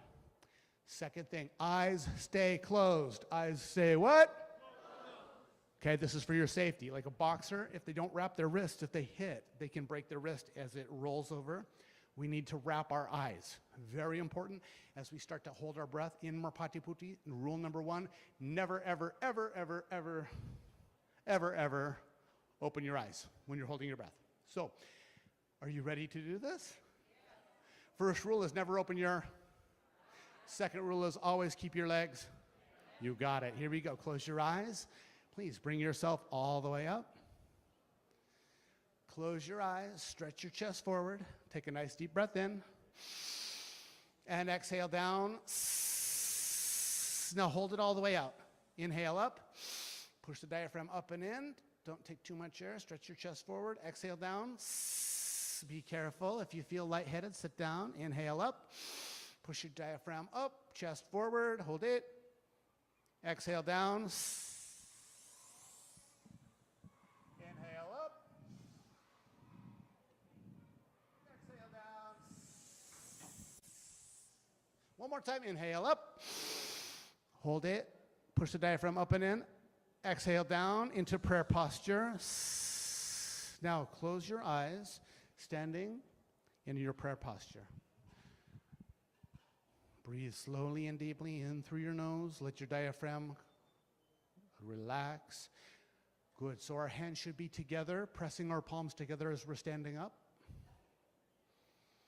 Breathe in deeply, fully. And breathe out from the top down. Out your mouth. Breathe in. All the way and breathe out. From the top all the way out. Squeeze every bit of air out. Full breaths. Breathe in. And breathe out. 2 more times. Slow breath in. And breathe out. We're going to go 1 more time. Slow breath in. And hold it. Just let your air be held. Notice the heat between your hands, the energy flowing through your body. Notice the blood coursing through your veins. Keep your legs bent. And slowly breathe out. Now let your arms hang down by your sides. Relax your shoulders. Keep your eyes closed. And now, as you slowly breathe in through your nose and out through your mouth, I'm going to have you when you open your eyes, instead of going out to grab the world and take it in, I want you to allow the world to come to you. So with the state of curiosity and awareness without judgment, slowly begin to open your eyes as if you're seeing the world for the very first time. With a state of awe and wonder, and the real word is reverence, because every breath is a gift. There is no such thing as an ordinary moment. No one ever comes again. There are no redos for being alive. Every moment gets to be special, right? Including in our meditation, especially in our meditation. And should our meditation be only when we sit down? It doesn't have to be. Wouldn't it be beautiful if you could have that meditative bliss and awareness every step you take? Can you? Yes, you can. It's our birthright. Please go ahead. Use this in good health every morning, but only on the mornings you want to feel amazing. If you're just like, oh, no, that's okay, I'm going to feel blah and just, no, it's not my day to feel good. Don't do this. But this will take you literally maybe 2 minutes. Raise your hand if you have 2 minutes to devote to yourself and your own health and your mental health and feeling good and living longer. Good. Very good. All right. Please go to the next slide. I totally didn't tell them to go to the slide. I'm usually controlling it by myself. And so, oh, look at that. Is that everything you imagined? Beautiful. Please, next slide. So a couple things that I've done in order to get to this point here. I'll let you read those. I've been traveling the world teaching people of all ages how to maximize their potential as a human being, not just as a human doing, but a human being. Next slide, please. And this is what we just did. Oh, next one. I think, yeah, great. So everyone, I think, raise your hand if you speak more than one language. Awesome. Well, I'm going to teach you a word in another one you may not know. This is Indonesian, and we're going to say pan, ya, ga, ran. Panyagaran. Panyagaran. Panyagaran. I love teaching people all the dirty words. Just kidding. Panyagaran means refresher. That's what you just did, is the refreshing exercise. This is a small scratch of a scratch of a scratch of the Merpati Putih system. Let's go to the next slide, please. We good? All right. Fantastic. These are some of the benefits that you'll notice, so that everybody out there, hello in the virtual world, live streaming, I hope you enjoyed that as well. There's not much better than waking up and going, yes, I get another day, and having reverence and joy for the life we get, right? That's one of the best ways we can ever start a day. Please, next slide. And it all comes down to love. Love for ourselves. Now, I have something very special for all of you. This is something that, well, you're going to need your phone. Everybody get your phone out. I have something that usually, this is my $197 class. I sell it from stages all over the world. It's $197, but I have something for you as a gift for everybody in PSSM. So get your phone out and turn the camera on. You got to do this right. This is going to be a contest. This is a contest called Who Has the Fastest Internet? Yes. All right, so next slide, please. I want you to take a picture of this QR code. And when you're done and you just have that up, I want you to hold up your screen and show me that you have it done. Yep, we have 1, 2, 3, 4, 5, 6, 7, 8, 9, 10. Okay, now let's play the game. Nope, keep it up. Let's play the game Who Has the Slowest Internet? All right, keep them going. I want to see as many as possible up here. This is something that you'll be able to do every moment in 5 minutes every single day. All right, good. Now, up there, you're going to see at the top, it says send text. Everybody, please press send text. And then I want you to do something. I'm going to have you put in your full name, and your best email. Because we all have 10 emails. I don't want to send it to your junk email. Send it to your best email. So your full name and best email. If I don't have a full name, we don't give it. If we don't have an email, we can't. So full name, best email, and then just push send. And then let me know when you got it. Who's going to be the first that says, I got it? Look at that. Okay. Winner, winner. Beautiful. So this is going to be for my energy shielding and perfect breath class. You know, there is a perfect breath for the human body. 5.5 seconds in, 5.5 seconds out. In through the nose, out through the mouth or the nose, and it works out to 5.5 breaths per minute. And almost every mantra, chant, different, many different prayers follow this for millennia. 5.5 seconds in, 5.5 seconds out. They knew throughout the annals of history that this was the proper way for us to breathe for optimal health. But I have it, it's timed, so you'll be able to do it, okay? Fantastic. Could we please go to the next slide? Okay, so raise your phone if you got it. Raise your phone if you got the free class. Is it not, no, not the free class, but you sent the text. Raise your hand if you sent the text. Yeah, sorry. Yeah. Okay, fantastic. So the next thing, and this is something that is going to be it's going to be a surprise for someone in here, although it was discussed a little early. So yeah, I like surprises, good surprises. Please, next slide. Beautiful, and again, so great. So my flagship online program, which is directly from the royal family and the practices of Merpati Putti to raise the amount of electricity in our body, you will absolutely make the biowell go berserk when you do this. Trust me, I know I'm a biowell practitioner, and I mess with mine by increasing the energy in my body, but also oxygenating your cells, increasing your cardiovascular and your flexibility. There's no part of your life that this does not benefit. Now, normally, and this is important, normally this is my $2,000 program. But I have been absolutely loving this event and this organization. You know, I've been wearing a pyramid on my hat for over 20 years when I meditate. I had no idea anybody else in the world did. Just me and a couple other people. How about that? Who would have thunk? 20 years before I even started, people were doing it. But this is such an amazing movement that I'm going to go ahead and, could you go to the next slide?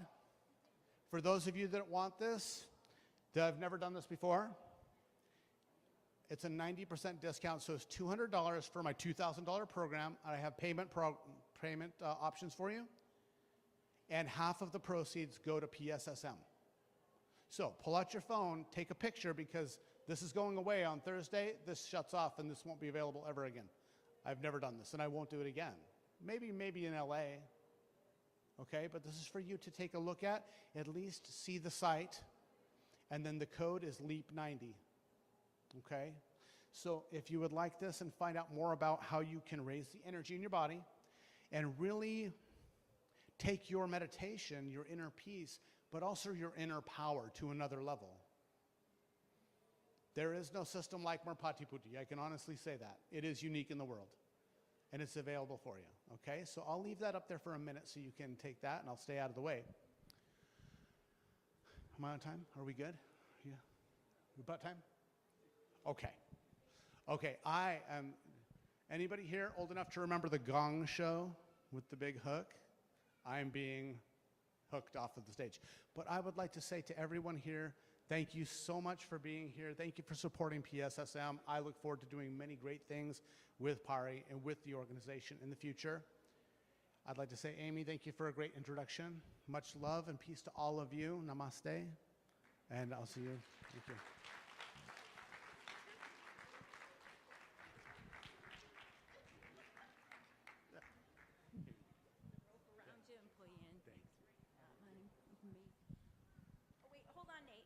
if you wait here, the facilitators, we're going to, okay, thank you. Thank you. How was that, guys? Isn't he amazing?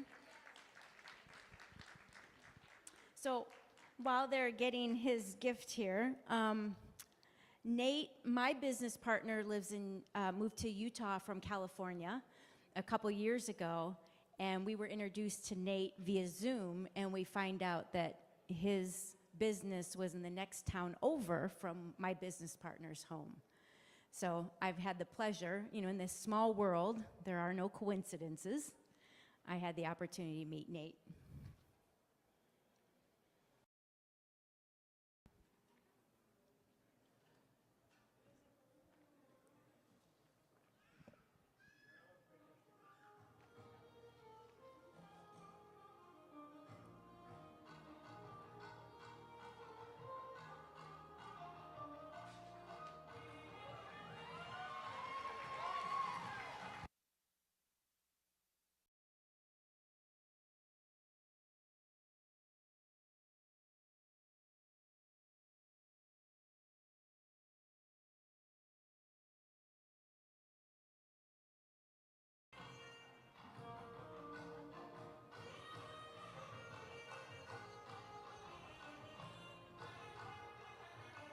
Okay, are we ready for next? Okay, we are going to have some wisdom sharing from Hema Bindu from Dallas, Texas.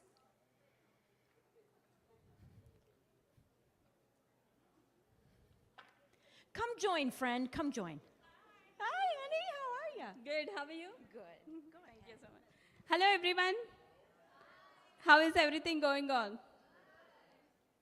How is the Josh? Hi.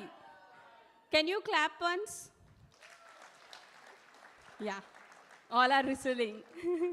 Namaste, my name is Hima, I'm from Dallas. I just want to share my experience of how meditation changed my life. Earlier, I wasn't aware of meditation. My husband was a meditation, my husband came into meditation through Patriji when he was in 7th grade. So after marriage, I was pulled into this basically. In 2017, I came into meditation, and that changed my entire life. Patri sir told, the first sentence what Patri sir told is, you cannot become a mother until you know the soul knowledge. I thought becoming mother is very, very easy, right? If you get married, you can get children. That's it. But he told that you cannot become a mother until you know the soul knowledge. I was wondering what that soul knowledge was. Then I came to know that a soul resides in this body. I'm wearing this dress, right? In the same way, soul is wearing my body. For this lifetime, I'm Hima. My name is Hima. And my posture is like that because I chose that. And after knowing that I am a soul, I was told that we need to invite a soul to be born to us. That was Patri sir who told that you are a soul who is present in this physical body. And you need to invite a soul to be born on this earth. Then what? My next mission started. Doing meditation every day. We used to sleep under the pyramids. We didn't have a bed. We used to sleep under the pyramid. And that changed my hormones. All my body was perfect. My body was prepared. And all my hormones were complete balance. I was a pharmacist. I didn't believe in meditation at first because my husband was talking about meditation just like a science guy. But he's not from the science background. I didn't believe it. So I did research whether this is right or not. Then I came to know that whether you are the CEO of the company or the President of United States, you need to do meditation, finally. Then we were able to invite a higher soul to be born to us. I'm very fortunate that it did happen. And you can find the little guy who is roaming here and there is my son. His name is Maitreya Maharshi. And one more thing, becoming a pyramid master is doing meditation, and the other thing is vegetarianism, right? I was a core non-vegetarian. Non-vegetarian, sorry. I used to eat meat. But after knowing that we cannot eat meat, and we should, our body, our system is designed to eat fruits and vegetables, I was literally very shocked. My husband was a vegetarian. I didn't marry a vegetarian, which was my first match. After knowing that he's a vegetarian, I was like, okay, you don't cook, okay, you don't eat, please cook for me at least, because I don't know how to cook. Because I don't like to eat food from outside. Then he told, no, that never happens. Then I was like, why, what is it happening? Why one should eat only fruits and vegetables? Then I, went through a lot of research and then came to know that, okay, my body is designed to eat only fruits and vegetables. After I ate fruits and vegetables, my body became very light. And I'm very, very energetic. Basically, I'm energetic. And then I came to know why I am on this earth. I did everything. I was very happy. The only thing which was missing was I was not doing any service to the society. I was in this physical body. I'm being in my best life ever. The next thing which I have to do is service. And when I did service, that means I'm spreading meditation to each and everyone. And we as a family together, we meditate, and we have, brought many changes, I can say, in the community. Then my life was complete. I felt total gratitude to my life. I am very, very happy to be born on this earth. And I'm very happy to volunteer to be giving birth to my son, to get another soul from earth. So my sincere advice is that whoever wants to get married and whoever wants to bring children onto this earth, please invite the soul. I guess that you were all invited to MMS too, right? If you were not invited, would you be here? No, right? So let us invite, tell that message to each and everyone who are ready to born, to bring the children onto this earth. That is the mission which I started. And I take divine pregnancy classes every Thursday, and that brings a lot of joy to me. Because it's all about, reminding who we are, how we supposed to be. After knowing that, our true self, it was a miracle. And that was possible only through Patriji, who told that. Because, there are rare instances wherein which everyone speaks about, getting the children onto this earth, right? The divine pregnancy stuff. But Patri sir already told about that. And that point changed my entire life. Here also, we are all here for a purpose. Each and everyone should carry one message with us and then continue it wholly. When you continue it, there will be consistency. When there is consistency, you will be forever happy, and then we can utilize this body for the service of the community. When you do community service, that's what for we are in this earth, right? We all have come to serve the community, to be friends with each other. Friends with not only humans, friends with minerals, the mineral kingdom, plant kingdom, animal kingdom, human kingdom, and God kingdom. We have come to be friends. Friendship is the highest quality which anyone can possess.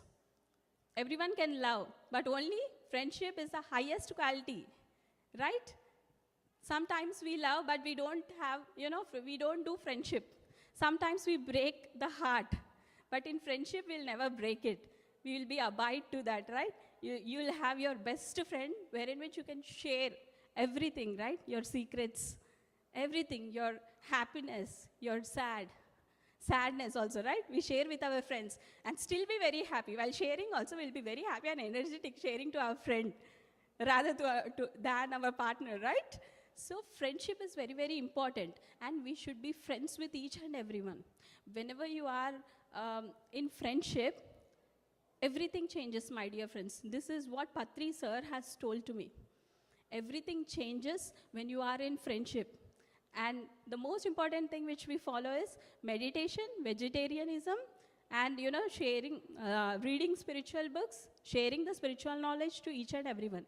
This is what I follow, and I have the best little baby. My pregnancy was the best pregnancy. My delivery was the best.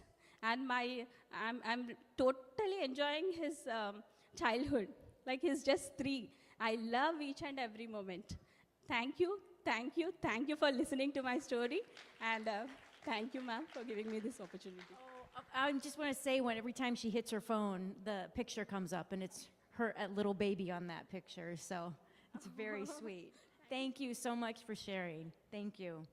Okay, guys, we have another breathwork session.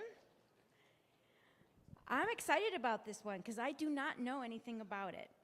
So this is Adragan Ian. Is it Ian? Okay, CO. A revered breathwork expert and Palladian starseed intuitive, will take us on an extraordinary journey into the realm of quantum bioenergetic breath with this session titled Opening the Door to the Gupta Vidyas, Mahasurya Rishik Kriya Yoga. Adragan's profound practice integrates ancient wisdom with modern techniques harnessing the power of breath and water to awaken our body's multidimensional potential. With over 17 near-death experiences transcended through breathwork and Kriya Yoga, Adragan has transformed his own life and is now dedicated to empowering others. His approach to breathwork, known as Dragon Breath, and his extensive training with enlightened masters, world-class Ayurvedic doctors, Tibetan masters, alchemists, and shamans bring a unique and powerful perspective to holistic wellness. Adragan's methods, rooted in the ancient Gupta Vidyas, apply the body's electromagnetic field, enhance DNA repair, and foster profound physical, emotional, and spiritual transformation.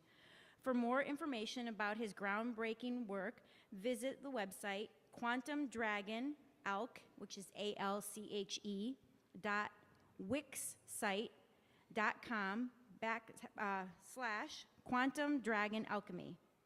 In today's session, he will guide us through this Mahasurya Rishik Kriya Yoga, quantum bioenergetic breath, a practice designed to harmonize brain hemispheres, which apparently mine need to be harmonized, activate the midbrain, and synchronize heart and brain functions.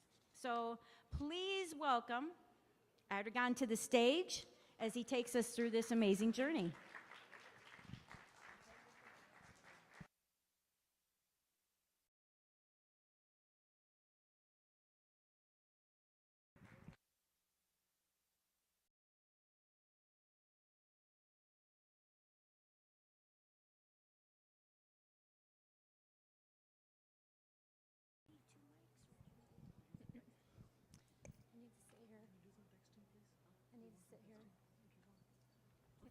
Mic check. All right. I came up here to speak on my husband's behalf because he is a true survivor and he is a testimony on what breathwork can do to anyone. He is a survivor of 17 near-death experiences. He had chronic fatigue, narcolepsy, sleep apnea. He also had neurological issues, TBI. He was bedridden. He was on 5 medications, ready to give up after 2 concussions in the same ball game 12 years ago. He was literally ready to take his life. He knew that he had a higher calling as a starseed. He knew he came from the Pleiades. He knew that he had a higher origin of work to do for his generation. But because of what really challenged him, it changed his life. And if you look at the word challenge, the word changes in the word challenge. So he really did surrender to source, the divine, the higher consciousness, and that is when he found his way to the light. His mom joined us from Washington State because she knocked at the door when he was getting ready to take his life and asked him if he heard of the art of living, and that opened up the door for him to learn several of the Gupta Vidyas, to work with several masters. And he is here to share this with the world, especially the younger generation, the digital generation. So I wanted to speak on his behalf because also he devoted his life to this path, and he was trained by Dr. Vasant Lad and Dr. Lakesh in the Ayurvedic Institute, and also another Veda, the top Ayurvedic doctors in the world. He's been a walking miracle, and I'm grateful to have him by my side. So I had to speak on his behalf. And I'm his wife, Aranyani, and I'm known as the Appalachian audio alchemist. This is a pyramid instrument I'm sure some of you are familiar with. It's called the Paradigm, created by an engineer, Dr. August Worley in Asheville. He was channeled this instrument by the Palladian Council of the Nine. He worked for Bob Moog and also Robert Gilbert. And there aren't very many instruments on the planet like this. I will be supporting him with the breath work today, and he will be taking you on a journey. So before we do the breath work, I know everybody's been around a lot of energy, and we wanted to talk about energy as well with some Tibetan medicine that is available here at the conference, jampa.com. And we have our medicine Buddha teacher that also helped him on the path when he had severe infection going on with his teeth that almost put him in the hospital when he was calling out for the medicine Buddha. And we're going to be representing a product, and I'll let my husband tell you a little bit about those Siddha medicines that we're representing today.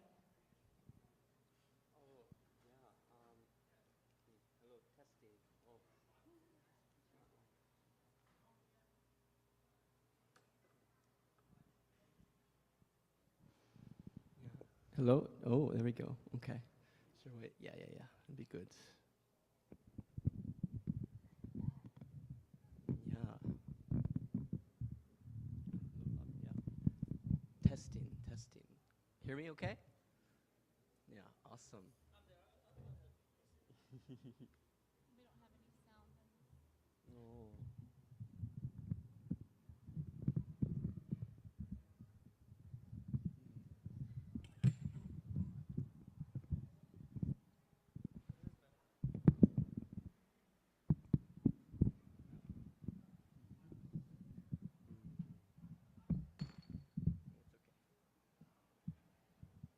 Awesome. Okay, testing. Wow, that's a lot better. Okay. How's everyone doing tonight? Awesome. Good to see everyone. Cool. Yeah. Well, if anyone has a second while I'm briefly introducing things and wants to grab some Maituna Prana or Healing Heart, can go so, but also can get it after this as well. And will give a little tidbit on that at the end. But we're just going to kind of hop right into the process here because we don't have a ton of time. So it's going to be a nice direct experience, very interactive. So we'll just kind of take a second to come into the heart space, come into our 0 point. And now it's going to be very important for us to follow our own body and intuition during this process. So don't try to necessarily follow me or keep up. Pay attention to your own body. If I release a breath hold early and you can go longer comfortably, go for it. Don't stop just because I stop, or don't go longer just because I'm going longer. Pay attention to your own body. Be in your holy, sacred body temple, and you know what's best for you. Okay. And yeah, I think we're ready to go. So this transmission is partially coming to you also from the Pleiades or Kartika. And this practice is actually connected to Babaji in the ancient Kriya Yoga lineage, and before that, it's actually connected to Sanat Kumara, that Babaji re-downloaded this information from the Akash. And this is a particularly secret, hidden process. It's been passed down for a very, very long time, part of the Gupta Vidyas, the hidden knowledges, secret sciences, hidden wisdoms. This is a very powerful process that saved my life many times. Okay, so we'll just take a moment, coming into our heart space, closing our eyes, bringing our full attention, taking a deep breath in with a smile on the face, and breathing in with a sense of gratitude for the miracle that is the breath of life. This process is also a cultivation of the sacred soma, the amrita, the ambrosia, or also called the Christ anointing oil or the nectar of the gods.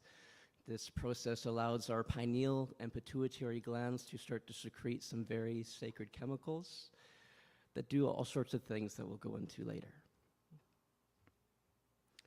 Okay, So one more time, taking a deep breath into our heart center, big smile on the face, feeling the sense of gratitude for that every moment of subtle life force energy coming into our bodies and bringing us life. Then we'll take another moment, if we can, after coming to our center, to kind of shake our hands and feet, and whether we want to do it sitting down or whether we want to do it standing up. Normally we do a few asanas before, but it's good to kind of shake hands and feet a little bit.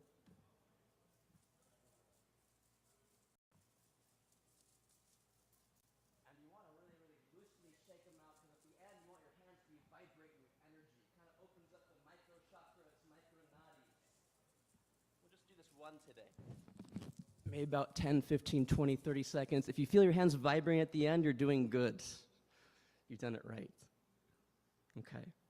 Normally we do 3 other things, but today this is good. Whenever we're feeling good and vibrating and complete here, we're just going to come back into our center space again, and we're going to become aware where our energy goes, or where our attention goes, our energy flows. So we're going to become aware of this little tiny golden cord shooting down from the heavens, coming through our crown chakra, through this central channel, Sushumna Nadi, through those 7 major energy centers and endocrine systems of the body and vagus nerve, and out through the lower centers and root chakra, and deep, deep, deep into the energetic core of the earth.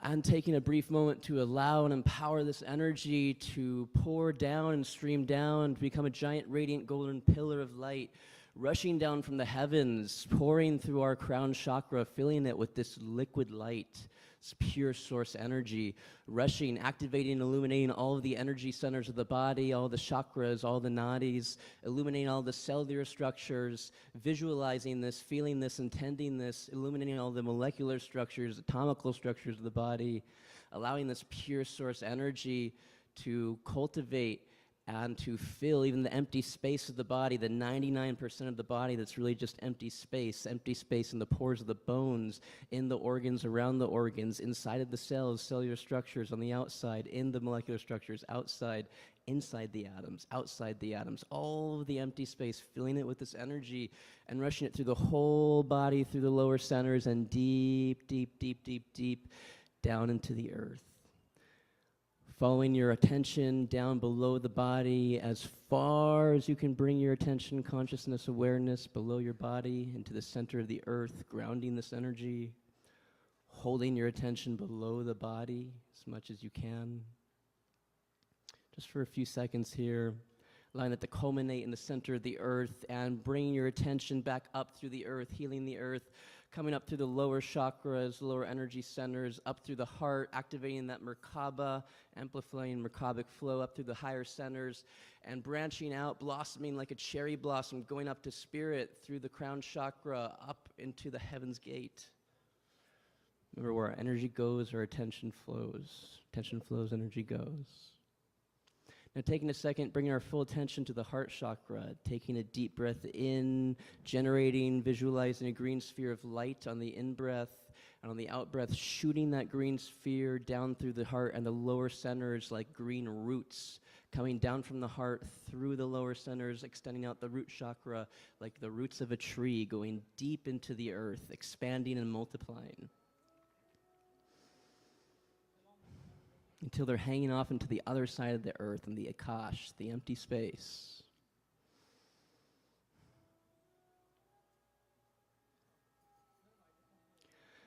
Becoming a bridge of the heavens and earth and the earth avatar, rooted and grounded in the heart. Asatoma Sadgamaya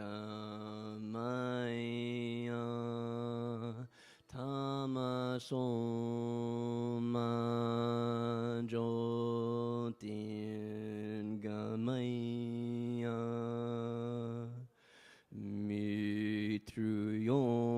Amritangamaya Om Shanti, Shanti, Shanti.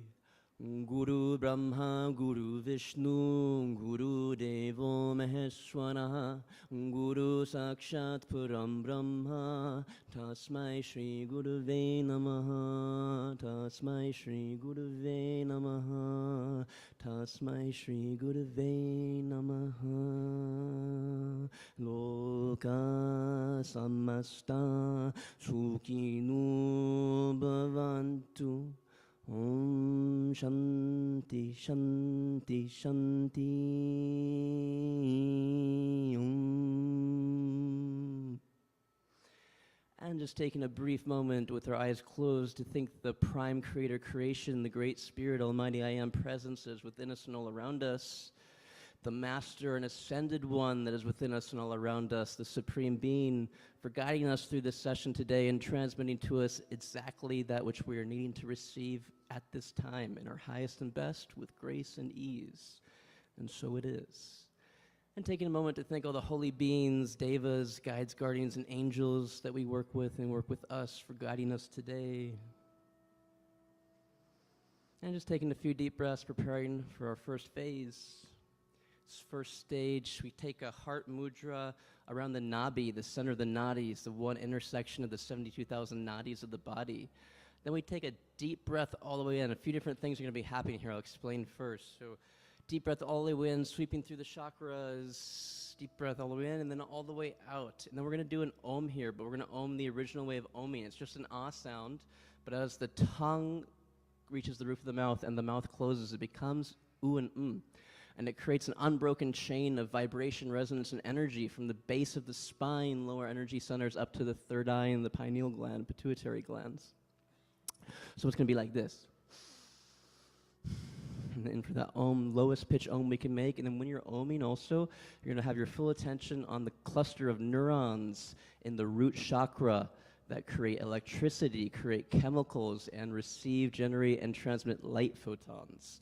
So we're going to see a full spectrum white light, which is like the sun, where it's a white gold surrounded by a rainbow, full spectrum white light in the root chakra while we om. So it's like this. All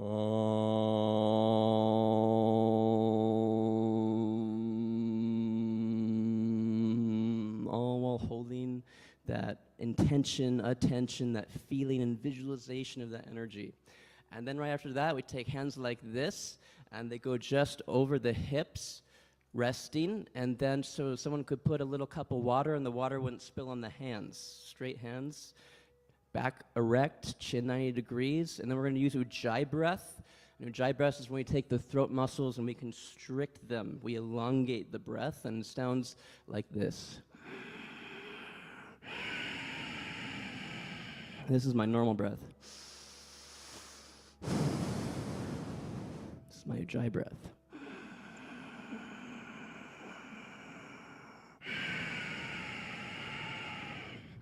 You want to feel a tightness or a constriction over here. And if it's hard to do in the beginning, it's okay. You'll get used to it. Just do the best you can to elongate the breath deep. This creates a Bohr effect in the body and super oxygenates, deeply oxygenates tissues in the body and many other things. So in this Ujjayi breath, we're going to do 4-second in-breath, 4-second hold, 6-second out-breath, 2 seconds in sublimation. In that 4-second in-breath, and this might sound like a lot now, guided, it's totally going to work really awesome. So in that 4-second in-breath, we're visualizing this full spectrum white light in the root chakra and it building the energy in that root chakra. On the 4-second hold, that energy is releasing through the whole body, radiating, shining, illuminating everything, shining like a diamond in the sun, sparkling. On the 6-second out-breath, that energy, we're expanding that energy in our consciousness to the whole nation, the whole world, the whole solar system and universe, if we can, to all beings, all dimensions, no exceptions. We do 6 rounds of that. Awesome, ready? I'll lead it. Cool.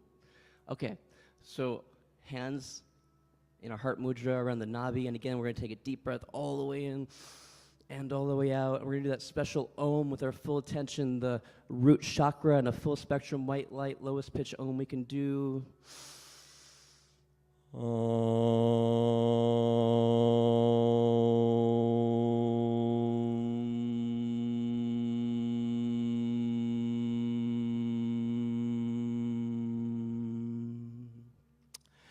And coming to the position just above the hips, hands flat so water wouldn't spill, spine erect, chin 90 degrees, and in Ujjayi breath, focusing on the first 30% of the lungs, diaphragmatic breathing, building that full spectrum white photonic light in the root chakra. In Ujjayi breath, ready, in, 2, 3, 4, and now holding the breath, expanding the energy through the whole body, shining like a diamond in the sun.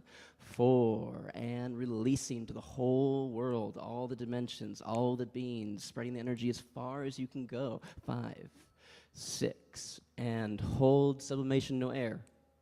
And building the energy, breathing in again. 2, 3, feeling the root chakra. 4, and holding, now expanding it through the whole body. Where your attention goes, energy flows. 3, 4, shining like a diamond and releasing to the whole world, expanding that energy as far as you can go. 4, 5, 6, and hold, no air, sublimation, and building energy together. Ready? And holding, expanding, shining like a diamond, subtle smile on the face, radiating the energy, illuminating everything, and releasing. As far as you can go. Holding, building the energy, breathing in. Holding, expanding, shining like a diamond in the sun, smile on the face, sparkling, and releasing. Final 2 rounds, making this the very best yet. Breathing in. Holding the energy, expanding through the whole body, illuminating all the cellular, molecular, atomical structures with this source energy, light, and releasing. Expanding as far as you can go. Holding no air. Final round on your own rhythm, keeping up with the light and the energy.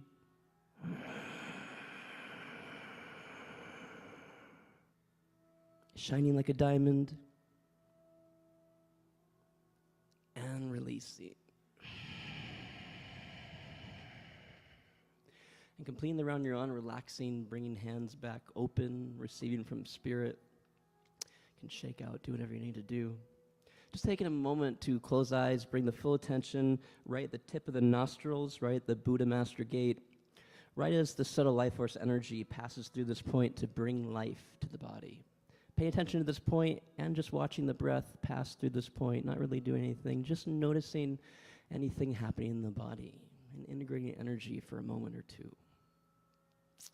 Also, while you integrate energy, this technique has 3 phases. Phase 1 is darkness, no color, no vibration, no energy, no feeling. Phase 2 is subtle colors, subtle vibrations, subtle feelings, subtle energies. Phase 3 is lightning energy, full-on visions, multidimensional experiences, all sorts of things. Very, very powerful. It becomes more real than this. Okay, kind of ready for our second round, and our second round is going to be like the first round, but our full attention will be on our heart chakra, on the 40,000 neurons, light photon generators of the heart. And we'll be bringing in a full spectrum emerald green energy to the heart chakra with this one. And this will also be coming up, taking a deep breath all the way in. This will be a second middle pitched Om. Om. And then after that, similar like the first stage, this, but it goes in the armpits, and the thumb goes as high up as possible. We have a lymph drainage and a chakra point right here. This drains lymph nodes and does many, many other things. So then we take that Ujjayi breath, and on the 4-second inhalation, we're building full spectrum green emerald energy in the heart chakra. On the hold, again, expanding it through the whole body, radiating like an emerald in the sun. On the out breath, releasing it to all beings, all dimensions, the whole universe as far as we can go. 6 rounds. Okay, awesome. Also, normal person, average human has 20 light photons per second coming out of their heart. Average human that does this for about 6 months goes from 20 light photons to 100,000 light photons coming per second from their heart chakra, measurable by machinery and human science. Okay, so heart mudra around Nabi. Take a deep breath all the way in and all the way out. And in for Om when you're ready.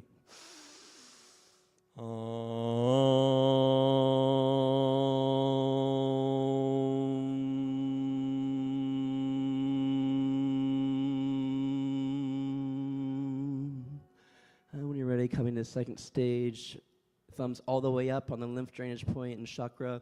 Hands should be touching with no air in the lungs. We're going to use the middle part of the lungs here in Ujjayi.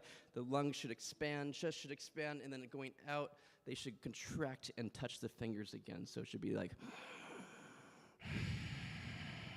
Okay, in Ujjayi, ready, building the energy, ready, in, 2, 3, 4, and hold and expanding to the whole body, illuminating all the cells, molecules, this green energy, 4, and releasing to the whole world, sharing with all the beings, all the dimensions, all the Buddhas, no exceptions, 6, and hold in sublimation, 2, and building the energy, bringing in, 2, 3, 4, and holding, now expanding through the whole body, shining like an emerald in the sun, sparkling, ready to pop. 3, 4, and releasing to the whole world, this whole universe if you can. 4, 5, 6, and hold sublimation. We'll go in together, 4 more rounds. Ready, building energy. Holding, expanding, smile on the face, shining like an emerald in the sun. And releasing.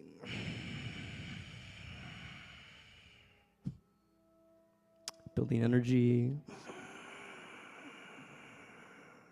Holding, expanding, shining like an emerald in the sun, subtle smile on the face, seeing the energy, feeling the energy, or intending the energy, or all of the above, and release.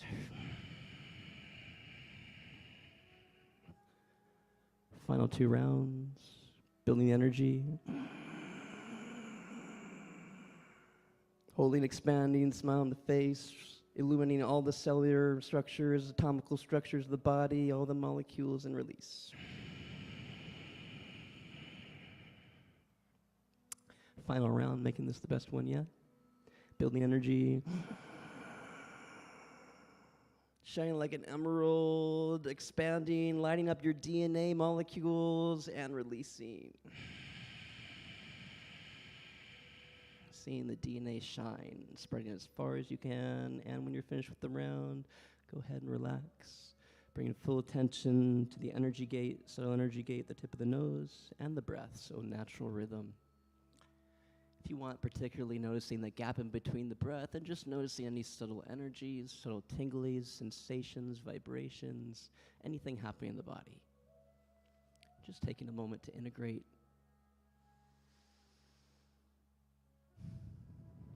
And going deeper and deeper into our true nature with each breath.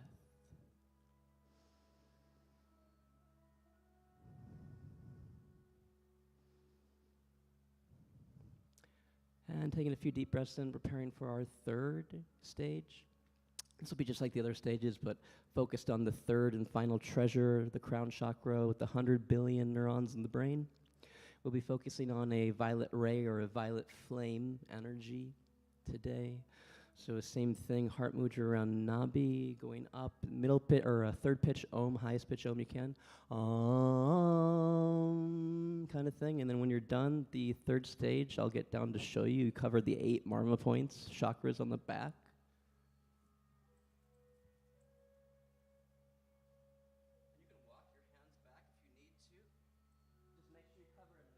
Being comfortable, don't push your body because I couldn't go all the way back in the beginning either. So just cover as much of that part as you can in the final stage. And then you're going to pretend that your nose is where your hands are and you have an empty vent back there and you're just using the top 30% of your lungs for this part. So we only do 4 rounds here. Okay, awesome. Heart mudra around nabi, deep breath all the way in and all the way out. In for Om.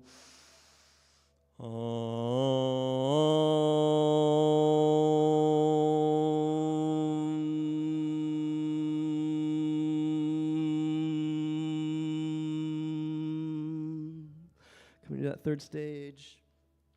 And just using the top part of the lungs like an empty vent in the back. Breathing in Ujjayi in the crown chakra. Ready, in. 2, 3, 4, and hold. 2, 3, shining like amethyst in the sun. 4, and releasing to the whole world, all the beings, all the dimensions, no exceptions. Whole universe if you can. 5, 6, and hold. 2, and breathing in, building energy, 2, 3, 4, and hold. Shining like an amethyst in the sun, 4, and releasing to the whole world, all the beings, whole universe if you can. 5, 6, and hold sublimation, 2, last 2 rounds together, breathing energy. Holding, shining.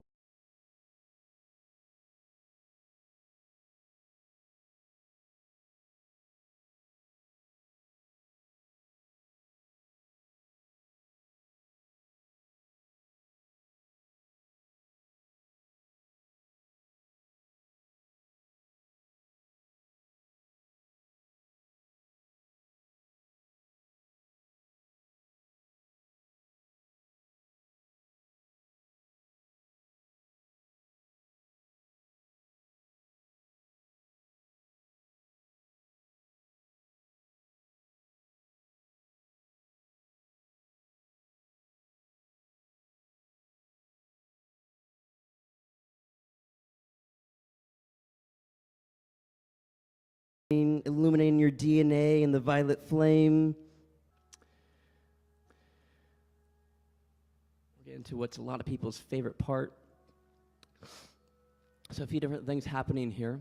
This is a very advanced version of Bastrika, or bellows breath, adding some quantum mechanics and elements as well.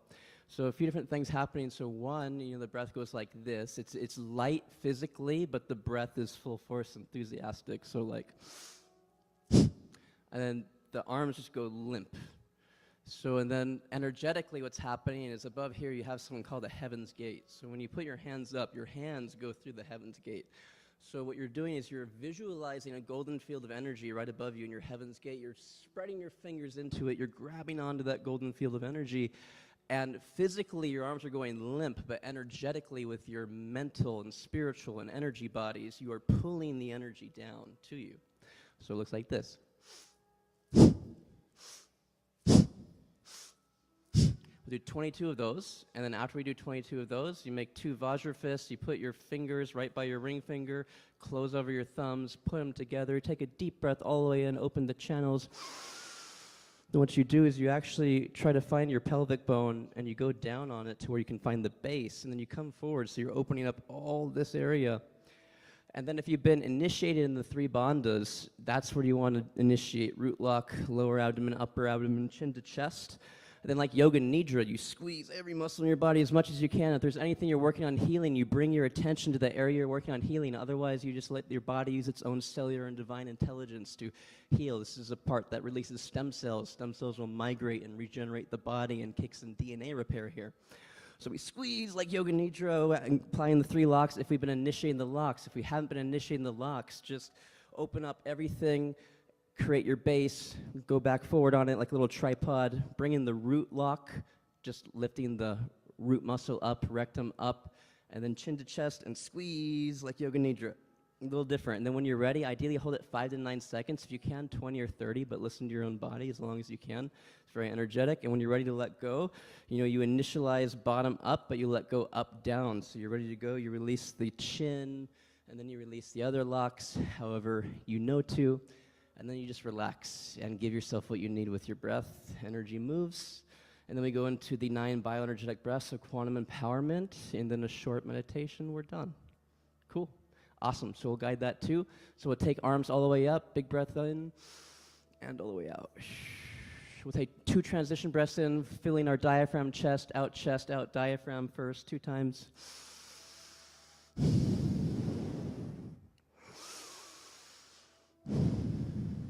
And ready.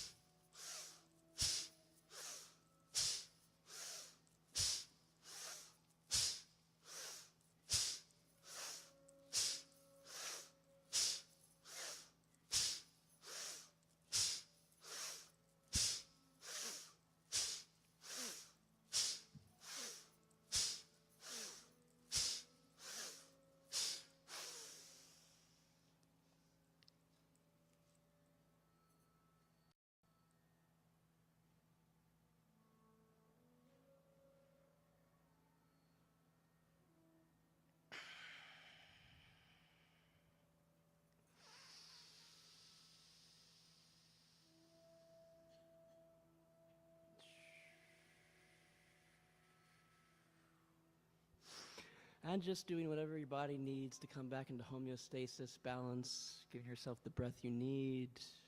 Noticing how energy is moving or not moving in the body, where it's stuck, where it moves. Noticing any subtle tinglies, vibrations, sensations. There's a lot of healing chemicals and endorphins and enkephalins that get released here. And just taking a few more breaths in and out, deeply, diaphragm and chest. And going into our 9 bioenergetic breaths of quantum empowerment. So this is really quick, really easy, really simple. Very, very powerful. It's like another version of yogic coffee like we just did. So you're going to take 9 breaths or 10 breaths, kind of. And it's going to be like this. In through nose, out through mouth, like this.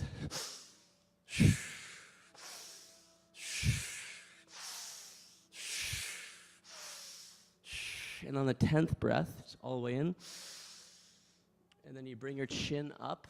You look into your third eye. You bring the tongue to the roof of the mouth. And then you bring the root lock up. And you hold that. And then done. Just like 9 seconds up to 20 seconds maybe. Whenever it feels right. Okay, ready? Awesome. Let's go.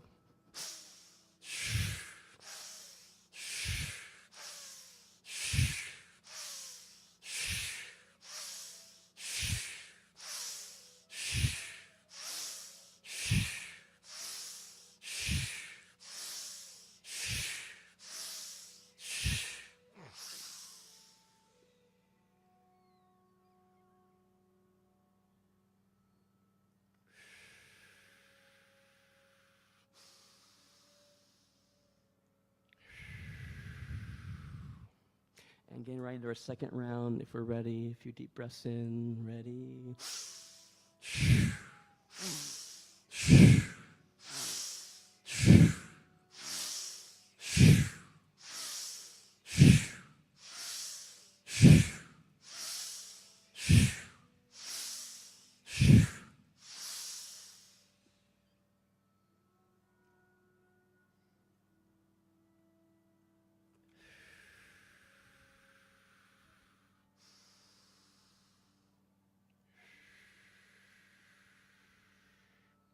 And third and final round, a few deep breaths in and ready. Okay.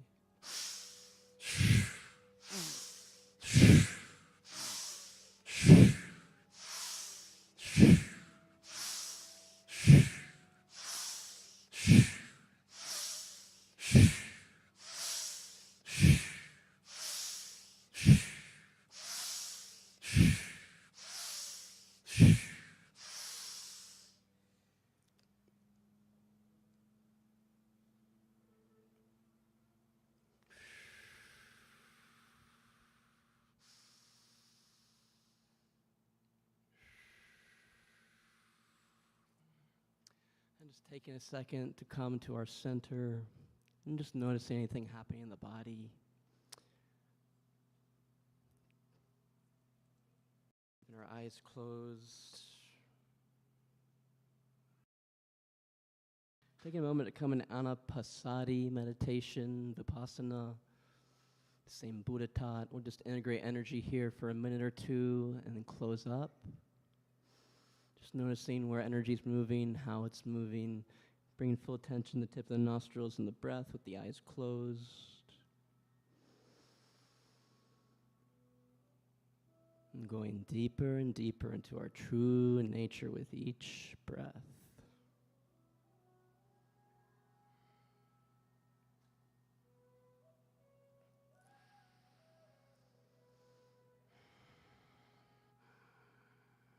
Just taking about a minute or two to integrate energy here, and we'll slowly come back to our bodies.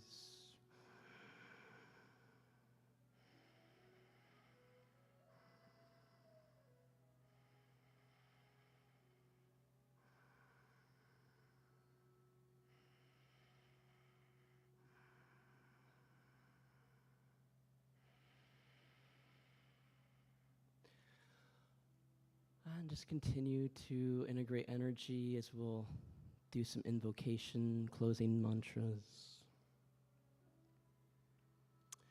Asato ma sangamaya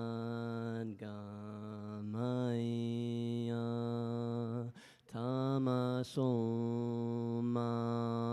Jyotirgamaya Mitruyom Amritangamaya Om Shanti Shanti Shanti Om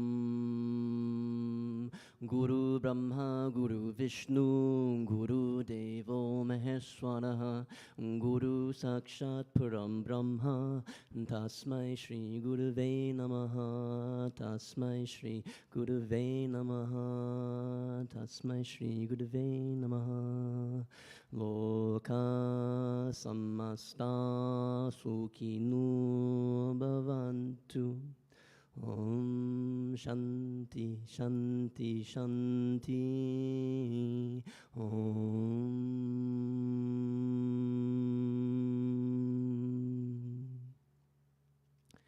And just taking a moment to scan our bodies like Yoga Nidra, wiggle fingers and toes, scan our environment with our third eye while keeping our eyes closed, doing whatever we need to in our own pace to come back to the body. And I'll just take a brief minute or two while everyone is coming back, settling in, to tell you brief 2 minutes of science and then how to connect. So we're just asking everyone to keep their eyes closed for a minute and to do whatever you need to do to come back or whenever it feels right to open eyes. So this is going to be a real speed version because we don't normally, normally it takes 2 to 3 hours to go over science, but we're going to give you 2 minutes, just some of the most important things that are happening. So when you cultivate this, there's a lot of different things going on. One, it gives us an ability to guide ourselves into altered states of alpha, theta, delta, gamma, superconsciousness, brain waves, divine consciousness, supra-conscious states. It also gives us an ability to control our emotions, as breath is connected to emotions, and breathing patterns is also breath is connected to brain waves, and breath is also connected to dimensions. So they found that brain waves are connected to which dimension we're receiving from. So we can actually use the breath to control our rhythm to keep ourselves in alpha brainwave, theta brainwave, or delta or gamma brainwave to receive from higher dimensions, higher realms, other masters, and such things. So it gives us login passwords to all other dimensions. So there's a lot of different things happening, but if y'all would like to know more, like one, stem cells happening, DNA repairs happening, all sorts of incredible things are happening. However, we will be available to go deep into the science. Anyone has questions, there's a lot going on here. And there's a lot of different stages of cultivation in this technique. So we will be at the Jampa and Quantum Dragon Alchemy booth, and we will be available if anyone would like to, has any questions or would like to go deeper or find out how to learn and all that. We're very available online and also in person. Let's see, then one announcement, there's also the Jampa that is available. So we are also offering Marma therapy while we're here, which is Ayurvedic energy medicine, chakra tests, energy testing, light body testing, then quantum sound healing also while we're here. And then we have 102 samples of this Maituna Prana stuff and Healing Heart, which helps amplify the electromagnetic field and the Ojas energies and meditation energies, Kundalini energies, and activate third eye. So just like stepping into a pyramid, cultivates meditation, amplifies the effects. This stuff also does. It's actually some of the stuff the ancient rishis and ancient pharaohs and Jedi used to do in the pyramid to have the incredible experiences, although they also work just totally naturally as well. So all that will be available. We have 100 or 200 people with the samples with, so come see us. Also free medicine consulting, and yeah, we're totally here and available for any and all questions. Was good? The Jampa medicine as well good. was sanctioned by the Dalai Lama. It does come from the Soyaripa tradition and the Ayurveda Siddha medicine. So we have that table, and we are also going to be doing cacao with Silver Moon chocolates from Asheville, organic, raw, vegan cacao with the Jampa medicine. So come see us. And we have a mailing list if you'd like to sign up. Yep. And doing the practice every day for 4 days makes the anandamide 4 times as strong in the body, so we're 4 times as blissed out and happy, and many other things. But we'll see you. Blessings. Thank you. Give them another round of applause. Weren't they amazing? If you could wait just a second, facilitator. We'll also be offering Diksha blessings at the booth as well from the enlightened masters that saved our life. Okay, next, while they're doing that, we are going to have you stand up, move your body. We're going to have some music. Pari. Chandu. I'm calling you.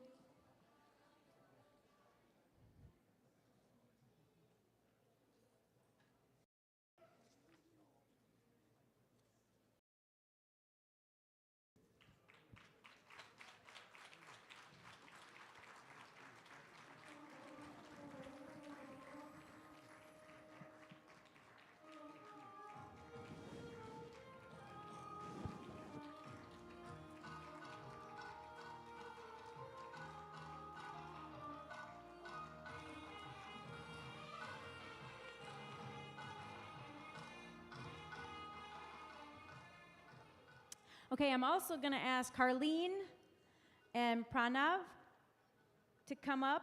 Oh, Saketh. Are we all here? Are we here? We got to get our bodies moving. How do you guys feel? Were you relaxed? Do you feel energized? Both? A little both? Okay. Well, we're going to do East meets West here. Is Chandu here? I had the privilege, I did not get to meet Chandu when I was in India.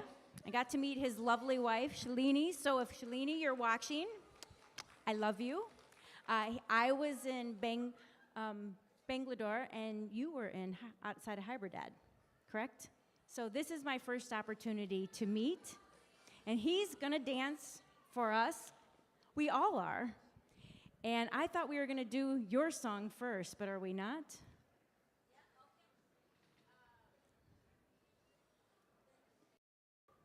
Otherwise, we're just going to shake it off.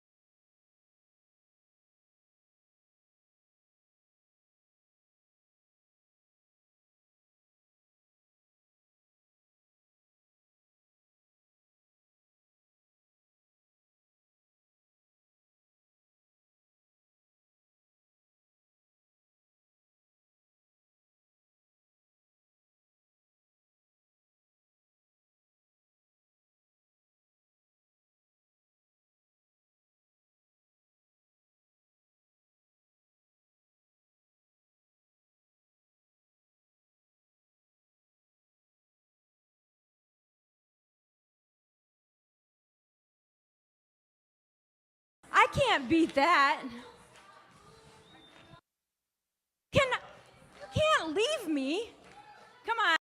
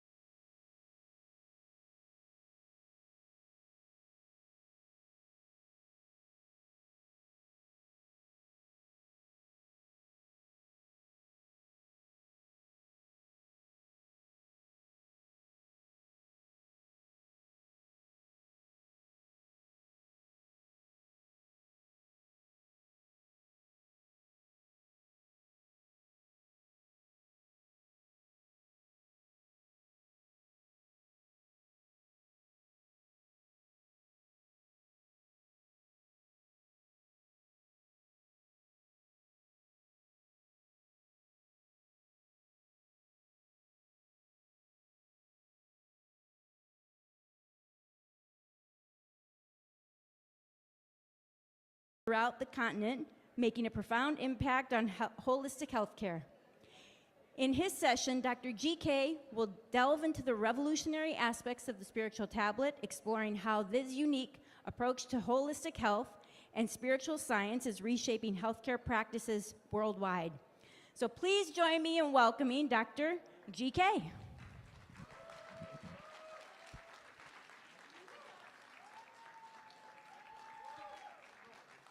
can keep going. Oh, no. Oh, you're going to get the mic. Okay, thanks. Okay, next we have Dr. Nirja Shakula, MD, MBA, MPH, originally from India, and now she currently resides in St. Louis, Missouri, with her husband and 2 sons. She's an experienced OBGYN with over 17 years of direct patient care experience. After obtaining her MBA, she transitioned into healthcare executive role within the SSM Health Group of Hospitals in St. Louis, where she continues to make a significant impact. Since 2019, she has embraced a spiritual journey, regularly chanting the Vishnu Sahasranama, the Bhagavad Gita, and another one that I don't think I will be able to pronounce, the Narayaniyam. Okay. Her dedication to spiritual growth led to her join the PSSM meditation movement in 2020. She continues to explore the profound benefits of meditation, deepening your practice and understanding each day and integrating it into her life. Please welcome. So thank you for being here.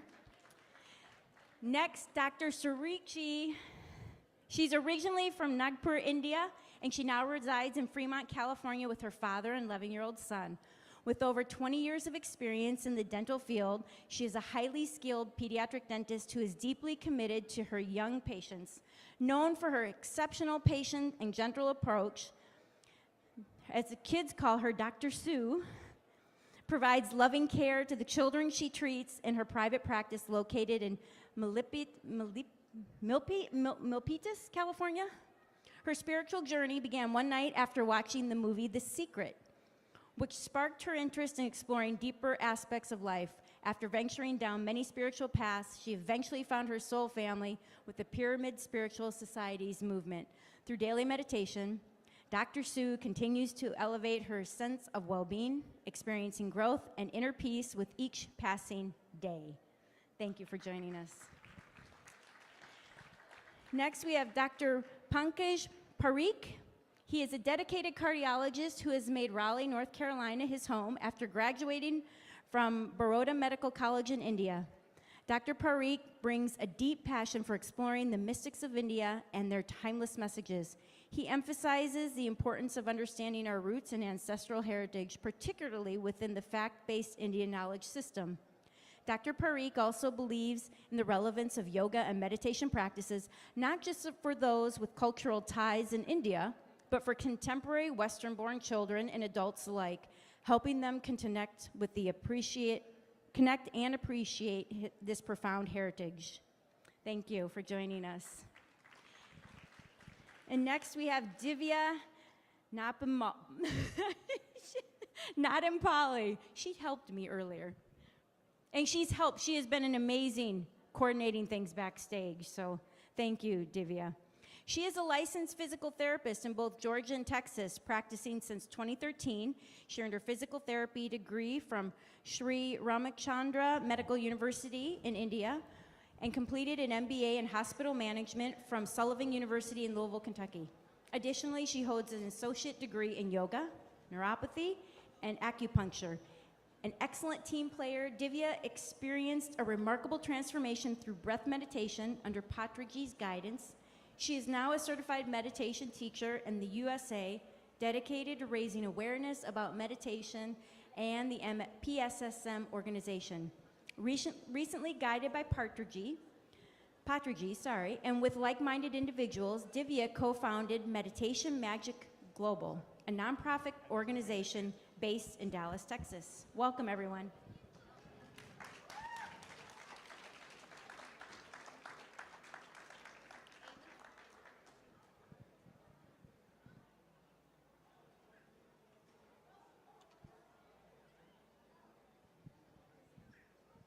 Who?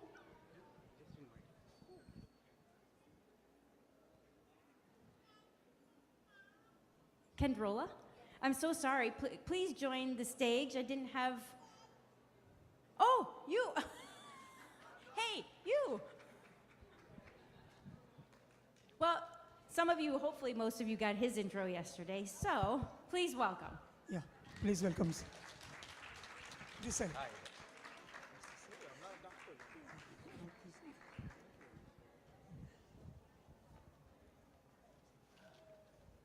Yeah, thank you. Please sit down.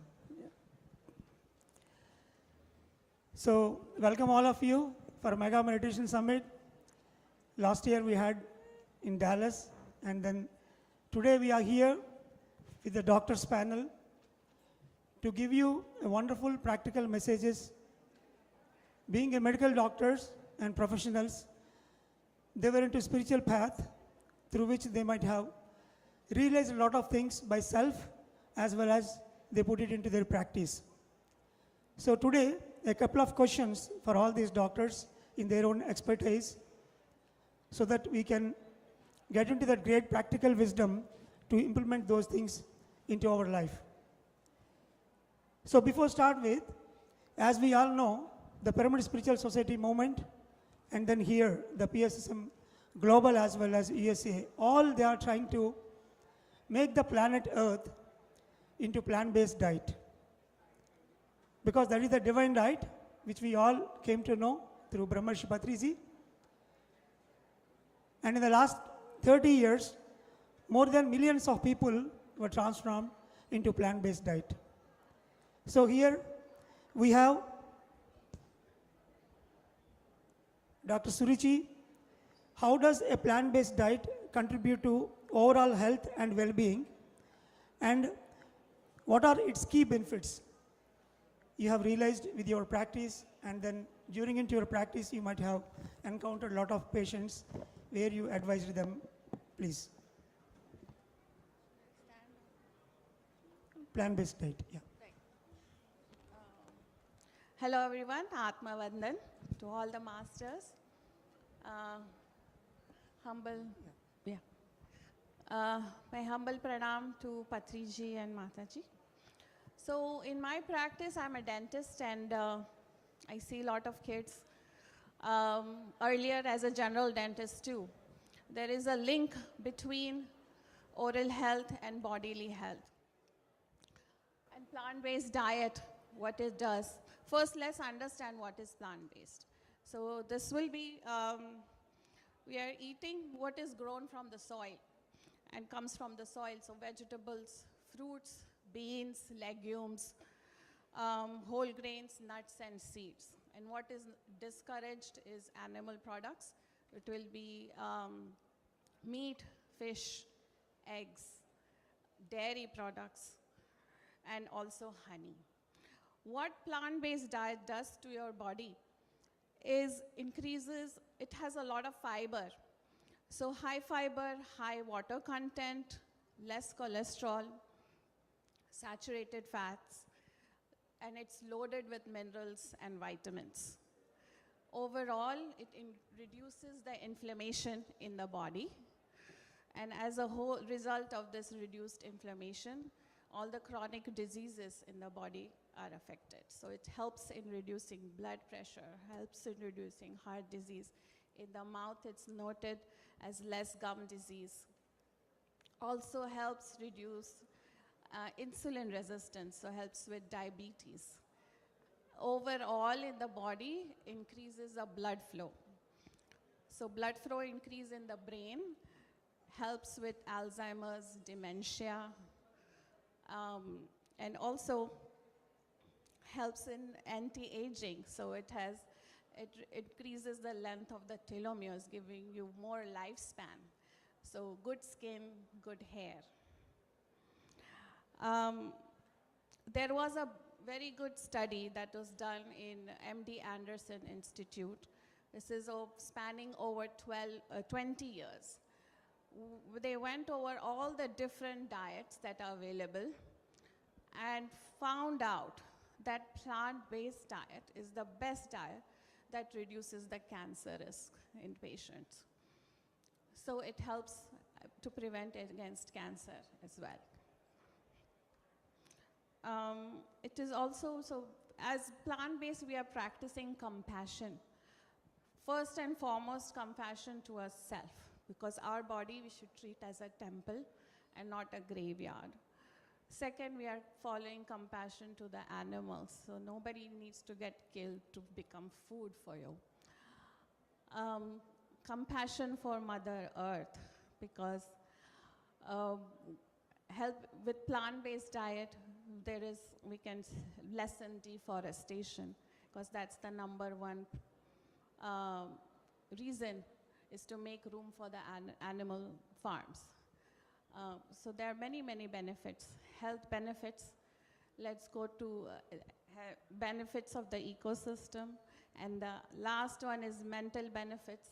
So it helps with depression, increases your consciousness.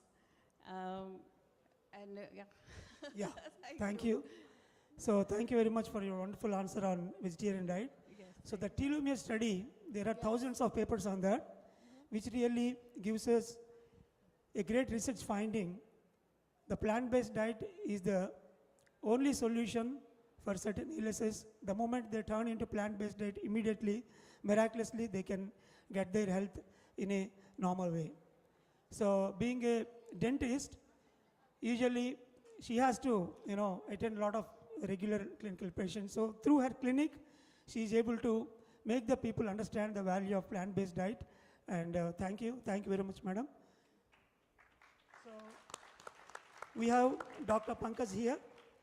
Can yoga and meditation help in the prevention and treatment of heart diseases? So sir is a cardiologist. So from the cardiologist, we have to understand today, of course, since last 1.5 days, you are already listening to a lot of transformations through meditation, how best they might have cured their illnesses. But through a cardiologist, we try to understand what yoga and meditation will give us benefit. Yes, sir. Please. Thank you for giving me the opportunity to share on this podium. I didn't realize the light could be so much obtrusive between me and all of you sitting in the front. Pankaj Parikh, cardiologist locally, practicing in Raleigh for about 30 years now, originally from India, from Gujarat. It's so appropriate to talk about heart disease to the population that I am dealing with here. About, I think 90% are from Indian background. And I hope all of them realize that thank you very much, we Indians are unusually prone to heart disease compared to all the other population in the world. If I have to see, Orientals have the least heart disease. Indians, South Asians have the highest heart disease incidence per capita.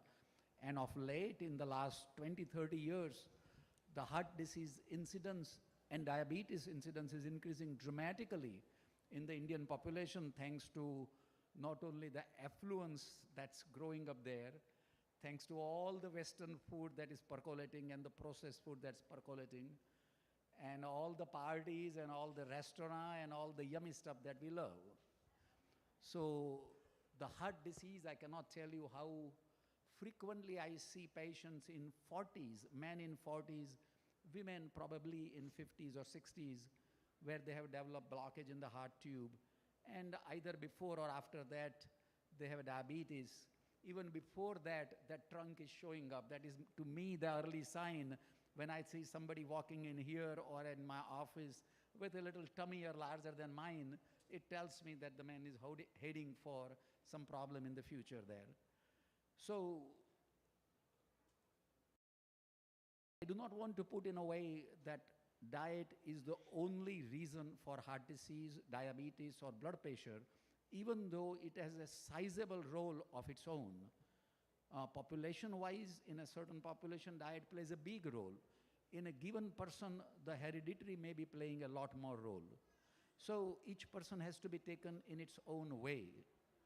Where does the yoga and meditation come in picture in that? The lifestyle that the people who develop heart disease, if that is bad, which in a sizable number is a overeating,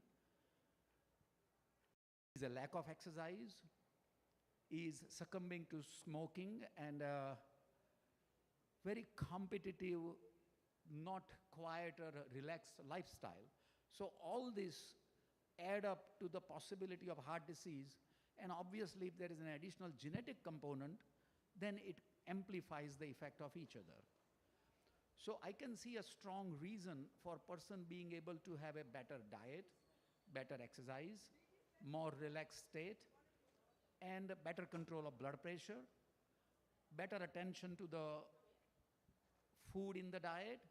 If the person has recourse to yoga meditation to help be peaceful with himself, that helps lessen the competitiveness, that helps lessen the rut of the life, and hopefully directs him to more looking after himself and loving himself and doing better for his own self.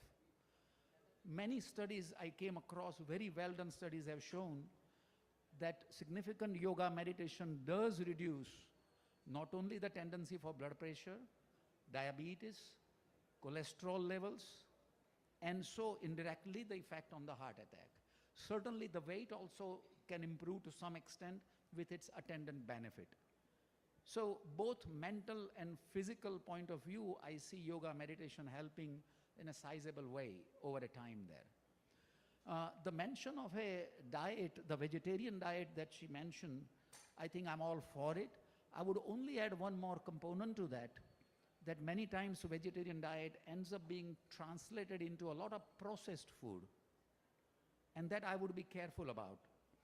Like say hummus is processed, chickpeas are not as much processed. Orange juice is processed, but not oranges. So the more processed the food is, the lesser the fibers, more white carbs and higher glycemic index, more glucose load, more need to eat more, your satiety would not be enough. So I'll be careful while using vegetarian diet not to fall prey to the processed food. Stay as much as possible to the fresh fruits and vegetables, good dose of nuts, sprouted beans, and so on and so forth. So that would be an additional support. I think that helps the answer. Thank you. Thank you very much, sir. So, as we all know, the 5 cardinal factors.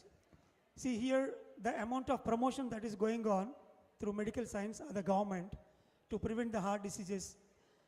Like they always talk about smoking, alcohol, obesity, diabetes, and hypertension. But in fact, all these 5 factors are completely elevated, provided the government will promote the meditation part. Because meditation automatically reduces the habituation towards the alcohol and smoking. In general, like the other 3 factors, sir has very clearly told about how can we reduce our diabetes, hypertension, and then obesity through meditation. So that's why there should be a phenomenal shift is required, promoting more about meditation rather than rest of the 5 factors. That is what we have to understand today. And now we have Dr. from St. Louis. So she's a practicing gynecologist. From her, we would like to know, how does meditation benefit a pregnant woman, in utero babies, and children during their formative years? Okay? So because today, most of the mothers, they are following meditation, and then until the process of delivery, through meditation, they have got a lot of, results. So from the gynecologist, we'd like to know about the fact, please.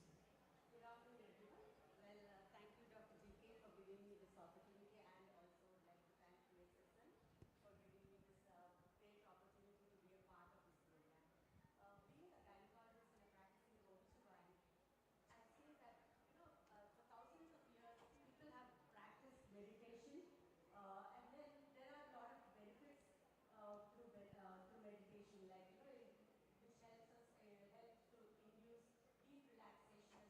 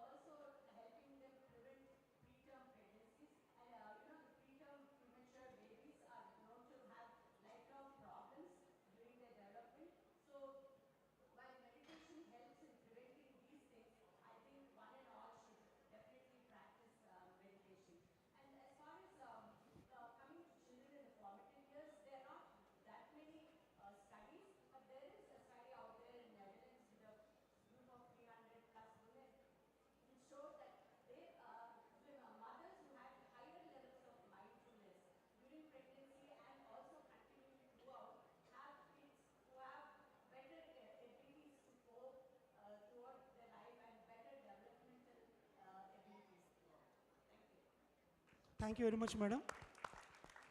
So during my medical school, in the final year, they took us to a field trip where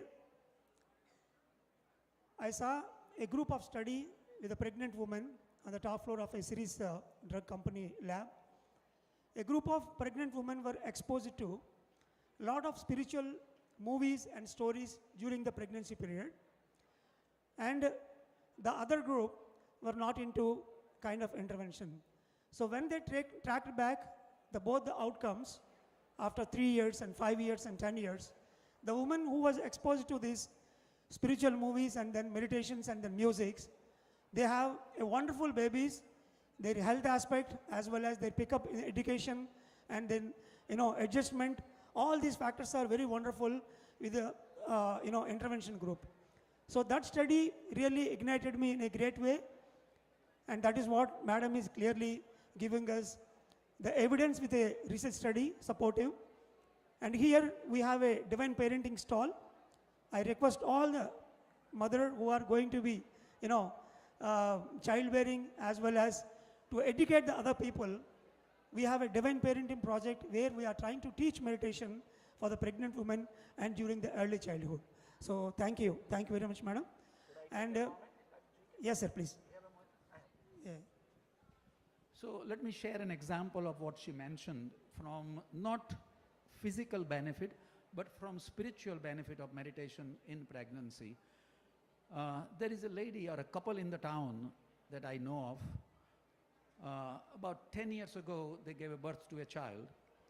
But before that, through their teacher in India, they had started a planning that they want to invite a soul, and I think that was mentioned earlier.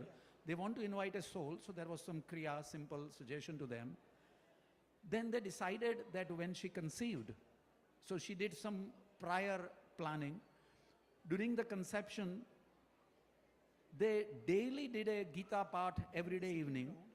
They did not watch a single garbage movie on the TV or the junk shows. The child is born. At about 6 or 7 years of age, the child comes across, or they come across an Indian program where the children can be sort of connected to the roots better.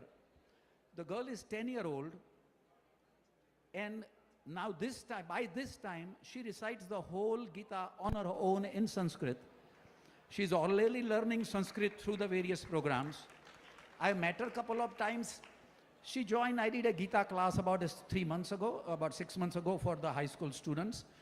Even though she's a 10-year-old, she joined just to recite Gita. And I had suggested that she could leave subsequently because she may not be interested, and she stayed the whole class. She sent me the summary of what I spoke at the end, and her parents told me that we would have to move her, means for them, to a much higher level looking at her summary that she has written. So these are the possibilities. I have my grandchildren, and I really wish those who are getting into pregnancy, or those who have children who are getting into, suggest them there are possibilities available for them to invite really higher souls to jumpstart their journey in a much better way and bring a lot more uplifting of the humanity by large. The great souls are waiting to find such parents. Thank you, sir, for your great examples and adding additional things. And we have a physiotherapist here from Dallas. She looks very, great background worker, I can say. See, among the medical illnesses, the neurological disorders we all know, because the nerve cell, once it is damaged, it cannot be regenerated. That's why usually we see the paralysis patients or any stroke illnesses. For the lifetime, whatever the residual damage that is there, it will stay all the time. Almost they lose the hope that they can recover from the illness. So here, Dr. Divya, being a physiotherapist, he is going to give us the impact of meditation related to the neurological disorders in her own experience and study. Please. Thank you, Dr. GK. Namaskar, everyone. So to explain this, I would like to quote a small case study that happened in my clinic when I was working in an outpatient department. So I had a patient named Pam, It's a made-up name, so no privacy here, no privacy issues here. It's a made-up name, Miss Pam. So this Miss Pam was diagnosed with stroke. She had a brain stroke, and she paralyzed the entire left side of the body. She was unable to walk, unable to stand, and unable to do anything for herself. So she wheeled herself into the clinic, and we're about to make her stand in the parallel bars. So how many have you guys been to PT clinics, physical therapy clinics? Anyone in here? Yes, yes. So in the PT clinics, right, we have 2 big bars so that supports a patient to stand and walk. So myself, with other therapists, we're trying to make Miss Pam to stand here. So we were supporting her from both sides, right and left side, so that she won't fall. But she was unable to stand. The moment we say, Pam, can you please stand up? She would freeze. This is not happening in the physically about the nerves on the bones. It's also the mental component. She's so fearful that she's going to fall. She's fearful that the minute she stands, she's going to stumble and fall. So we took several attempts for this patient to stand, just to stand on her 2 legs. So like a last resort, I thought I would introduce her to meditation. So I made her to sit down, make her lay down on the couch, and said, Pam, let's try to relax your body and mind. She said, yes, let's try. And I tried her to deep relaxation, trying to make her relax her legs, hands, and then body, head, and the lungs, and the stomach areas. She was a little bit relaxed. And from then, I was trying to guide her into visualizations. I made her to visualize that she was standing and she is walking. With just 15-20 minutes of this practice, just simple mindfulness practice, immediately she's able to stand and take 2 steps. So that was a miracle that happened in my clinic. I witnessed it. So definitely meditation also addresses not just the physical component, but also the mental component the patient has, the anxiety and the fears we all process. Thank you, Dr. GK. Thank you very much for that wonderful case study. Yes, miracles do happen. And in the last 25 years of my journey, there are cases where even the physiotherapy, once they do meditation with a neurological illness, they start getting the physical movements in the body itself while doing meditation. And body itself will move during meditation, and that energy will kicks out to do a kind of physiotherapy movements, and in long run, in a couple of months, they are regaining the energy. We may not say that they may not completely cure, but whatever the amount of weakness that is there, definitely more than 50% we can bring with the meditation, because the psychosomatic component that is involved behind that illness. So now we'll try to understand. This is a very common question for all of us, and maybe Sarah also. The impact of meditation on stress. So we all know, starting from the child in the school to the corporates, the stress is the underlying factor. So how does the meditation is going to help to relieve from the stress? Dr. Surichi, you please give. Thank you. What I have noticed with myself, I've been through common life stresses. Meditation has taught me about myself. What are my belief systems? What are my shadows, my dark areas? And slowly, step by step, I have cleared all these dark areas. And it's still a process, I'm still working on it, but has increased self-love and healed depression. So every day feeling better and getting to increase compassion and love for everyone and for self. That's how it is. Yeah, thank you. So anyone want to add additional, sir, regarding the stress? On the stress? Yes. If the purpose of the life is to grow, to enjoy, to learn, to share the bounty that we have been given, not only as a human body and the mind and the senses, but also this extraordinary earth, sky, stars, and the universe. We are here to have as much of all as we can. And if our mind is bogged down in stresses of the life, I cannot imagine how we can enjoy. So even to that purpose, understanding our mind, being able to be its witness and putting it aside, seeing its turbulences and letting it go, it frees so much more time for us that we have much more time available for all the things that I mentioned. So I do not see anything to go. You might think that 10 and 20 minutes are lost in the day. No, you will gain 10 and 20 hours in a day. That's what would happen. Or at the end of the week, you will find you have 10 hours more for yourself to do all that you want to do if 10 minutes of time is given for the meditation. So stress relief is like a deceased patient making it better. I'm talking about making a normal person being a Superman. So there's a whole journey. Somewhere we have to start, isn't it? Thank you, sir. Thank you very much for your adding. I request Ken to respond on this. So if you remember, if you were in my talk yesterday, I mentioned that consciousness comes first, matter comes second. Consciousness creates matter. And so with disease or stress or health or lack thereof, it always, always, always starts in the mind and the emotions. And it comes from trauma. It always comes from trauma.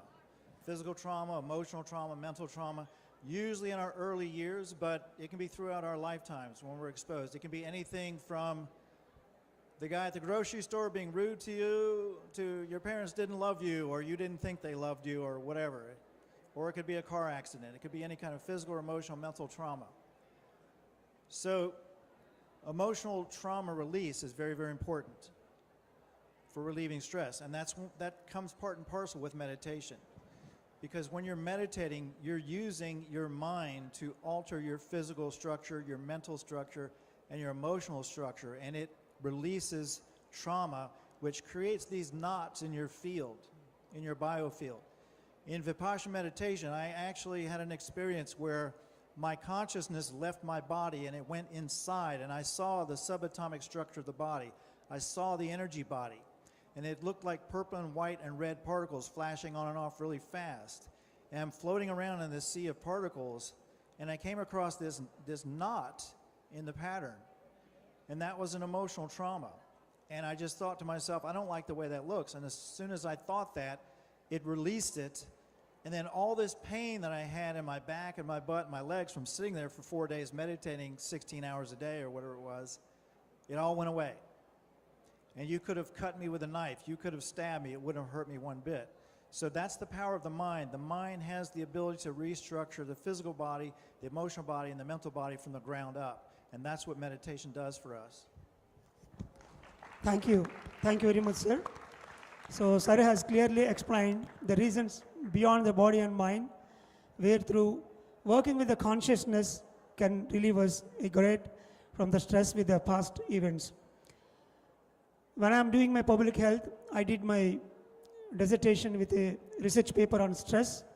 It's a mixed method study where we try to compare between the three categories, one with 5 years of meditation, the other with 1 year meditation, and then 0 meditation. So when we compared these three categories, without meditation there is around 70 to 80% of the stress, and one with 1 year it is around 60%, and a person with more than 5 years of meditation where they worked with their consciousness, they had below 40%. So there is a clear-cut graph we got. So today, to relieve the stress, meditation is the only answer. Otherwise, slowly it will lead to the psychosomatic illnesses for which we need to seek the medical attention. And now, I request Dr. Pankaj to give his details on near-death experiences and past life events are well documented today. How can this understanding help in alleviating major life illnesses? So we know most of the major life illnesses, there the people will encounter this NDE, near-death experiences. So Please, I request you, sir, to give your note on that. So about 10, 15 years ago, even though I was practicing medicine, I hadn't heard much about the near-death or past life regression stories. Came across several well-documented, now documented doesn't mean that they have been proven, but people whom you can trust listening to them. So many experiences I came across among the people. Some have been speaking all over the world. That shows very clearly that what has been told in Gita and our scriptures, that the life is a continuum. It is not a one-stop situation that you come and go, but there is an ongoing experiencing of the soul again and again and again. So both these past life regression stories, well, Dr. Brian Weiss in US have done a lot of work on that, as well as near-death experiences, which I'm going to mention one of them. What they help us in illnesses, and here I'm talking about illnesses managing psychologically, because when I see a patient who has a cancer or has a family member who has a cancer, people are really distraught, not only with the gravity of the illness, but also with a possible untoward outcome or a death that they may be facing in the future. So it is mentally devastating in a way to the individual as well as to the family. So very often at that time I have shared with them some of these near-death experiences, which I think very well shows that while we think that this is the only body, mind, and the life that we are living, there is much more to the life than what our brain or mind knows. So one such experience I will share with you with the people that I have come across. There is a lady called Anita Murjani, an Indian lady but born and raised in Hong Kong, who in her 30s developed a blood cancer, almost died, was unconscious, and she had probably few days to live at that time. I've seen the pictures, so I believe the story, and then I'm sure that it has been documented from her medical literature. During that unconscious state, she woke up into another realm. She saw not only what's happening around her, but also ended up meeting her dead father and a brother who was traveling from India to meet her. She realized the largeness of her existence and the possible reasons of the trauma that she had in her prior lives that were, and in the current lives, and she mentions that contributed to her illness. And she realized that while the body has become frail, she has a possible mission in all her life to deliver this message, what she has experienced, to the people. She comes back and survives that terminal illness and now tells all the people what her experience was. If you just put on a YouTube, and we can play that, we can put on a YouTube TED Talk by Anita Murjani. This is the end of it, what is being played. What was her conclusion? At the end, she mentions in the TED Talk that is worth listening to.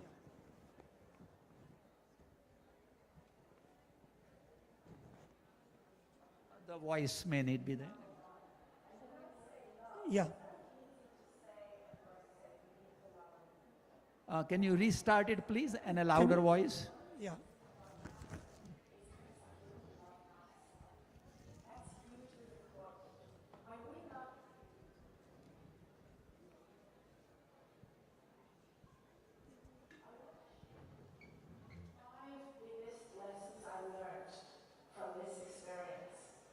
Number one, the most important thing that I learned, the most important thing we have here to focus our awareness on is love. That is number one. And when I say love, it's very easy to say, for us to say, we need to love other people. But one of the things I learned is that one of the reasons I got cancer is because I didn't love myself. That's hugely important. When we love ourselves, we value ourselves. When we value ourselves, we teach people how to treat us. When you love yourself,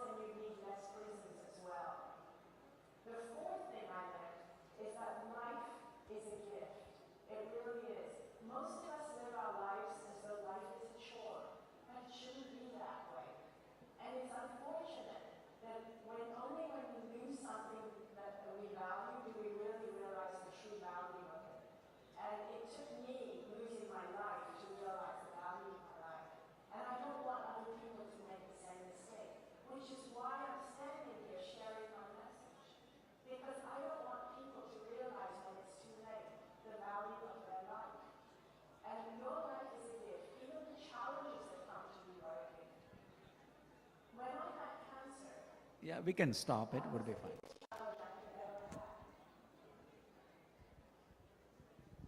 Of the most important thing she mentions, the third talk. Yeah, we can conclude. Right. We conclude in 1 minute. Yeah. Please come here, sir. Of the third thing, joy, she mentioned as an important thing in this. And we saw an example of joy when he and others were dancing here. A great way to celebrate and move forward. So let that be also as much a part of the life as a silent sitting of meditation. Both have their own beauty.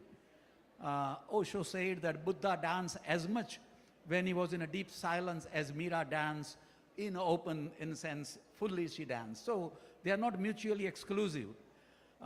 As to the first point that she mentioned of love, I think what she's mentioning is not the love that we have in our mind, love of my dog, or love of my body, or love of my eyes, and blah, blah, blah. So that is not the love being talked about. There is no better way to experience the love that she's talking about other than being in a deep meditation. That is where you touch your innermost core, which is nothing but the love itself. And once it is touched, there is nothing else but for you to give that love to others. It is not about getting love from the others. It's about loving the people. It's about being the love itself. So that is the core message of all that I have learned so far in my life. That it is worthwhile. It is very selfish to be meditative because it makes you love-filled core, and then there is nothing else but Satchidananda at that point. So that's a major reason to move in that direction. Forget about the ancillary benefits of reducing the stress and making the body better or making the blood pressure a little 5 millimeter lower. There is a lot more benefit to that than this smaller physical gains. I'm not against, I'm a physician. So physical gains matter, but 1,000 times more are the so-called spiritual gains where life becomes a joy. So lot more. Thank you. Thank you very much, sir. So thank you very much for bringing this wonderful TED Talk. And Ken, yes. So I've had a bunch of near-death experiences in my life, starting at an early age. I was kind of a rambunctious kid, so I got myself into trouble a few times and came close to death. But two that stand out to me: when I was 19 years old, I had a motorcycle accident, and I was going 55 miles an hour and I slammed into a car. I had no time to brake. And in the split second before I hit the car, time slowed down. It was like time froze, and I could feel the signal from my brain going down to my foot to hit the brake, and there was no time. And I hit the car, I blacked out. I flew about 50 feet through the air, and then next thing you know, I'm in darkness, and I'm going up this tunnel of light. And at some point, all of a sudden, I got pulled back into my body. And I didn't know it at the time, but I was laying in the middle of the street, and there was a police officer over me, and all I could see was this face. I couldn't see anything around, it was just his face asking me if I was okay, and I felt fine. I wasn't in any pain. I was like, yeah, I'm great. And, but in reality, I had blood all over me, and I was really cut up. And what that taught me was, as she mentioned in the video, how precious life is. In that split second before I hit that car, the only thing I could think of was, I've got so much more to do. I can't die like this. I've got so much more to do. And you've heard people say their life flashes before their eyes. Well, my life didn't flash before my eyes, but it was like somebody downloaded everything I had ever experienced in my life up to that point, all in one split second. It's like I experienced everything I'd ever done in a split second. And so you really realize what's important in life and how precious it is. And then more recently, during the height of COVID in 2021, I was out teaching how to cure COVID inexpensively and simply. And the powers that be really didn't want that knowledge coming out. And so somebody tried to kill me. I don't know if it was the military or the CIA, but it was somebody in that vein, used an energy weapon, hit me, and I came very, very, very close to death. And what pulled me out of it was my mind, my consciousness. It wasn't anything that I read in the news. It wasn't any knowledge that I had. It was sheer force of will. When I was hit with this energy weapon, I got hit with intense pain. I started coughing up blood. and then I felt this black enveloping me. And it was like I was sinking down this hole of blackness, and I could feel my life leaving me.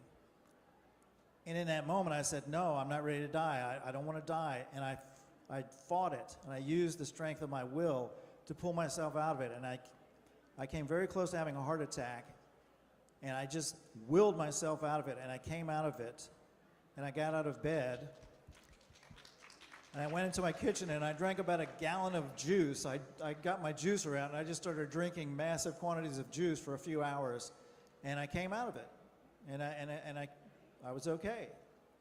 And then years later, I wound up being interviewed by a Navy SEALs trainer, and they're highly trained in the ways of consciousness and meditation and those kinds of things. And he told me the same thing, that he had been in a situation where he was under attack with an energy weapon, and he used his mind. He connected up to the consciousness of the people in a neighboring town, and he said he reached out and connected to all the people who were against war and asked for their help to defend himself from this energy weapon, and he was able to repel it and keep it from harming him, and he survived it. So this is what I've learned from near-death experiences. It's like we are incredibly powerful, and life is an incredible gift that we have. Thank you. Thank you very much, sir, for bringing in beautiful near-death experience of your own. And thank you, Dr. Pankaj, and then Surichi, and Dr. Neeraja, and Dr. Divya, and Ken, for this wonderful evening and sharing your knowledge from the medical perspective as well as with the spiritual background. And thank you, Mega Meditation Summit, and all the masters for attending this event. And whatever the wisdom that was shared here, please try to take it forward to all your fellow beings, and then try to implement meditation and plant-based diet to attain healthy, happy, and prosperous life. Thank you. Thank you very much.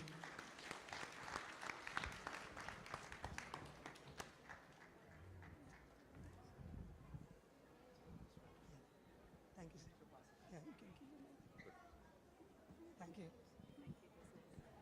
All right, thank you, everybody. That was great. Did you guys enjoy that? అది నా speech అయిపోయిన తర్వాత చెప్తాను. Yeah, if you could stay on the చేస్తారా? stage for a moment, please. Thank you. And the facilitators.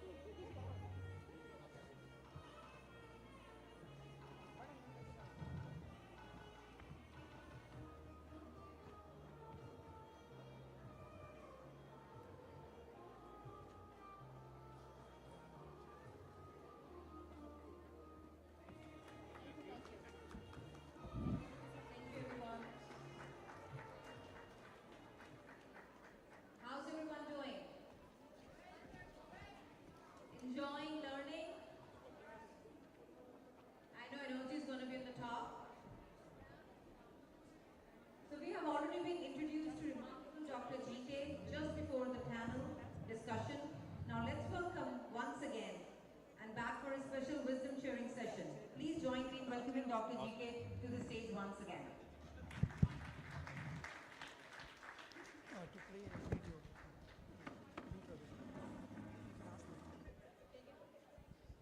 you play the video?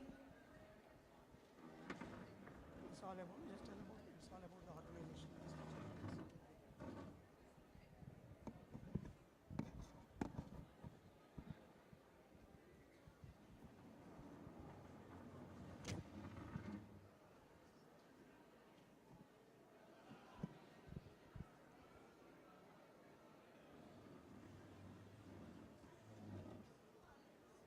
Audio? Play from the beginning, please.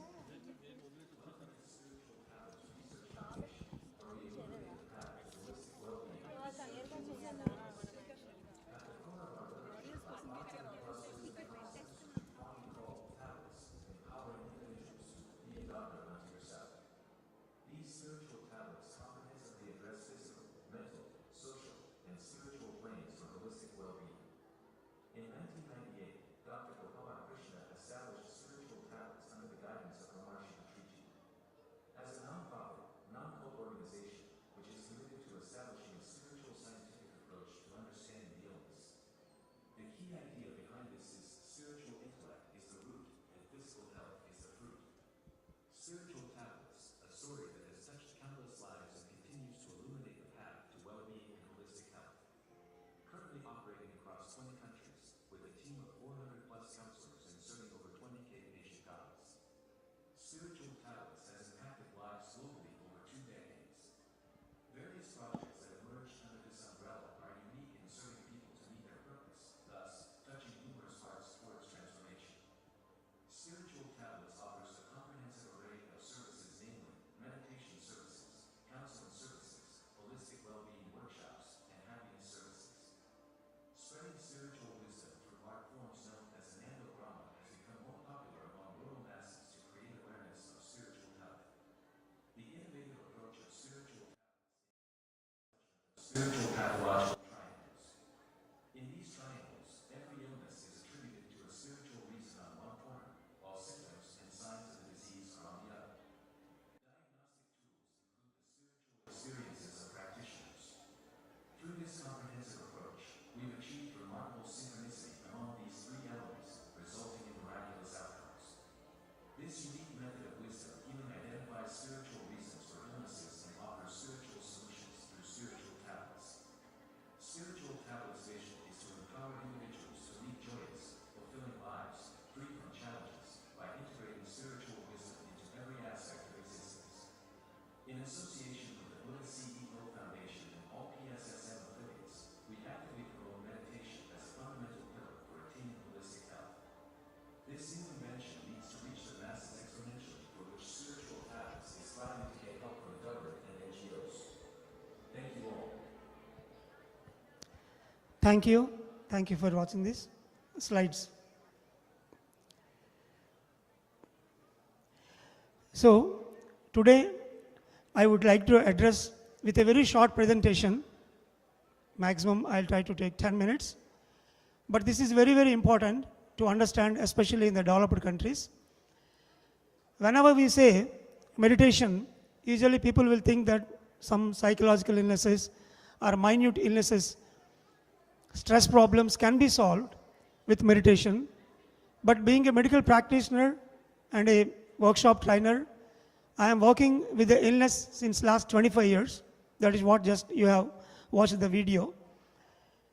In the current age, people are not having a proper guidance related to the serious illness cases. Whenever it is a serious illness, the most important thing that we know as a cancer or autoimmune disorders and some of the exceptional 1 in 1 lakh health problems. So when those problems arise and people, they lose their hope and they don't know how to figure out those illnesses. So today, this presentation is practically we are applying in day-to-day clinical practice, and we were able to give a miraculous solutions for most of the serious illness cases. Next slide. So if you see, cancers are 9.3 million people are annually dying out of the cancer and all the illnesses, if you count all the figures. That is what today we are experiencing in the media, everywhere we are able to see it. So that is what the serious illness cases are giving us a lot of frightening. Next slide. So the first and foremost thing is to stabilize the energy. Like in the doctor's panel also they talked about this. Whenever we stabilize the energy in the patient, immediately the reversing of the disease will start, for which we apply these 10 energy supports. Next slide. The first one is the soft instrumental music we have to keep in the room where the patient is residing in the house or even in the holistic center, which automatically calms the mental body and the emotional body. The soul will be relaxed and stability will be attained with that soft instrumental music, because that music will automatically work on the mind waves. Next slide. So green plants in and around the bed and in that room, we try to keep lot of greenery plants, which gives that give and take knowledge. They will automatically imbibe by looking at the plant, which is the symbolic for that, and a lot of healing energy. And the nature connect we can get through the plants only. People will hug the trees and they will try to get the energy and they will try to telepathically talk to the trees. Similarly, today we are seeing the concrete world. In that place, we have to replace it with a lot of plants to give that healing energy. And to experience the oneness, wherever there are plants, that is the area where we can understand the oneness better, and that will automatically leads to the healing. Next slide. And the pyramid power. Above the bed, if we keep the structural pyramids, the pyramid energy is going to give a lot of support for the patients, either in the particular body part or the entire bed is covered. When I'm doing my medical practice in a 25-bed hospital, the top floor exclusively I kept for this holistic kind of training, where I try to keep the pyramids, crystals, greenery, everything. And that is where they used to do meditation very intensely for 4 to 6 hours in a day, based on the seriousness of the illness. Next slide. So the high vibrational colors. So as we know, the Linda Goodman promotes the color therapy. Whatever the objects that are there in the room, either in the linen that we use on the bed or the curtains and all the objects, we try to change the color of those objects, like violet, indigo and blue. The higher 3 colors we try to use, so that it will grab a lot of energy and then it will help in acceleration of the healing. Next slide. And the wisdom quotes. Because the serious illness, already a gold standard theory is prevailing, people lose the hope.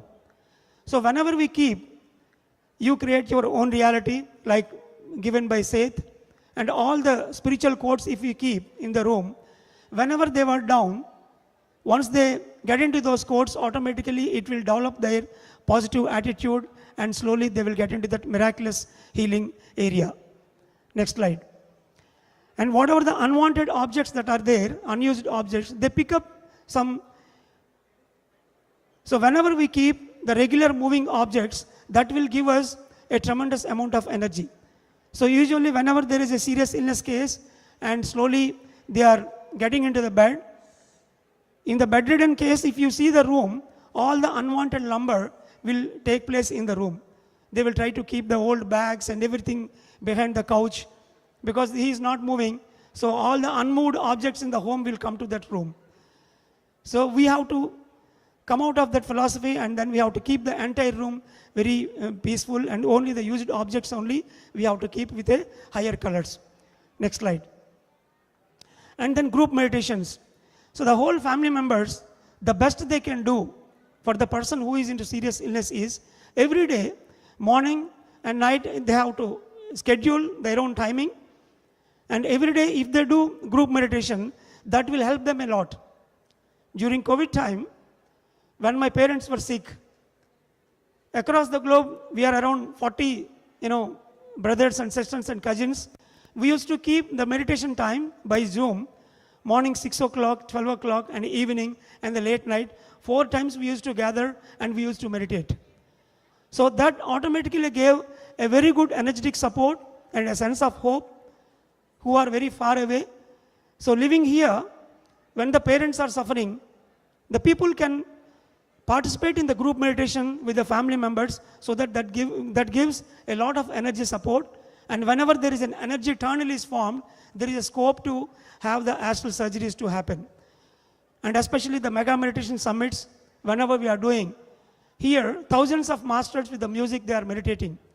Being a medical doctor, I have witnessed with my patients who are having the surgical problems, they used to get healed through the astral surgeries during the mega meditation summits. So every year, whenever these annual gatherings are there, I make it a point to refer them to attend this event, to participate in that music meditations. Thanks ton for the Mega Meditation Summit to organize such a beautiful music meditations in the early morning. And tomorrow morning, we are all going to participate again here. Next slide. So plant-based diet, already we listened about it a lot in our doctors panel. Next slide. And in the family members, they need to adopt a positive and miraculous speech. Because we came to know already the cancer, the 4th stage means almost it is hopeless, and they are near to the verge of changing, they're vacating the body. So whatever those common sense information that we are grabbing from the media as well as from the doctors, we have to come out of it, and we have to give them a sense of hope with a positive and miraculous speech. Whatever we give, whatever we speak, that is going to manifest. So that's why we try to keep them in a holistic environment where only the masters will be there, and then continuously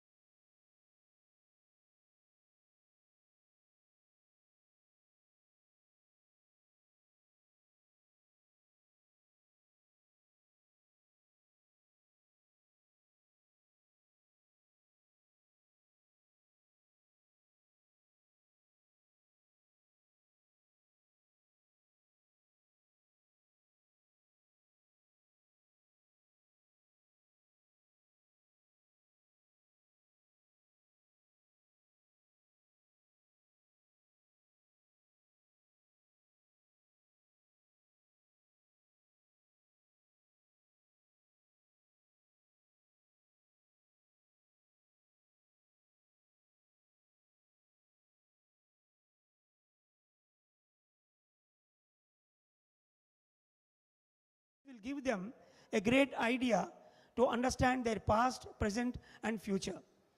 And similarly, never give up. They have to work very hard in the same line persistently. Whenever they persistently work, one day they are bound to get the miraculous result. And finally, meditation, of course, that is the basic tool. Next slide. So in the residential holistic environment, so far in South India, there are more than 40 holistic health centers where a lot of serious illness cases are coming over there, and they stay for 40 days, 3 months or 6 months time, and during which they will be exposed to the pyramid energy because they sleep beneath the pyramid round the clock, as well as the plant-based food will be given in the kitchen, and the greenery around will give a lot of energy, the healing energies they will get, and a positive environment because all the masters over there, because they are habituated to the miraculous kind of thinking, so they will see a positive environment. And one can practice silence during that 40 days time, which gives them a lot of energy boost, and that automatically helps in healing. And the master's guidance to understand why that illness has occurred. Here we try to understand the illness as a friend which came into our body to give us guidance how to lead the life, to track again to the purpose, the higher purpose. So that master's guidance is also very important, which we can acquire only in that holistic centers. Next slide. So to solve any problem, whether it is in physical, mental or social, spiritual plane, initially the strategy could be the 5-point formula. So we need to have a proper strategy as a thumb finger, in which it is not only consulting the doctors, getting into the surgery or chemotherapy or radiotherapy. That is only half of it. For the immediate cure, it may be useful. The second half is the spiritual workout. So in the strategy, you need to have both the components, the spiritual component, the meditation, plant-based diet and guidance and spiritual books and everything. Parallelly, momentarily, to settle your body, you can go for some alternative therapy or allopathic system, whatever the system of the medicine to support you initially. And then sincerity and seriousness. You may know the path, how to do meditation and how to, get into the spiritual wisdom. But you need to know the quality and quantity of it. How many hours of meditation? My guru, Patriji, in the beginning days used to say, a little headache, a 1 hour meditation in a day. If it is a cancer, you need to sit for 16 hours in a day. There are people who meditated 12 hours, 16 hours in a day, and then in due course of time, they stabilized their energy, and then they got completely cured out of that cancers. So that's why here the quality and the quantity both should match. Then only clearly, because if you are going to a doctor to cure the cancer illness, immediately they cut down the organ, surgery will be there, followed by there will be a couple of chemotherapy, and then finally they give radiotherapy. And it is accurately for 3 weeks or 6 weeks with a proper quantity of the radiation. So because the allopathic system is using the quality and quantity in a proper fashion, they are able to get the results. But why not with the spiritual journey? It's not that just in 1 hour meditation that is going to cure your cancer. So one has to understand the quantity factor, and they have to dedicate to meditation hours together so that they can get cured themselves. Next slide. And finally, slow and steady. Results may come over a period of time, and regularly we need to do the practice. So during the process of this journey, we need to understand the 5 powers we have. Usually whenever we say the powers means, people think of the telepathy, aura, astral travel. So these are all, I will say as a practical practitioner, those are all the bookish powers. Before going into it, these 5 powers, the thought power, which whatever we are thinking every day, that we need to bring it into a proper balance. We have to apply our thought power towards our self-healing. Rather than thinking about the people and back home, the things and all, we have to focus on the illness. And whatever we want to envision, whatever we want to become, that we have to keep, and we have to manifest it through our thought power. And then the speech power. Every day, whatever we are talking, that we need to have a look into it and try to always be miraculous and positive with your speech. And then the position power, whether you are in an office or family atmosphere, wherever you are holding a position, that we need to use in a proper way towards our spiritual journey of the community growth or the individual growth.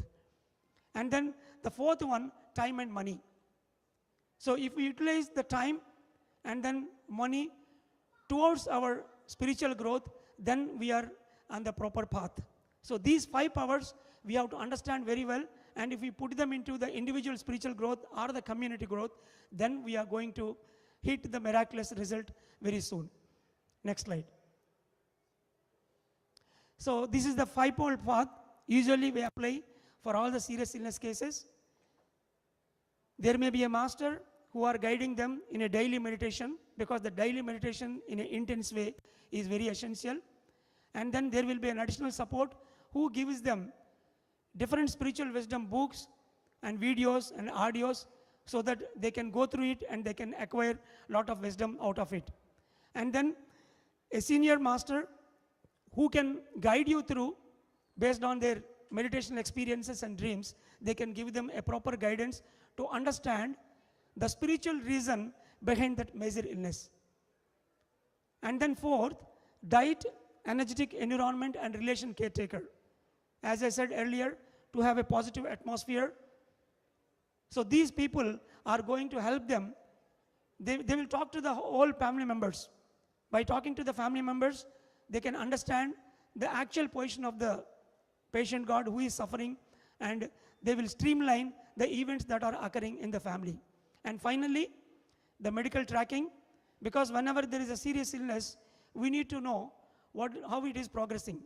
A series of PET scans or radiological workout is very essential to understand whether it is going towards the progress or regression, how much is happening. So that initial part of the medical attention is also required. So all these 5 people are going to work on a individual PZ. So if you see a serious illness in a hospital, in an intensive care, there will be an anesthetist and a group of panel of doctors for every organ, and then a group of nurses to assist it. So that is what the entire scenario we are seeing around the serious illness. So similarly, we came up with this 5-fold path. Miraculously, it is giving results for most of the serious illness cases. And today, most of the serious illness cases, we are keeping them in holistic centers. When I came to USA in the last 5 years, I am sorry to say this, more than 3 to 4 lives in front of my eyes, I lost them just because we don't have a holistic center here, where a person can stay there for 40 days or 2 months or 3 months, whatever, and in a silence, they can meditate and they can completely cure themselves.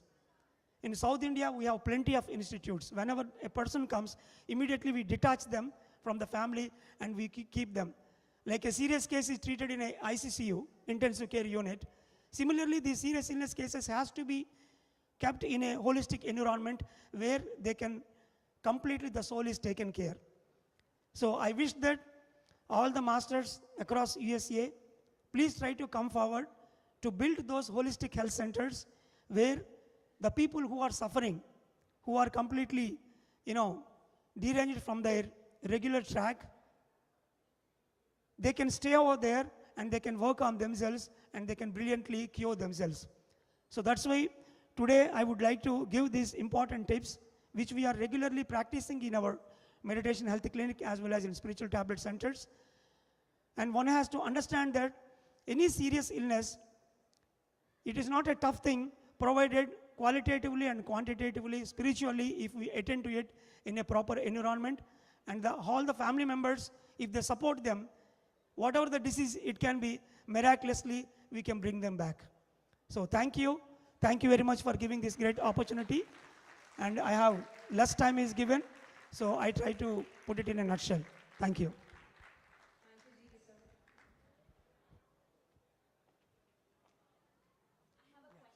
Yeah, please. First of all, let's give a big clap to Dr. GK. And I am trying to know his entire family. As he said, 40 cousins. I'm still learning, but I think I got better understanding. I have a question though. So I see a lot of parents come to me and ask, say, their kid is autistic. How do you help them? So whenever, in US also already we have a lot of autistic kids, we are working on them. See, first of all, we need to work with the parents first, because the parents are the one really suffering with an autistic kid. It is not the kid he is suffering, frankly speaking, because he doesn't even know that he is suffering with an illness. But the parents are first suffering. According to the spiritual theory, suffering is due to individual ignorance by Richard Bach. So first we start working with the parents, where we bring them into the spiritual reality. We remove all the non-vegetarian stuff from the fridge. So first the whole entire house should become plant-based diet. And once the parents start meditating, so whenever their thoughts are completely streamlined, the mind waves is equal to body waves. Because the children will grow up based on the parents' thought patterns and their habituations. So whenever we bring them into the spiritual reality, more than 50% of the cases, what are the patterns that we observe, they automatically become reduced. And the latest is, we need to work with the kid, because the different patterns they throw. Some people are very timid. Some people will do a certain patterns again and again, the same thing. So whenever we decode the patterns that they are throwing, and if the parents work on the wisdom that they are, trying to give the gestures to the parents, whatever the wisdom they are downloading in their own internal consciousness realms. So working with those object signs and the patterns also, we can give them very good cure. So today, whenever we work with the autistic children, more than 50% relief easily they can get once the parents are into meditation and the whole house become spiritual. Thank you. Thank you. Last question. In an event like this, we are seeing a lot of children here, and they're running around, they're playing. Just by them being here, is it helping them? Should parents bring their kids to event like this? So definitely I say yes, because my kid is the example. From her pregnancy, starting from the pregnancy, she's a born vegetarian. In every major program we go, we used to take her along with us. Whenever the kids are here, we think that they are playing. That is actually wrong. Whenever they are here, they are very supernatural. Whatever the things that are shared here on the dais and in the stalls, everywhere they try to understand the energy is the key thing. In the modern world, children are understanding that money is the main matter. But once they come here, if they play here, they understand that the cosmic energy is the root reason for everything. That is what we are talking here. So to adopt them, importance of energy, importance of the wisdom, and importance of the consciousness, and the talks that are going to happening here, they will watch very silently, and with that, they can raise their consciousness, and in due course of time, without any training, they automatically, as the parents do, the children also will sow like that. As you sow, so you reap. That is the principle you apply.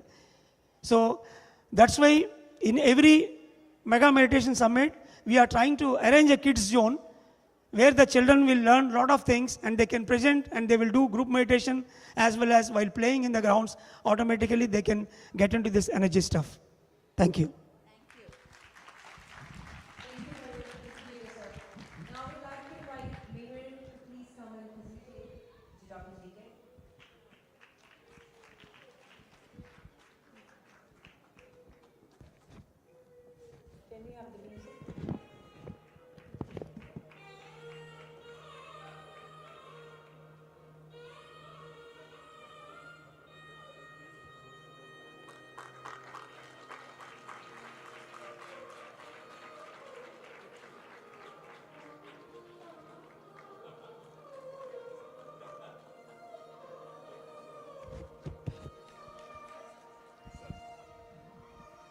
Yeah, thanks.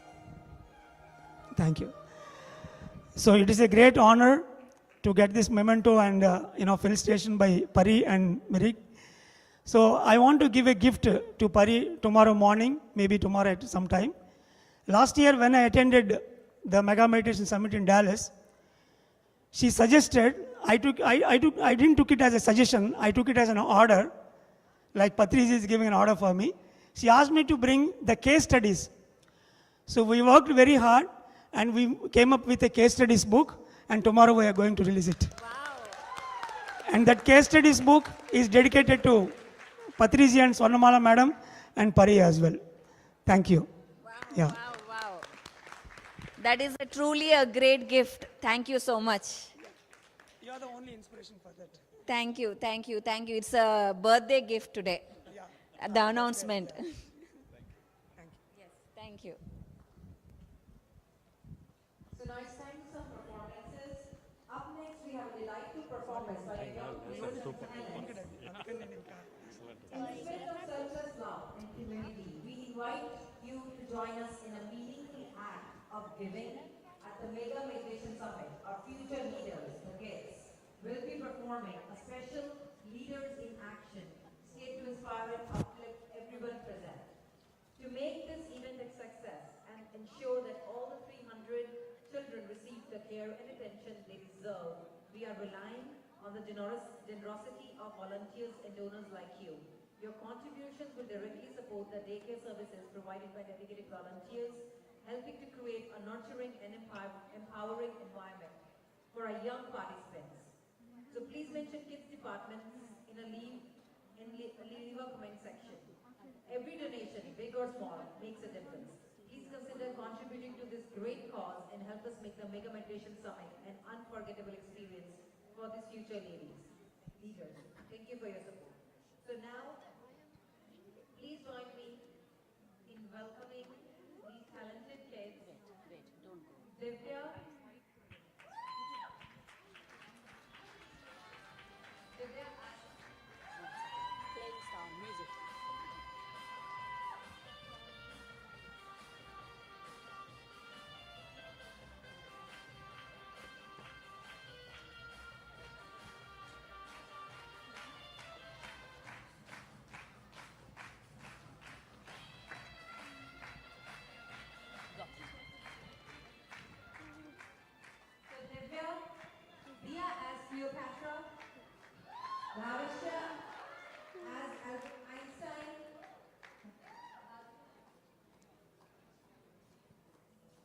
Hi, Masters, and welcome to Mega Meditation Summit in Raleigh, North Carolina. I am Dia Kamamparty, raising a third grader who lives in Robbinsville, New Jersey. Today I'm going to talk about Cleopatra, the last active ruler in the Ptolemaic kingdom, known for her intelligence and political acumen. As she oversaw the construction of various temples to Egyptian and Greek gods, she tackled crises such as famine by distributing food to starving populace during the drought of her reign. Cleopatra supported advancements in science and medicine. Cleopatra inspired numerous books and stories with children. Thank you, Masters, for giving me this opportunity. Bhavisha as Albert Einstein.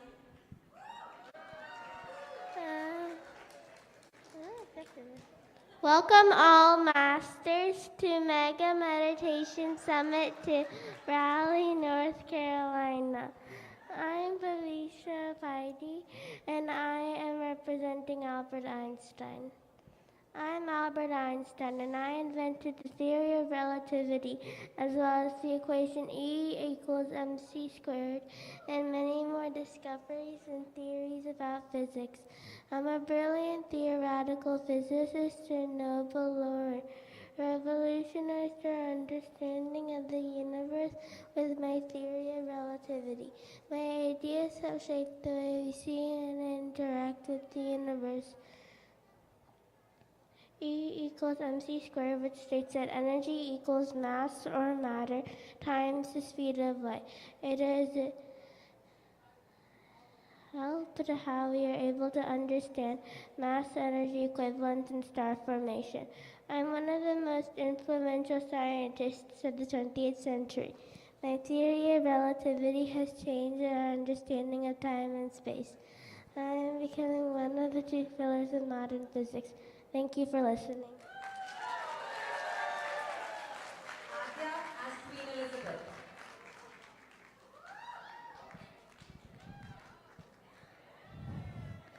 Welcome, Masters, to the Mega Meditation Summit in Raleigh, North Carolina.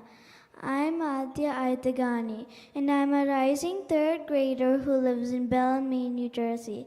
Today I'm representing Queen Elizabeth, who was the Queen of the United Kingdom. She ruled from 6th February 1952 until September 8, 2022. Her reign of 70 years and 214 days is the longest of any female or British reign of any sovereign state. During her reign, she demonstrated a number of leadership qualities that made her an effective and admired leader. One famous quote of Queen Elizabeth is, "Everyone's our neighbor, no matter what race, creed, or color."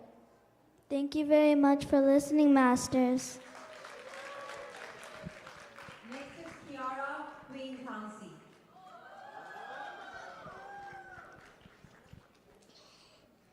Welcome, Masters, to the Mega Meditation Summit in Raleigh, North Carolina. I'm Kiara Kushwaha. I'm 7 years old. I'm going to be representing Rani Lakshmibai. I'm Rani Lakshmibai, the Queen of Jhansi. I'm not just a queen, but a leader who fights for her people. When the British tried to take our land, I did not back down. I led my soldiers with courage and strength. I showed them that the true leader stands beside her people, in good times and in bad. My heart is fearless and my spirit is unbreakable. I fight not just for myself, but for the freedom and honor of my beloved Jhansi.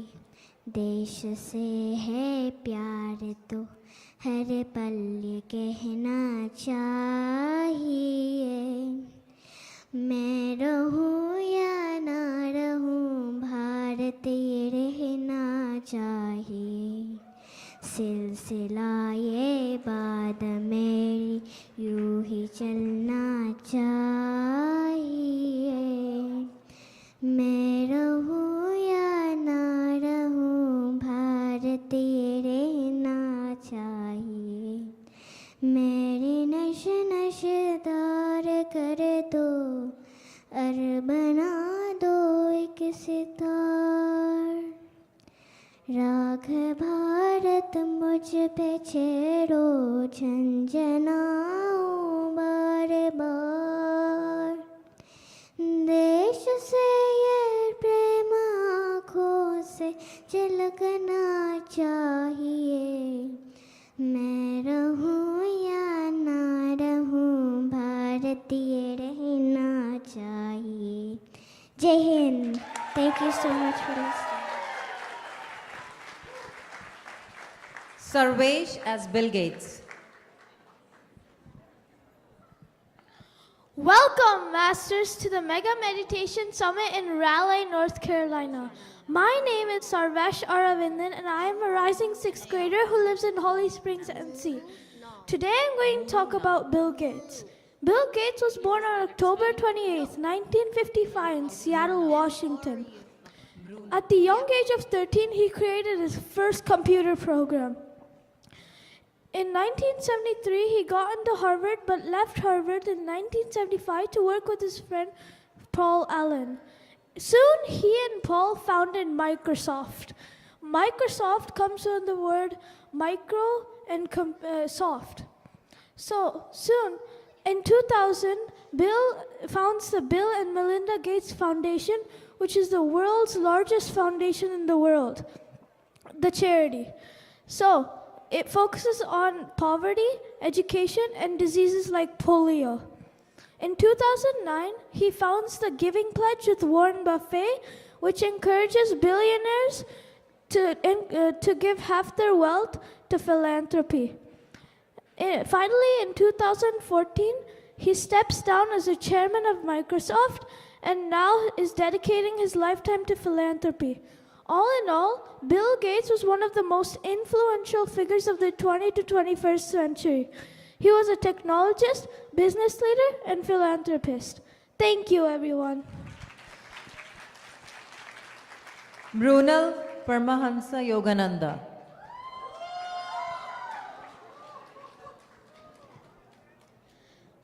Hello, my name is Mrunal, and I'm representing Paramahamsa Yogananda. Paramahamsa Yogananda is an American Hindu. He is an American Hindu saint, guru, and yogi. He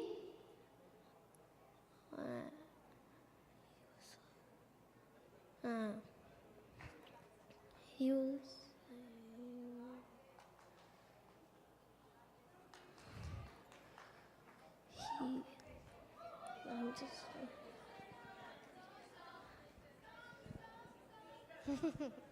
I don't know. What? No. I forgot.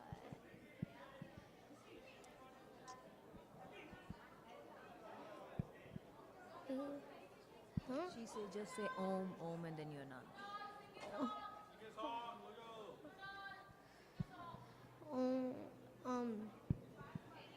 Yeah, I don't. No, I am. But I won't know. Yeah.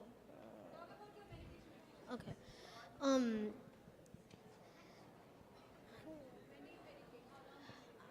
I usually meditate for like 15 minutes, like every month. Thank you.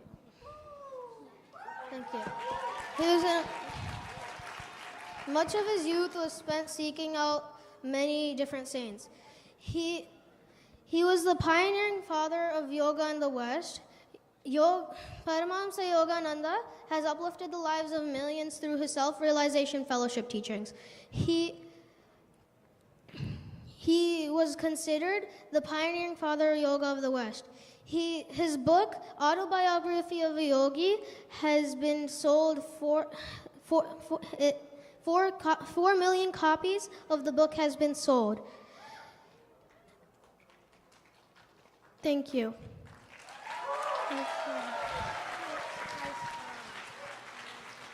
Shaunak Asundar Pichai. Welcome, Masters, to the Mega Meditation Summit 2. My name is Shaunak. I'm 11 years old, and I'm from Fremont, California. Today, I'll be representing Sundar Pichai. Sundar Pichai is an Indian-born American who has become the CEO of Google and its parent company, Alphabet. Under his leadership, both companies have continued to grow and innovate in various technology areas. When he first joined Google in 2004, he led the product management and innovation efforts to create Google Maps, Google Drive, Gmail, and Google Chrome, the world's most used browser. The creation of these awesome apps have made many jobs for all the people. He received the Padma Bhushan Award in 2022 in the category of Trade and Industry. As you can see, Sundar Pichai's contributions to the tech industry, particularly through his leadership at Google and Alphabet, have made him one of the most influential figures in the world of technology. Thank you for listening. Kartikeya as Steve Jobs.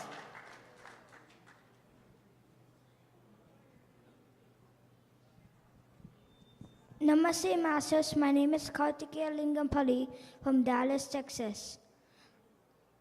I am 9 years old and I'm studying 4th grade. I have a few words about Steve Jobs to share with you. Steve Jobs. Steve Jobs is the co-founder of Apple. Known for his influential role in technology and design,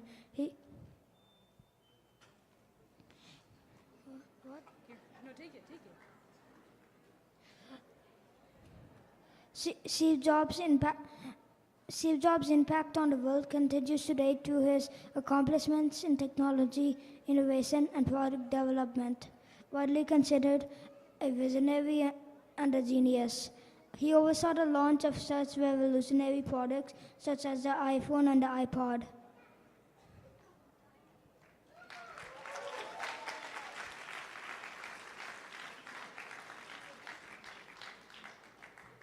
So these amazing PPTs are prepared by Saket Reddy.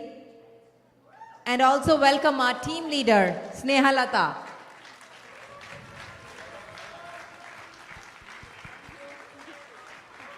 And can I invite all the masters to come and facilitate this group?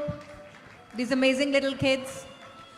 I request Gautami and Sundar to come onto the stage, please.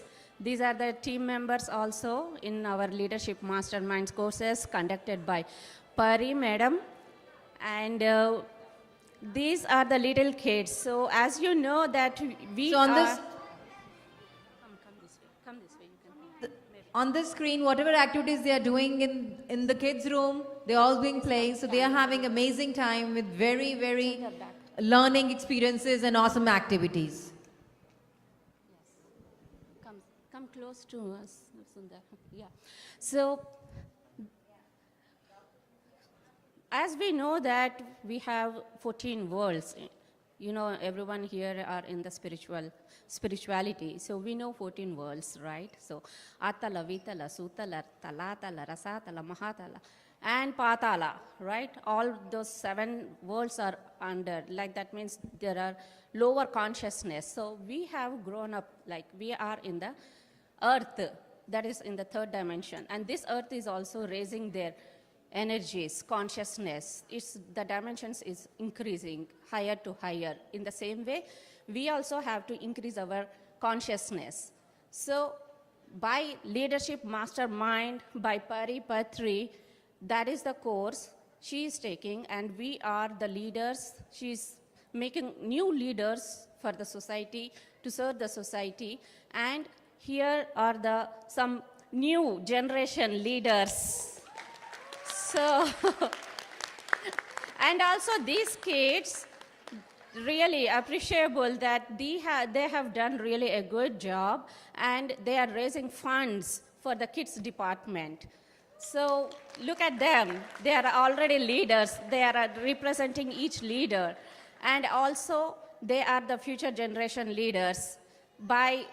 We are also promoting our leadership masterminds by Paripatri. So join us in that leadership mastermind courses every week, once a week. and it's only for $33 per month. So we need to program our minds into masterminds, then that is gonna convert into leaders, then we're gonna serve the society to become, the whole society should become leaders. So that's what our motive. I'm gonna hand over to Pari madam. Sundar, yes sir. I think, do I need to make a role of Sundar Pichai? I think, so I kind of inspired by this all great work. Thank you, Sneha Garu. It was so I'm not going to take much time. I think this is a great opportunity. So working with Pari ma'am, I think it's a blissful and a great opportunity in the Leadership Mastermind course. She designed the course in such a way that you don't know you'll become a leader by yourself. I think she's covering a lot of great key metaphor items like how you're going to visualize, what are the energy works, and a lot of great things. It's almost like we completed two months, and every Wednesday we have a session we call as a program. And what Sneha madam shared is $33. I don't know. Still, she's again, it goes to the donation of the PSSM magazine. The same, I have taken many leadership courses in before, but thousands of dollars, $7,000, $8,000 now. It's only at $33 per month. Forget about it. You would never get this kind of a course working with Pari ma'am. So I would really encourage, give an opportunity, try to join this leadership mastermind. You'll exceptionally, you'll love it. That's my strong feel. Thank you so much for this opportunity, Sneha ma'am. Thank you, Pari ma'am. Thank you, Sundar. Hello everyone, this is Gautami. So people have explained what it is about, and what you get out of this by attending this leadership mastermind is you get confidence and you get introduced to a lot of knowledge. We kind of know some knowledge from across the world, right? Like Pari is introducing a lot of knowledge, and she'll give you a glimpse of all the knowledge that she has, and you can deeply explore in each topics.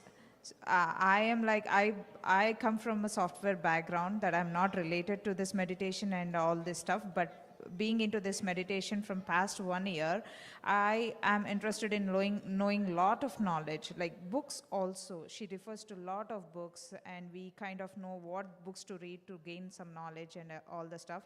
And we get a lot of confidence. And she, being a leadership coach, she gives us a lot of information on this resiliency coaching and all the stuff. So I suggest you all, when given a chance, I encourage you all to attend this leadership mastermind and support our PSSM global organization. Thank you. Thank you, Gautami. First, let's give a big round of applause to kids and Mrunal there, who is the Yogananda Paramahansa. Big round of applause. Sneha has worked months together to put this together. She is the in charge of the kids department, by the way.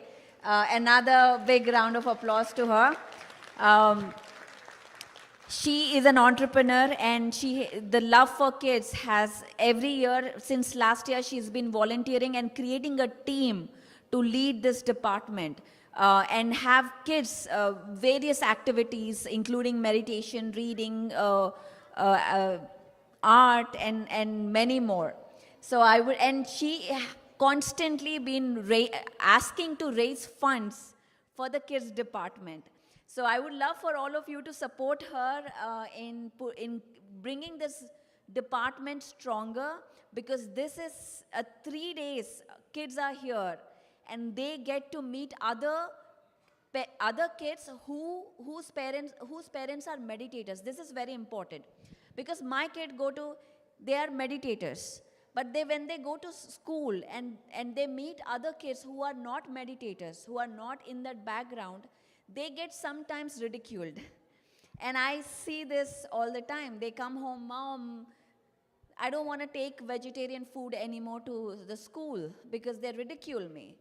And because there is awareness issues. So now how do I educate my son to say, hey, be authentic. It's okay. Don't worry. Don't feel different. It's okay if you are different. And accept if others are different. So giving that information is very important, and creating the strong foundation is important. When kids hang out with other kids whose parents are meditators, that creates a community and they understand each other. Oh, you know what? I feel the same too. My parents are meditators too. So they have something in common to bond with. So even after you go home, when you're integrating, try creating that community of other parents.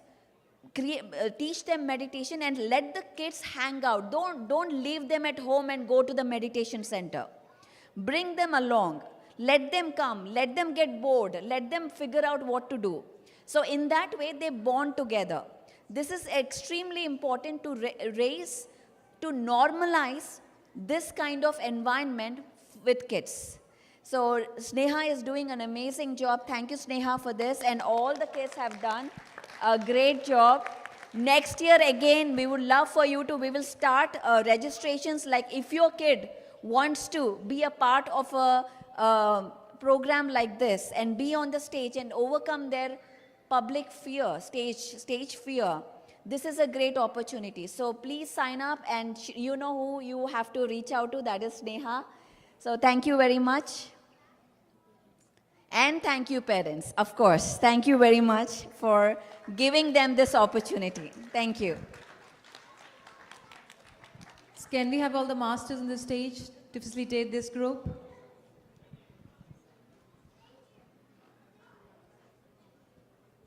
Can we have the music?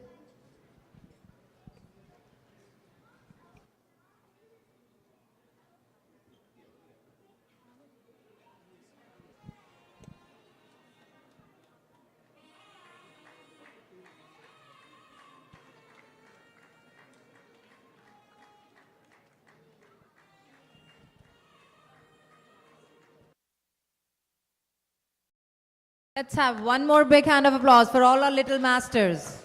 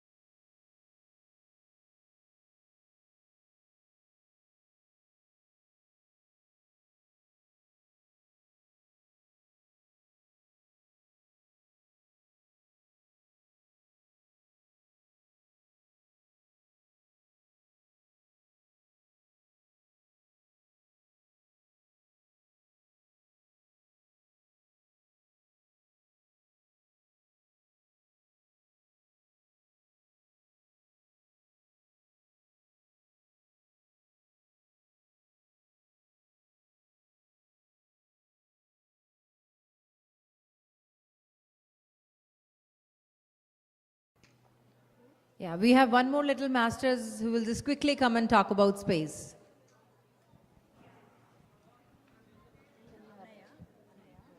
Hello, everybody.